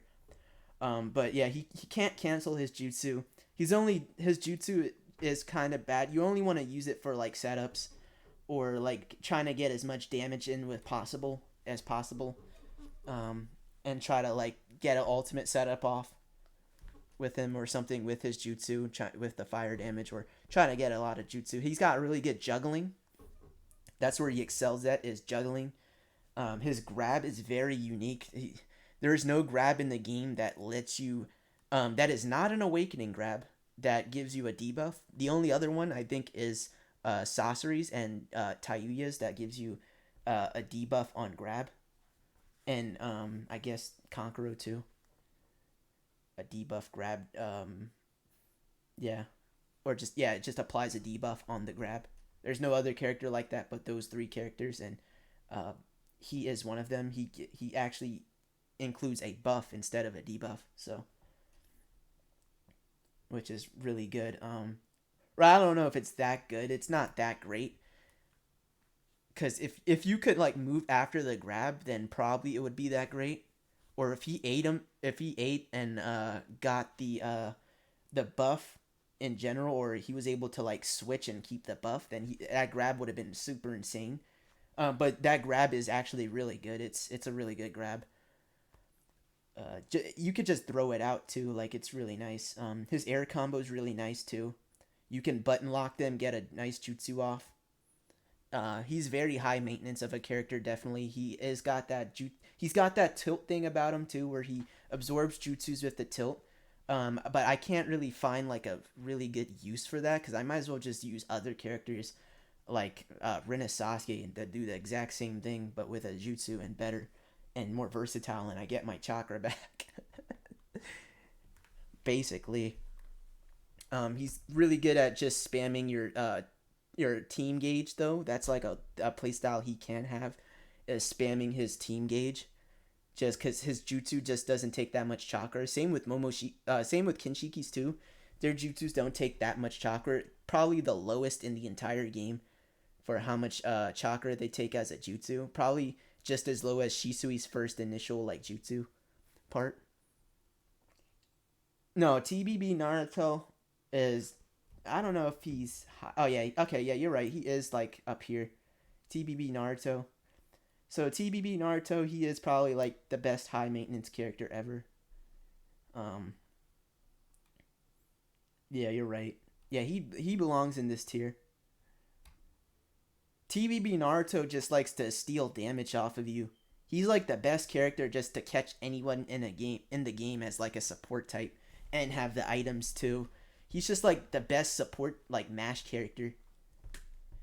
I think he's better like of a high maintenance character than all these characters. Honestly, just all of them as an A tier character. You know how much times I was able to just catch people just by TBB Naruto Air Jutsu and then just get a free setup with them? With like puppets or like just in general with like S3 Kakashi? Or like just any character in general. I was even able to do that with like characters like in the B tier niche that usually like this Kabuto. This Naruto just fixes Kabuto for sure. uh well, there's a couple of characters that fixes this Kabuto actually. Um Probably lower. This one she belongs a little bit lower. I probably might want to put her like right around here, like underneath A tier, somewhere like right here or like right above Night Guy actually. Oh no! We can't do that to her. She is too good. She could just rob games. She just like above Himimaru, above him, probably like right there. Yeah, like right there is good for her. So we have Kimimaru. We have Jubi. What was his name? Berserk Obito. He's great, but not that great. You have to put a lot of work in. You have to play him as a main too. Like usually, or have some characters that can help him out as a main. But he is good as like a character in general. He can mix you up with his tilt too, and he can like stop certain strategies like jutsu switch strategies and get behind characters just that could just abuse it. Um, that's what this character is for. Just for like the mix up, and his fireball is really nice too. His awakening is decent. It's not good, but it's decent. What else about this character? You have to preset him with fireball. At least he has good items too, like a good item setup so you can get his fireball. You don't want to pick that stupid just giant that stupid stick that he killed Neji with. Just don't want to. You don't want to choose it because it's so like bad of like a hitbox. Don't want to use it unless you're on the ground. I don't know. Not even that. But he is definitely better than like Kimimaru, or probably worse actually. Kimimaru is just that good of a character recently. Um, Probably better than this Rock Lee as well. Rock Lee, he's in here because Rock Lee is very good at just like getting damage off. Like he's very well. It's not just getting damage off. It's more of like him just having to like mess around with like the area. Like he's really good at like just having really good set play. His awakening is really good too. This character's set play, you have to like time him. Like you have to time him. And if you time this Rock Lee, he can make your dreams come true. He's like right above this character. Right below Night Guy. Or like right above him actually. Or no, I don't know. The thing is, his jutsu kind of sucks balls because it takes up half of your bar of chakra, but you're never gonna be using that jutsu anyway, so who cares, you know? His awakening is very like underrated as well, and a lot of forward momentum. Yeah, this character is like a kung fu character, like a kung fu master. This Rock Lee.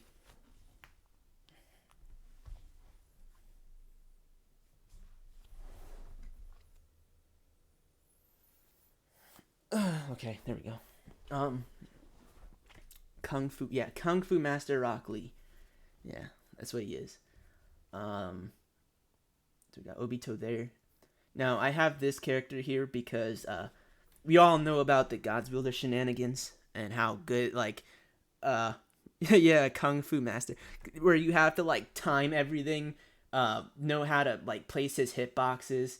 If you know how to like do all sorts of like set play, and if you can do that, then you can use this Rock Lee really well, and he can work like a charm. And he's super fun to play with too. Not only that, super fun to play with. I love that Rock Lee. He used to be like retarded, like in pre-patch, because you could just air block with him and just camp with him. And he is literally a Kung Fu master. He's got his defense is his offense, literally, and his offense is his defense.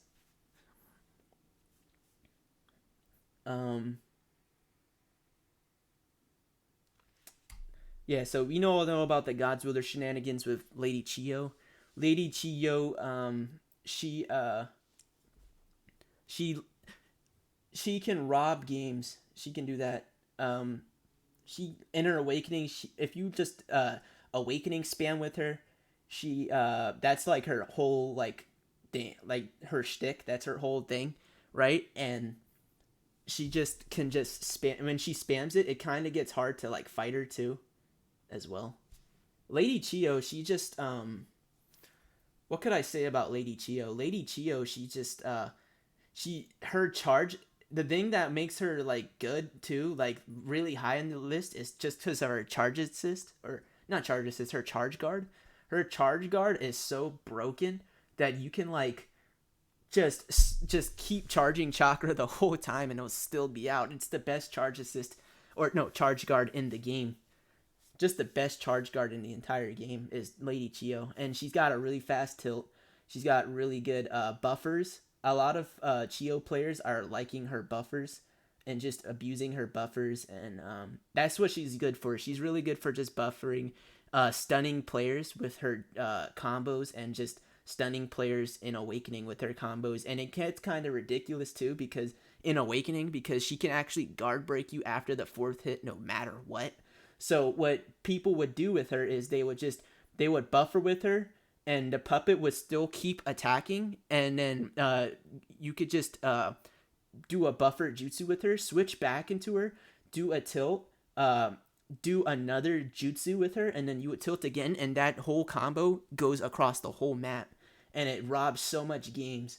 It does so much damage, and it's so free. It can be free sometimes, and it's, oh my gosh, it's so high maintenance. This is like the definition of like a high maintenance character, right? And not only that, she has to like work well with certain supports. Characters like Tamari are just very good with her, because her cover fire with puppets in general are just super strong.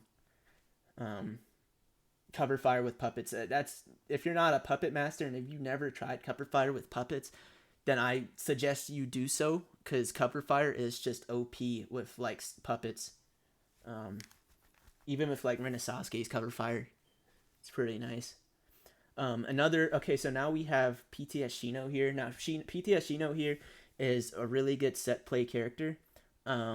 He has got really good shurikens, right? So these shurikens, you can actually double X dash his chakra shuriken too, but it's how consistently he does it that makes it very dangerous.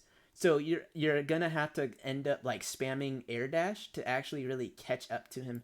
He might even be higher, actually. He might be like right here, like above, like right there probably. Orochimaru is definitely like the definition of a high maintenance character too.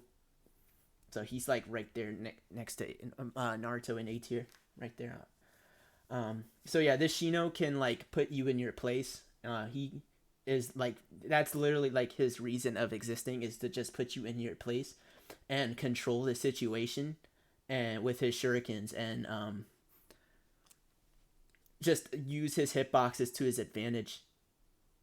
And he's got some really specific team building. You can't just slap him on any other team to make him work, but he probably is better than this Shino actually. Or no. I think this Shino is like still just as good. Probably better. Yeah, just better than this PTS Shino. Um Probably better than him too. Now, yeah, and then PTS Shino, he's got like he can convert a lot out of his chakra shurikens too. Like he can do like almost anything, even at ultimate. Um, this character is just once he sets you in your place, then it's kind of hard to just break free out of his just break free out of his like stance. You know, that's what I'm gonna call it. It's his stance. Um, yeah, but he's so specific to play. You can't just slap him on any other team. That's he could have probably been higher, but he's so specific on like playing him on other teams. It's just you can't put him that high, really. But when he works, he works. And he works well too. But and he's very high maintenance. Up next we have Itachi. Now Itachi is probably a character that just he is like everything character. He's like when I think of like the most standard character in the entire game, I think of Itachi. I think like everything he has is very standard. Everything he has is very basic, but he is very high maintenance and he's super good. He's almost like as basic as Pain, but for Itachi, he's like even more basic than that for his like everything he has. I started out with this character and I grew with this character, but I don't really like play him often now because one thing I have trouble with this character is his team utility, right? And just like yeah, his team utility just basic, like just slapping him on a team. He's only good for characters that just characters. He's only good with characters that can just play by themselves. So like characters like Madara, you know, Minato, like characters like that. Like that's where Itachi shines when you like slap him on those types of teams. Not really as a support character, but he's more of like a main. He's like more of like the he's more of like that one option in the game that's like I don't know how to say it really. It's like he is like the main character in the team, but like not the main character in the team. That's how I feel that Itachi is. He's just like a part of the band. That's what he is. That's Itachi. His tilt is amazing. Yeah, that's what it is. That's what he's so basic and he's so like just standard. He's such a standard character. He's like the definition of an A tier character. He's got a good fireball, fast air fireball. Like if he had a strike back on that air fireball, he would have been S tier. If he had if you could cancel out of his tilt, that would have been insane. Because you would have been able to button lock it at that point. His tilt's really good because you can't. He's got iframes and he got no hitbox in his tilt, so you can actually tilt out of like a lot of situations that you're not supposed to, like, or just tilt out of certain situations where you're not supposed to, and it works really well too, especially on characters like Tayuya and and puppets. Like you can just do a tilt like regularly, and it'll put you in like a really good position a lot of the times with Itachi. There's not a lot of bad things about Itachi actually. It's just everything's just so basic, and that every character above him just excels way better. Yeah, he's the main character, but he's not the main character. He's like the definition of a character that's in a like just in a realm of just being standard. I don't know.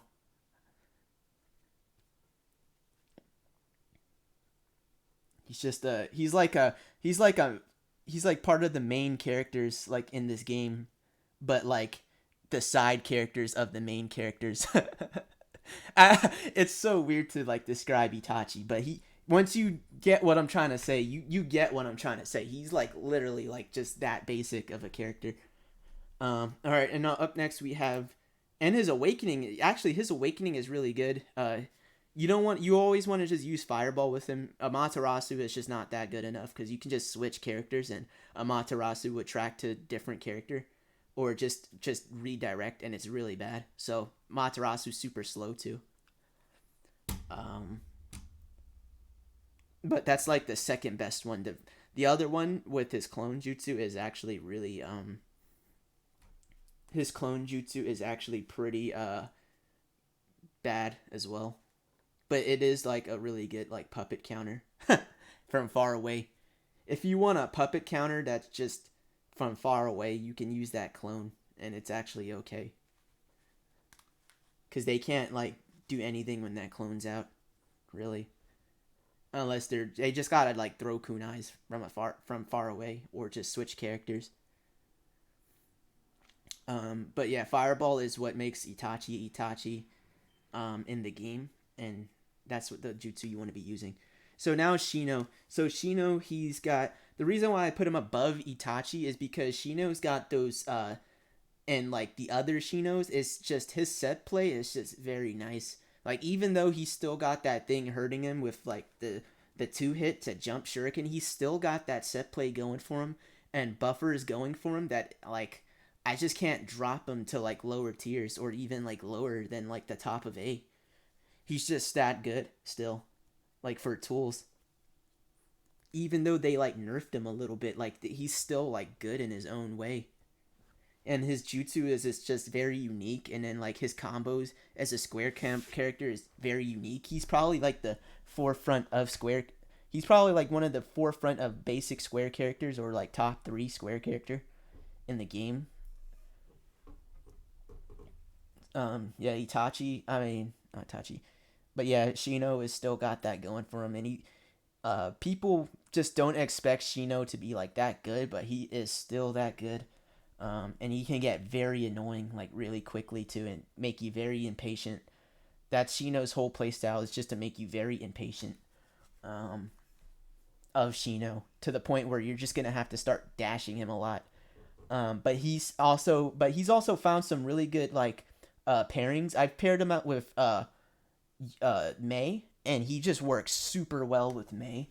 Like it's dummy stupid how well he works with May. It's so ridiculous. That Shino, very high maintenance character. I put him with May. I put him with the Kazukai. I basically put him with every character in the game, but May was like the most character. May was like the character that just stood out the most with her combos. And then we have Orochimaru. Orochimaru is literally the anti-pick of all anti-picks in the game. He literally counter picks like all strategies in the S tier realm. Actually, he's super high maintenance because he has fast combos, and you really want to pair him up with like characters that can go his speed as well. So like Madara and Orochimaru is like a really good core. I really like that core, Madara Orochimaru. He can dash under puppets. He can dash under like May's combos. He can dash under like Nagato's combos. Sometimes he can dash under Pain's combos. He's probably like the top of A tier actually because he's literally the anti-meta of all anti-meta characters.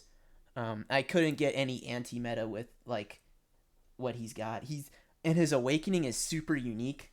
His awakening allows it so he can break your guard on the next hit, or he can get your guard low enough on the next hit you're gonna have to guard, and then it'll automatically break Orochi in Awakening. And then not only that, he can sub multiple times. That's like a little Easter egg he has where he can sub more than once, even after he has no more than 4 times, even though he has like no subs. That's one thing Orochimaru has about him that makes him really well. His air combos really well, like his up combos really well. He's just such a fast character. You can actually use everything to in his combos to his advantage, and I'm surprised he's not in S tier. I could have put him in S tier, but like there is some things that's holding Orochimaru back. I think probably is his team synergy. I feel like is team synergy with other characters. You don't want to slap an Orochimaru on certain like teams. I feel like that's just how I feel about him. Uh, yeah. and you always want to pair him with a strike back too. Like that's one thing. His awakening is okay. It's not like that crazy, but it's one of the best support awakenings, like for team awakenings, I should say. He's really good for team, especially with Madara, because if you put him with Madara and you do Orochimaru's jutsu, then you automatically break their guard with Madara's awakening in a team awakening setting. So like it's just he's just such a good character. All he's just so high maintenance. He's the closest to an S tier character I could think of. And then this Naruto, I put him here because he's just one of the best air jutsus in the entire game, I feel like.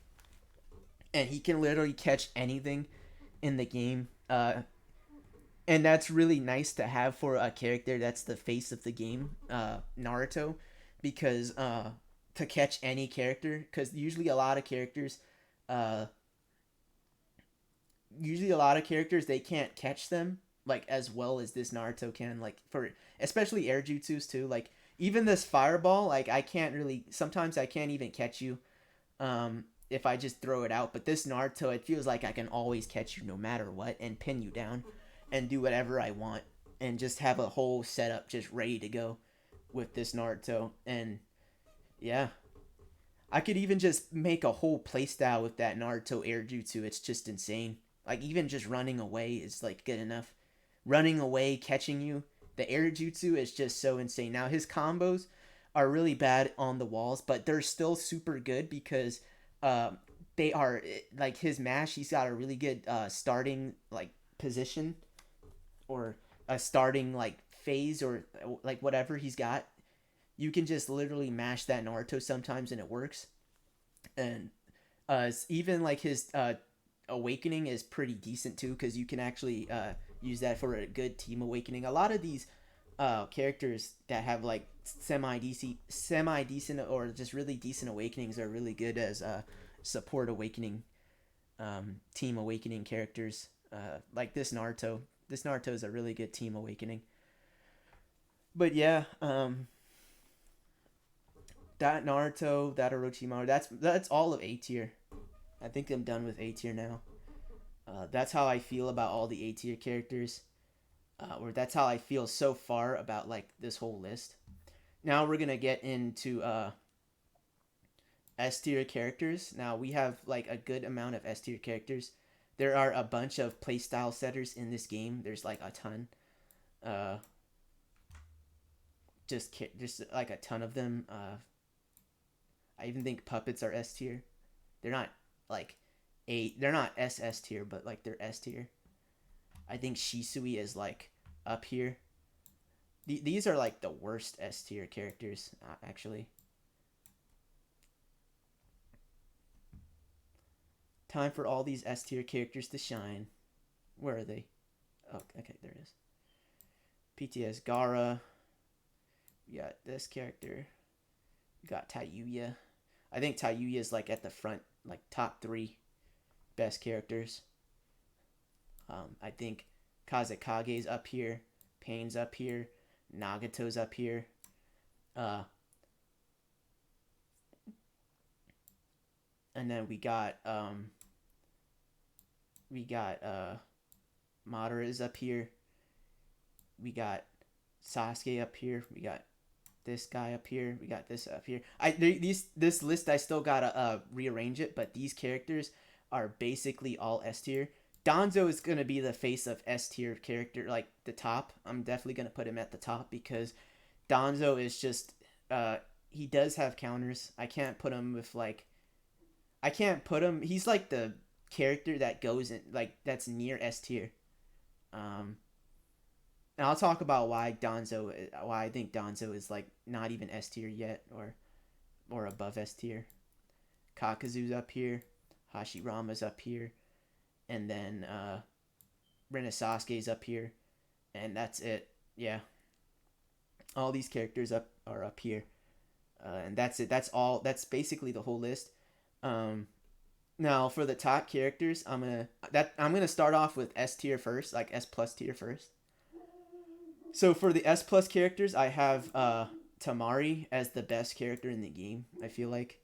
Then I have Madara, and then I have Kaguya. I think Kaguya is the third best character in the game. I think Tamari is literally like the one of the best characters in the entire game because she has literally no counters. Uh, so let me talk about the S plus tier before I get into the S tiers, because these are the remaining characters. Now the thing about Tamari is she literally has no counters in the game. Like there is no counters. You can argue that like Donzo is probably one of the like nearest like the closest counter into the game as to Tamari, but literally Tamari, I feel like I can escape like almost everything or just start out everything. And she has no counters. There's no way to stop this Tamari as like a support character at all. She is literally like that strong in a like in a void, like in a vacuum against all these characters. I think Tamari is like number one. She can literally like one Tamari can make any character like a god tier threat or like a just like a very dangerous team, like any S tier. That's how I feel about Tamari. I put her with puppets. I put her with Shisui. I put her with Shino. I put her with just basically Tayuya. Yeah, I put her with Tayuya. I put her with Yukito. I put her with every single one of these characters, and I've always just was able to excel better than like I was just able to excel like in everything with all these characters just by having one Tamari in the team. She is literally the best character in the entire game. Literally. Uh like I don't know how like not better she is. Like she is like better. Tayuya is like number 2. Um for just having one of her. And then now we have Madara here cuz Madara is literally like he is literally the face of meta. Like Madara, like there is not a situation where Madara is good. Um, the only time when Madara is not good is when he's doesn't have a good jutsu equipped. I feel like with like certain characters, it's so specific to counter a Madara that it's not even like he's literally just the best in the game. He has the best awakening. He has the best probably some of the best combos in the game. No counters really, like barely no counters, and just yeah, just has everything going for him. Tilt. He has the only thing that sucks about this Madara though is like his grab. Um, and I think he does have like specific things like you can fight him against like other characters. Uh I feel like you can just fight Madara, right? But not just like when I think about Tamari fighting other characters, it's like you just cannot fight Tamari at all. Tamari is like so hard to fight. She is literally the best in the game. And then Madara is just there for like the consistency for everything he's got, and then he can just rob you for like his first hit too. He literally can just sit there, block, and attack, and then you're just finished. Block, probably walk a little bit, and then attack, and then you're finished. Um, he is the face of like every no rules team too, because like his awakening is just the strongest thing in the entire one of the best awakenings in the entire game. He literally has the best awakening in the entire game. He has the best tools in the entire game. And not only that, he has like the best combo routes in the entire game too. A button lock, he has an ultimate, but the ultimate's not that great, but he does have like some really weird, but he has a really fast button lock to the point where he can just ultimate you on like the after the third hit, like after 3 hits and he button locks you. Like that's crazy. Um his black pull, every single one of his jutsus can go either way. Black pull, fireball, majestic destroyer flame, dragon flame singing jutsu. Like you can actually use every single one of those jutsus, and Madara will just excel at what he's doing. He's just got a jutsu for everything. uh, Especially black pull, which just like is just very toxic. I hate black pull. Loud singing jutsu is just toxic. Like all his jutsus are just toxic. Even the fireball is toxic because it's so fast, along with his combos. But yeah, that's how I feel about Madara. Now Kaguya, obviously she is kind of gonna be like one of the best in the game, because she has unblockables in her combos, and she has like a shuriken combo that can make you sub in the same spot. But the thing is, I don't think she is like better than these characters because she can actually like lose to certain things, and I feel like sometimes you have to build her specific way too. Like, but when she works, she is like very like she is really dangerous as a character. You can't just slap on a Kagi on a team; it just doesn't work that way. Um, yeah, and then not only that, she does have like I think she has like one or two counters in the game too. Specifically like Tamari. I think Tamari is like one of the best counters to Kaguya, and I think also probably like I know there's another character in here that's just really good at fighting Kaguya too. There's just probably Mater. Probably Mater is a really good fight against Kaguya too. Just having him. I'm like, oh my gosh. Very specific counters, and all those counters are like higher than her. So I can't even think of another character that could probably be a counter. Probably Kidomaru. Probably Kidomaru can be like a nice counter to Kaguya, right? Um, yeah, and that's it. She doesn't have any counters really, and they're very like specific, or you have to like make a playstyle to counter specific Kaguya plays, right? Like Kaguya is the reason why you have to build a team, because of certain things she does. You have to build a team that can work against her as well. You know, she makes these teams fear. Huh? All right, so that's all the S plus tiers. Now let's finish it off with the S tiers. Finally, the final bit of the stream is the S tiers.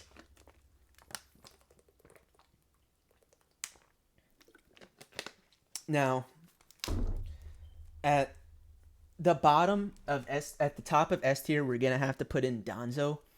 Now the S tiers are usually just playstyle setters, or they have their playstyles are so good that they are just they're just sometimes they're just way too good for like certain strategies in the game. Sometimes they can create certain strategies in the game, or they're just yeah, they have their own unique style, and it works out super well, and it's very strong, and it's very nice to have on a team. It's the whole reason why you would want to play the character, really. If you're trying to fight the meta, then you're gonna be sometimes you're just most of the time you're gonna be looking at these characters to fight the meta with in general. So at the top of S tier we have Danzo. We already know why Danzo's up here, because of Danzo with his fast jutsu. He has very fast poking damage. He has very fast everything. He can rob a game with his tetragram seal, and he can get subs with tetragram seal. But the reason why he is not at the S plus tier is because he needs other characters that can like utilize those features with him.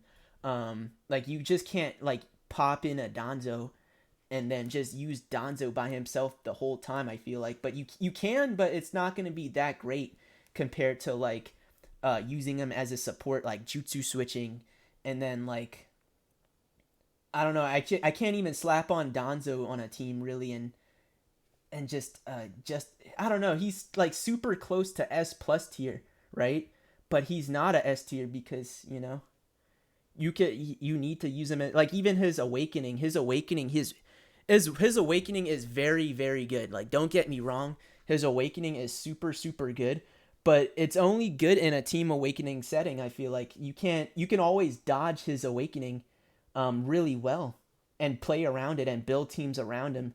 But he gets very frustrating to fight. That's the only problem I have with Danzo is because he gets very frustrating to fight because he's so fast, and he can also just one hit buffer you and then just get free damage. You're always guaranteed damage with Danzo on your team, right? There's not a single situation where you're not guaranteed damage with Danzo on your team. You're always guaranteed damage with Danzo on your team, always, unless you're really bad. Like in a vacuum, like you're always guaranteed damage, no matter what, because that's how fast his jutsu is. Um, his combos, you can also ninja move out of him. And people are only scared, really. You're usually only scared about his awakening, but it's not his awakening that makes him dangerous. It's just his basic tools that he has as a character, like his jutsu, his tilt, his combos. All that make him dangerous. His awakening is just the bonus of it, and it's a really good bonus of it too, especially with team awakening, which can just, yeah. The whole play with Danzo is to cover a large area with Danzo, or just cover a whole large area with the team awakening, and then that's when you go in with Danzo because they can't really they can't fight something like that. It's so hard to fight something like that, and you have to like play a certain way to actually beat Danzo, in that way where they're just spamming team awakening the whole time. So his awakening is actually it's really good, but I still don't think it's as good as like just him in general, just all of Danzo as a character. And yeah, that's how I feel about it. So up next we have Tayuya. I think Tayuya belongs in this tier, because like Tayuya does have counters, and she has like a couple of counters, and I wouldn't say she has specific counters because she does have like certain. You can't just slap on Tayuya and just play her right. You have to play her. You have to play her with specific characters, and the only character that can just like make it like almost a 70-30 matchup would be like Danzo and Shisui. Right, Danzo, Shisui, and like this Madara are like the only characters that just are holding Tayuya back from going to like S plus tier. And even Orochimaru, like Orochimaru is super strong too. Like I've always had problems with Orochimaru. There was not a single time I had problems with Orochimaru when I play with Tayuya. Tayuya is just a lot of characters like to meme on her. Like not characters, a lot of players like to meme on her, saying that you just like run away with her, but it goes more in depth to just running away with Tayuya. I feel like in general, like there's a lot to go in, but yeah, Tayuya, she's got body blocking. Body blocking is one of the most strongest things in the entire game. And then like you use it for her dokis, and then not only that, she can buffer her dokis. She's probably like she's like one of the best manipulators of like she's one of the best manipulators of her own tools, I feel like. And she's really good when you just start buffering with her, and she's really good when you start playing with other matchups. Sometimes she can make it a 0 to 100 matchup if they don't have the Tayuya answer. Honestly, if they don't have the Tayuya answer, then she could just make it to like 0 to 100 matchups. Yeah, that's how she is. And then up next is what else do I have to say about her? Her jutsu is really great. Her awakening is only like for team awakening. A thing that I'd be doing sometimes with her team awakening is I do her jutsu just straight up, and it'll go through other jutsus. Like it will like phase right through them and then hit them. That's what I really like about Tayuya too, is like her jutsu doing that and her ultimate jutsu doing that too as well. So, and it could be very like unsuspecting too if it ever happens. Like it just a lot of people just don't think about it. Usually they just think it's like a hitbox on the field, but no, you can't actually stop those things. It's pretty good. Uh, and yeah, so Tayuya, a lot of people get frustrated with Tayuya. They end up like banning her because sometimes she could just make things like 0 to 100 matchups, and if you don't like build teams around like everything, yeah. So Tayuya is there, honestly. And then you have another character I feel like is really good is Shisui. I think Shisui belongs right here. He definitely belongs right there. Shisui is such a problem right now in the game that it's not even just like when I play with like Tayuya or anything. It's just in general. Like when I play with like Nagato or Neji, I always have problems with Shisui because he just hits he his jutsu. It's so good. It's like the best thing about Shisui, and then not only that, his combos just make it worse. Everything could go downhill when you're just fighting a Shisui. Like even like trying to like catch your opponent, like Shisui is just so awful. He can even just get free awakenings too. Sometimes he just is that character that just allows it to happen. He allows you to get like free awakenings off for just for doing a jutsu switch. He can use his jutsu in like so many ways, and he can use his combos in so many ways, and he can just do a lot of things in so many ways and just pin you down, make you frustrated, make it so you can't dash sometimes. Um, I think Naruto is actually better than him though, in a sense. But Shisui is definitely like a S tier character. I've always had trouble with Shisui. Not even just switching kit like break free out of his like momentum. He's just got really good momentum as a character to the point where sometimes I think even playing him like on a team is just free damage. Sometimes I feel like it's just free damage when I just fight that jutsu, and it could get very complicated and very like problematic, like where I have to start like regarding and stuff just to like stop him. It's awful. Even puppet players are starting to like put Shisui on their team now because it's like you can just get free damage with like the dash, like support dashing and like dashing in general.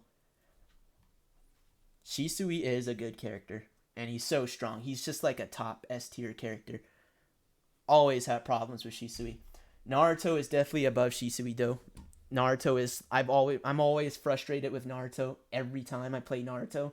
Against the Naruto is because he always gets damage off all the time. It's like he's always sometimes I feel like my opponent is just super brain dead and then they get a free Naruto jutsu off for free just for no reason, and there's like I can't stop him. He just does it like he just does it all the time. He might be even better than Donzo in a sense. That's where he like comes down to me getting convinced where he's just better than Donzo, where he just could like one hit sometimes. Sometimes he could just one hit jutsu buffer and it's just so free. Um, Now obviously we have the Hokage one here because it's way better. Uh, yeah, and then yeah, Naruto's combos are just so good. Like after a guard break, you get a free down combo, you get a free juggle, you get a free everything with that Naruto is just almost free sometimes. That Naruto is just for like yeah, you're just getting free stuff if you're just with him, like even more than Shisui. Naruto is just a dumbass. He's just the best character for like just making you mad. Probably more mad than Tamari. Honestly, he's just such a frustrating character, and then it's just a free strike back right after that too. His awakening can be very frustrating sometimes. His buffers, you know, everything. That everything about that Naruto is frustrating. Even his air combo, in his shurikens, and just he does things faster than Danzo sometimes too. It's kind of crazy.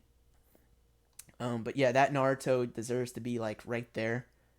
Always have problems with that character, Shisui, and then we have, I would say that even Hashirama would be right there. Probably Hashirama. It's a mix between Hashirama and the Kazekage, but I think I have to give it to Hashirama because his jutsu is just too it's just too awful to fight against. It sometimes you could just like wall your opponent completely for free for like 5 seconds, or just even more than that, just by playing Hashirama. His combos, he's got so many button locks in his combos, it's just insane. Um, he's got a lot of tools going for him. You could, and he's just like a really good character to just set off his own playstyle in general. Like he's just one of those main characters, just very strong, very you know, just out there. He's just out there as a character. He's just so strong as a character. He's like a real Senju in the game. Edo Hashirama. He's just like a real Senju in the ninja verse of or in the storm, like in the ninja. I don't know how to explain it, but yeah, he's just like a strong character. He's got really good combo routes. He's got the best down combo in the, well, like not the best, but he does the most damage down combo in the entire game. Too. He's got a really good up combo too, a really good neutral combo. You can reverse ninja move his neutral combo. I do that like a lot, just so I can get guard breaks off and ultimates off, just so I could like, so I ninja move him. He's got a button lock on his third hit where you can literally just counter and then it will still button lock them and continue another combo just for free. Like, yeah, just, well, not for free, but just like for a cost of something so little. No, it's Hashirama. Hashirama has the strongest, and then is Kaguya. Kaguya has the Hashirama has like 22.2 or something, and then and Kaguya has like 22%. So, just like 0.2% off for like a the strongest down combo. Here, I could look it up for you. Here, you want me to show you? So, let me get into the Storm Discord here, which has everything here for frame data, or like the old frame data, or whatever you guys want to call it. So this is Kaguya's frame data here, right down here. No, up a little bit more. Right here, just 22%, and then Hashirama, which is like right around in the second page, I think. Yeah, second page. Edo Hashirama, 22.2%. So Edo Hashirama has the most damaging down combo in the entire game, 22%. So you literally can do his combo like 5 times and it'll kill someone. Like, yeah. We all know how ridiculous his damage is. And then you have so yeah, he's just a really good support character. One thing I get frustrated with is when I dash into his charge guard. I really am frustrated with his charge guard a lot. Like, he's probably like one of the best characters to utilize that, because when you get hit by the charge guard, you can actually switch into Hashirama and then get a free combo off. So it's like a dash cut, but with charging your chakra, but then you could just mash right afterwards for free. Yeah.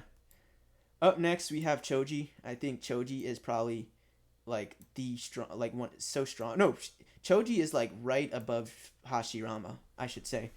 So Road to Boruto Choji, he has the thing about Road to Boruto Choji is uh he is a really good support character. He is like a really good support character, even more than like a lot of the support characters in the game, like Naruto, like TBB Naruto. Like, as an air jutsu, he's got one of the best. For a buffer, he's got like one of the best buffers. He's probably got one of the best, but that's only like close up. You can just throw out his jutsu sometimes. What I like to do if I'm like in a Choji, if I'm just playing Choji just regularly, I like to just throw out his jutsu in the air sometimes, because I could just get like a free prediction off, or just a free combo off if they block it. So, or just, free hit, free stuff with that Choji sometimes. He is a dash cut, so that's why he's like that high on the list. And then not only that, his awakening is very, very broken. Probably almost as it's broken. It's almost as broken as Madara's, but Madara's is definitely more broken. This Choji, you cannot dash him in awakening at all, at all. So like, um, so like he could just like, and not only that, he just has a very good first hit in his combo, to the point where he just like he just he could just break through everything, every strategy in the game. He can just break through as a character, and he could just do it. He can just rob games. He can make things from 0 to 100 real quick. Like just like that song, he can make things 0 to 100 real quick, uh, to the point where like a lot of strategies just fall just because of Choji. You can literally rob games with Choji, and it's so free. Um, Now, if they're guarding, yeah, all they have to do is just guard, really. But to like stop the Choji awakening, but Choji can rack up so much guard damage and like so fast, and break your damage so like break your guard so fast that um he just like can just abuse his awakening. And it's just when he abuses his awakening, it's just so good. I love Choji. I like using his awakening only, really. I don't really like everything else about Choji, really. I just like his awakening. I love his awakening. His awakening is just so good. Yeah. So that's enough about Choji. And then we have Hashirama, and then up next, I think probably we're gonna have to give this to the Kazekage, or no, not the Kazekage. I think probably this Kaka, Konkoro right here. Kokoro is just in the perfect spot. Now this Konkoro is very like people like, I know that people say that he's not as good. No, a lot of people do say he's as good as he is. Like he is just, a lot of people think he should be banned and he should be like the best character in the entire game. But there are some counters to him, and like you have to know how to play him really well and like time stuff. And even then, like it's kind of hard to do that because he is a mix-up artist. Probably even better than Hashirama. Um, in a Yeah, he's just better than Hashirama. Probably better than than adult Choji too, or like Rotoborto Choji. It's his air combo. His air combo is just one of the strongest things in the entire game. It's like a whole playstyle you can make out of with just his air combo, and his air combo is just his air combo makes you feel like you can do anything in the game. Like it literally makes you feel like you can play any strategy, anything in the entire game. It's so strong. I feel like there's more to it than meets the eye when it comes. And then not only that, he's got so many strategies embedded to him. Like not only he can mix you up with like the dashes, but he can also mix you up with like the combos, mix you up with like buffer like stuff, and then he could just mix you up with like all types of ways, even with the grab, the tilt. He can mix you up with like every single one of them. He can use every tool into what, like he literally can use every tool he's got to his advantage. Like even like ground shuriken, like everything. He literally can use everything to his advantage, and it's so powerful. Um, and a lot of people complain about this character a lot because of just how strong his air combo is. You could just abuse it. It's so good. And then like you could also, now there I found out another thing you could do with this Konkoro is if you charge a fully charged chakra dash with this Konkoro, you can actually when they counter your dash, if they're trying to run away from you countering, you can actually pick up your puppets after a fully charged chakra dash from like just doing it. And then yeah, so not even like ninja move countering can like save you at that point. And it's just, he's just got a ton of tools. He can pick up his puppets, he can do things, probably he could do everything probably even better than Shisui. I have more problems with this Conqueror. I really hate Konkoro. I really hate this character. I really do. He's such a very like consistent character. A lot of people complain about him. I complained about him in the past. Um, and even now I still complain about him. He's such a dumb character. A lot of puppet players uses this character more a lot, you know. There's a reason why these puppet players are playing adult Konkoro. It's not just cuz he's like, you know, It's not because he's just gimmicky, but he's just got everything consistent about him. A lot. He's just got a lot of things consistent about him. Um, it's not even a gimmick. It's just facts. It's just real.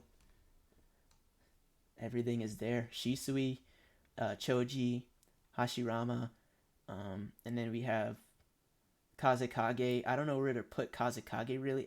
Kazekage is very annoying, but the thing about Kazekage is, you have to put him with certain. You have to like have him have really good team synergy with like a lot of these characters, or with a good amount of characters, and it's kind of hard to do that with this Kazekage. I've only seen people play him with like Nagato, and then like I played him with like this Naruto, um, and then like this Pain, but this Gara, but like Nagato. I still don't know what else to put him with other than those characters. Really, he's just like Itachi. He has that same like effect where Itachi, where he's just like his own character. Um, he's just that type of character where he's just there. And he's just annoying, and he's just threatening, and he could just have a playstyle. It's not as strong as Hashirama's. I think Hashirama's playstyle is way more stronger than like um than him. Yeah. And Neji, everything. These characters belong at the bottom. Um, PTS Gara, he's gonna have to go like a little bit lower, but he is there specifically for like the team synergy. Who else is there? Nagato. Oh yeah, Nagato is definitely better than like these two characters. Nagato is definitely like one of the most annoying characters in the game to fight because, or no, he's like a character where you have to like he's definitely one of the characters you have to be prepared for to fight. Definitely, if you're not prepared to fight Nagato, then you're just gonna lose in a 0 to 100 matchup because he's just a rush. He just rushes you down, and not only that, he can do even more than rush you down. He can play so defensively that he can play so defensively where it's just you're not gonna really get in that much. I still think Shisui is better than Nagato though, because Shisui just has like he just has a ton of things going for him. Shisui is just not better than Dash Cut. He's not better than Choji because Choji has got a really good. Actually, Choji can probably go a little bit lower. Actually, yeah. Nagato, yeah. A lot of people, when they sub his jutsu, they sub into it again because they get so thirsty. If you're super thirsty and you're trying to sub that jutsu and dash again, then you're gonna get hit again, and possibly you're gonna get hit with a Naruto last strike back. Yeah, and Nagato's combos, his tilt, his awakening is really good. Right beside him was Pain. Pain is so ubiquitous, and he's just everywhere as a character. He's just there's not one time where Pain is not on a team. Most of the time, 9 times out of 10, if you go into an online match and you look at their character's most used list, you're gonna see Pain, because Pain is just so good. He does everything he does like a lot of things consistently, and he has a purpose for everything he does. Almost basically does. He has a purpose in every part of his combos, and we talked about this. Pain is just there. Pain is a really good character. He's just everywhere as a character. Sometimes I even feel like he's better than Nagato, but Nagato is just there because he's just got better button locks. He's better than Pain too. I mean, not Pain. He's better than Hashirama, in a sense. I feel like, or no, I guess Hashirama could be up here, like right there. That's perfect for Pain. Spot. Now up next we have Mei. Now I think Mei could actually go higher. I think Mei is probably like right there as a character. Really better than Nagato, better than Pain. Now recently I picked up this character and I just noticed how super strong she is, because she is one of the best characters for like jutsu, like fighting against jutsu switch teams and fighting like puppets in general. Probably even better than puppets actually. She's probably that right there. Yeah, that's what I'm gonna give May. And then like she's got really, I know a lot of EUs complain about May too. She could just cancel fireballs, like inferno fireballs, with just her combos alone. And she has a whole playstyle, and she forces you to put you in a situation where you have to think and have to time a sub. Sometimes you're just forced to guard her too. Like you're just forced to do things against May, and that just makes her and that just makes a character so powerful. She could even just counter puppets like really well too. Like she fights puppets, she does it really well, and she's super consistent. You can slap May on like a lot of teams too, and you don't even have to put her as a main character.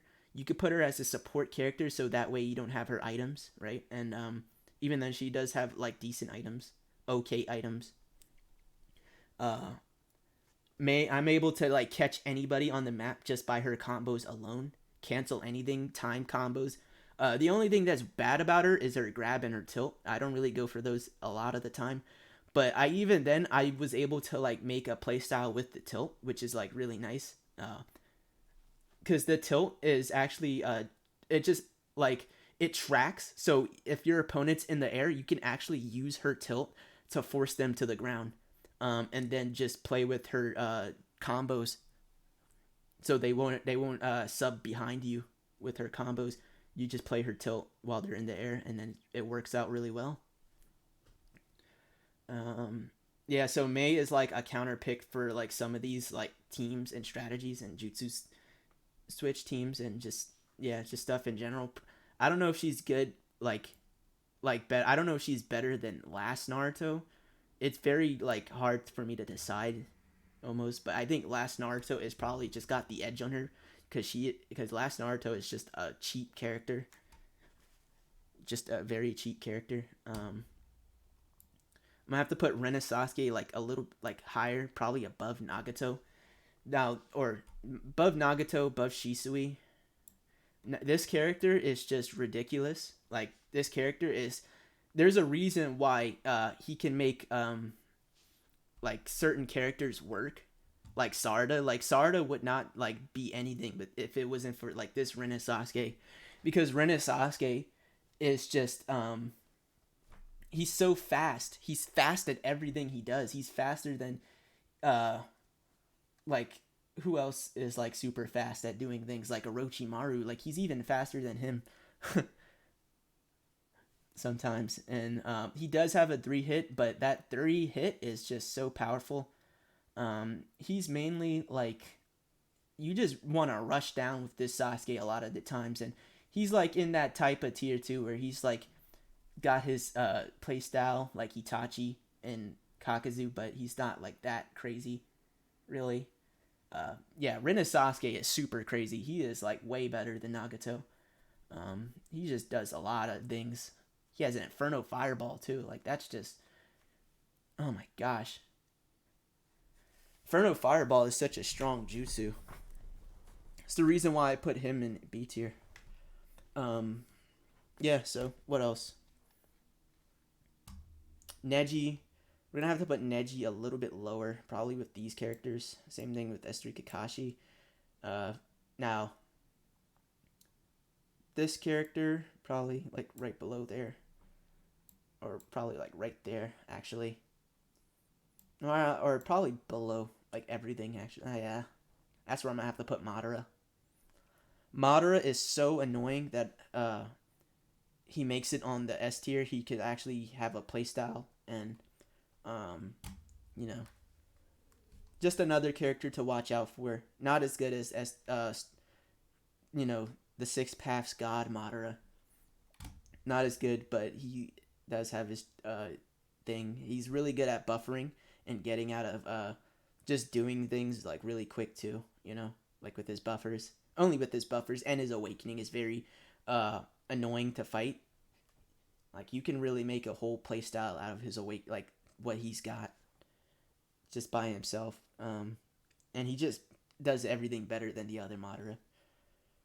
Yeah. Uh, let's see.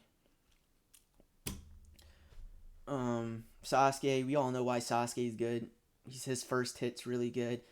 He's got really good buffering, and he just Inferno Fireball, and it's a preset Inferno Fireball too. So uh, if this was a preset Inferno Fireball, you probably would see way more. Like you would probably see him like higher than like some of these characters if he had an infinite combo. But since he doesn't, sometimes this Sasuke can just replace what he's got, and yeah.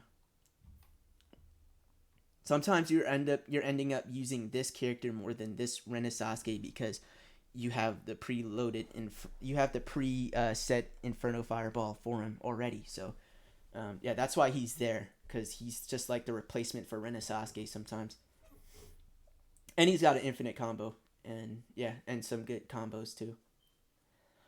Now Kakazu is like probably above the Kazekage because he can just get out of any combo in the game. Probably no, actually, you know what? Kakazu's probably even higher than that.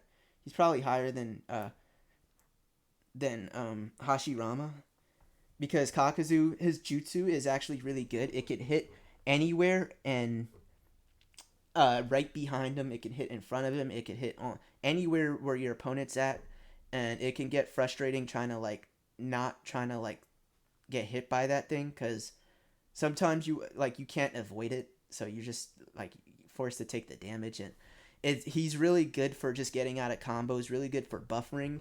He's really good on puppet teams too, because he likes to eat up other jutsus as well. He also likes to just get out of combos like Nagato combo really well. Get out of Hashirama's combos really well.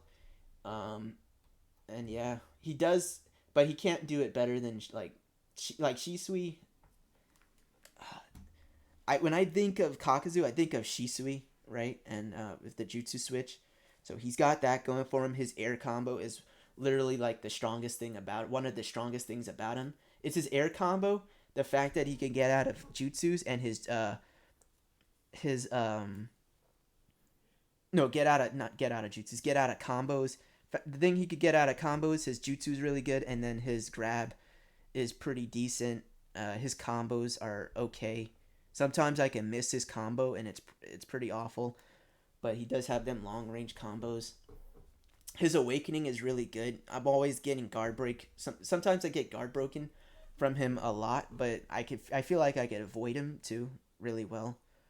But he's really good for like awakening teams as well, like that Kakazu, just playing him straight up. Really good for team awakening.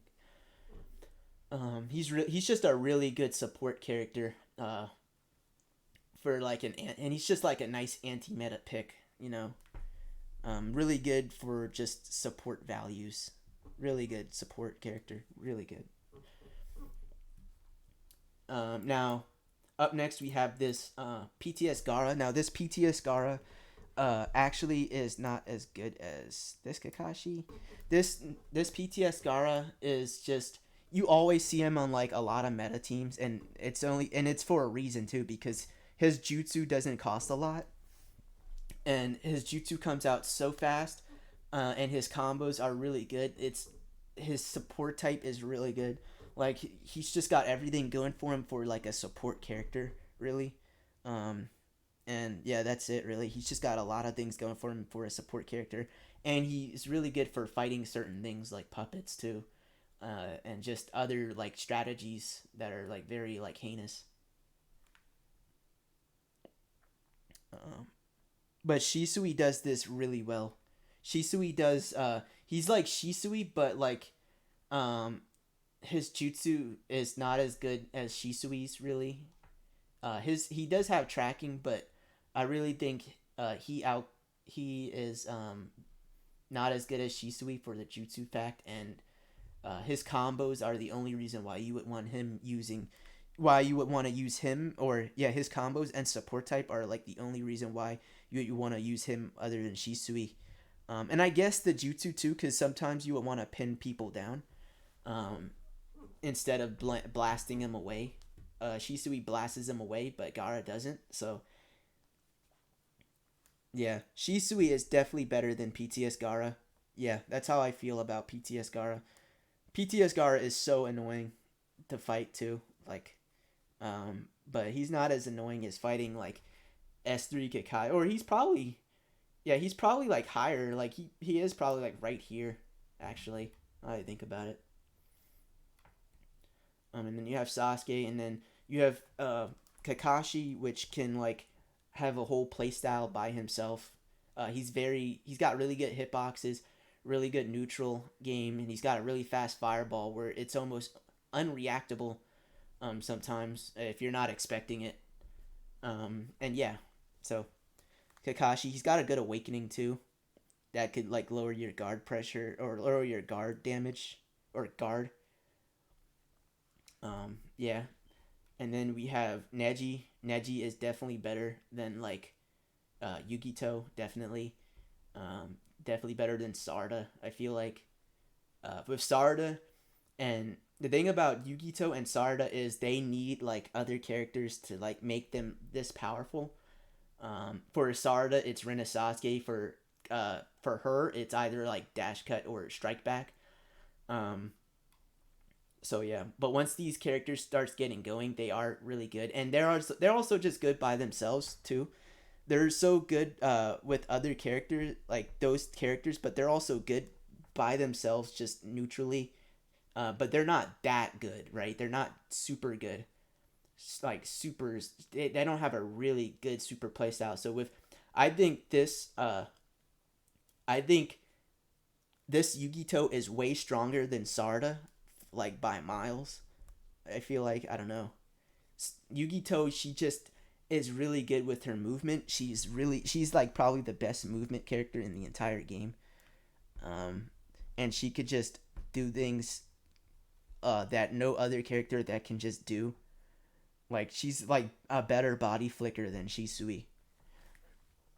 Um, yeah, and then not only that, her tilt like is just really like really nasty too. Like you could just get really good tilt, strike back, and then just go for anything you want after the tilt. Like, um, now Sarda, uh, these two are characters are basically I feel like they're just like rivals against each other in the same game.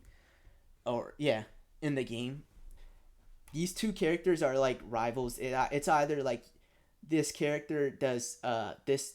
I don't know. I don't know how to say it. They're just like the same.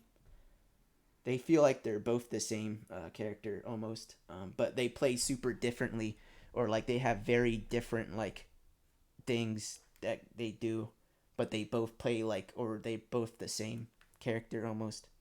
That's how I feel about Yugito and Sarda together.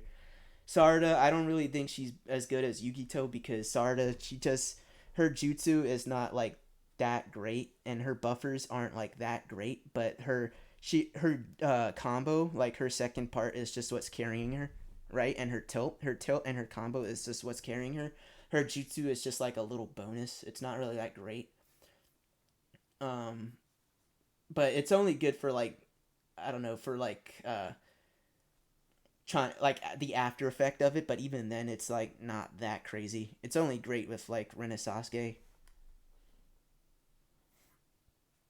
And then you have Madara. I already talked about Madara. And then yeah, that's my whole tier list right there. That's everything I got. How I feel about every character in the game. Um, just yeah, that's just how I feel about every character in the game and how I feel about all the characters in general. Um, you know, oh, why is it doing this? What the heck? Oh, cause I somehow I think it clicked. For some reason, when I like move my mouse, that's weird. When I move my mouse, it like, or like move it away, it just does that. But yeah, what do you guys think about the tier list? Yeah, but Sarda, I mean, the thing is about Yugito though is she has like a good like movement options. I think she's even better than like uh Neji too, you know. I think Yugito's way better than Neji. Probably even better than S3 Kakashi. Huh?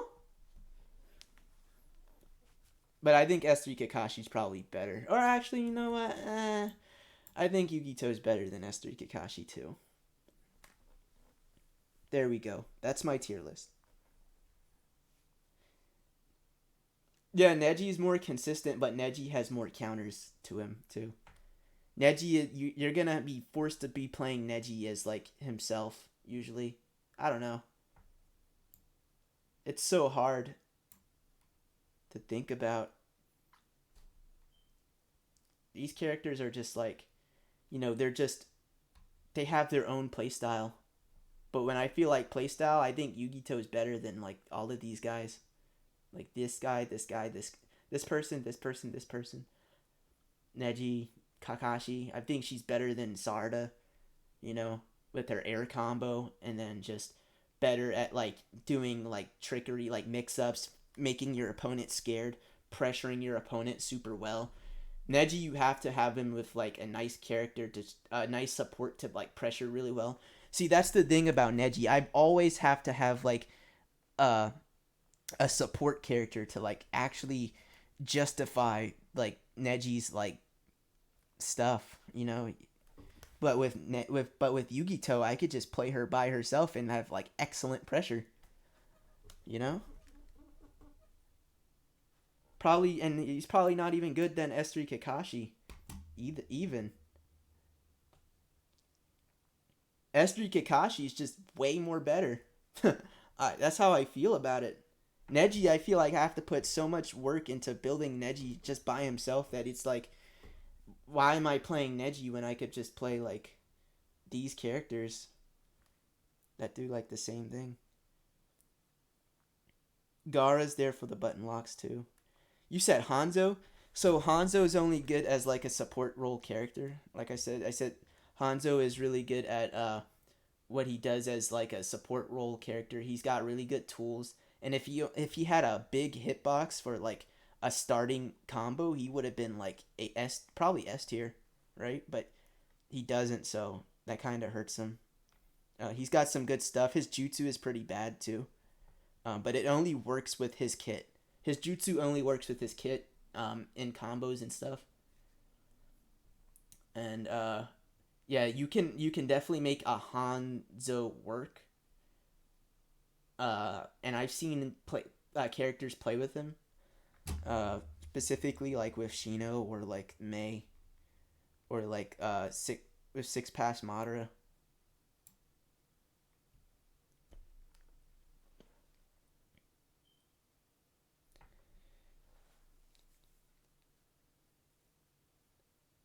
Yeah, see, but like she also has her own playstyle. Like it's just like her own playstyle is very strong too.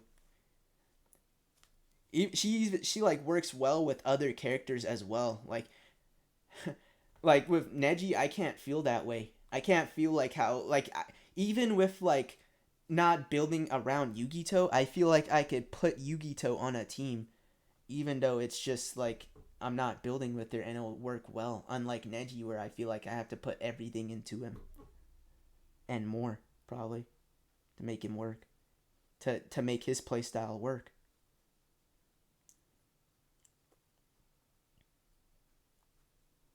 And I also think that Gaara is like probably like at the bottom too, probably.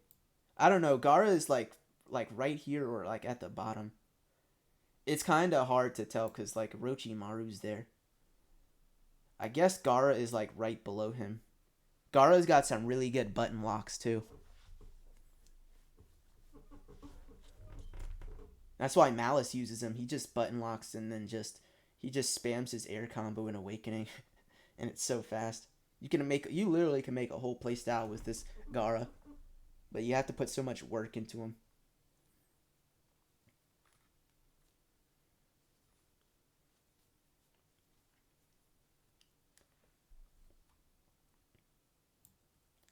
But yeah, that's my whole tier list.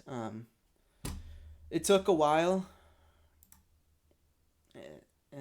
but this is everything, right? What do you guys think about it, right? What else do you think about it?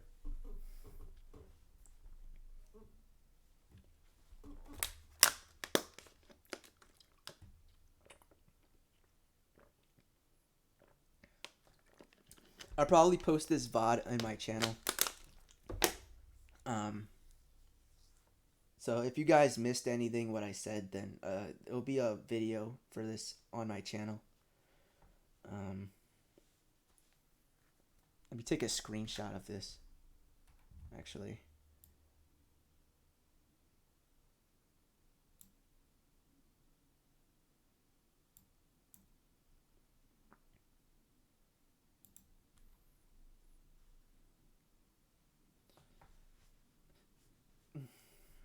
Oh, you should play Obito then. You gotta play Obito and see what I mean, cause his Obito, I would have like Rage. I like this character a lot. Like I really love Obito. Like I love playing him as a character. But there's so much things like there's like those things that are just very like that hurts him, you know, as a character. He's not that high. I just can't I can't put him that high. I just can't. It just doesn't feel that way. All right, well, I'm gonna end my stream. Thank you guys for tuning in to my tier list video. This is everything I had to have. Yeah, this is everything I had to show, everything I had to talk about. And if you're watching this on YouTube, then good. Glad you made it to the end. PTS Lee, yeah, PTS Lee is like he is really like he is very high maintenance as a character. Yeah, he is better than all these SB tiers. Definitely better than all of them, and you can't change my mind.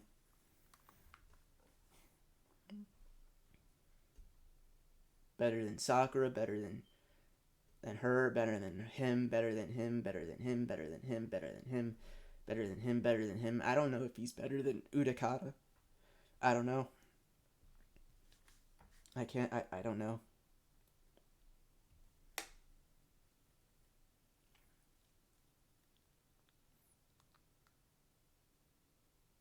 Yeah, yeah, he is. Play him, Rage. Play him. I dare you to play Kimimaru. Play him right now, and then and then tell me what you think about it. But yeah, that's it.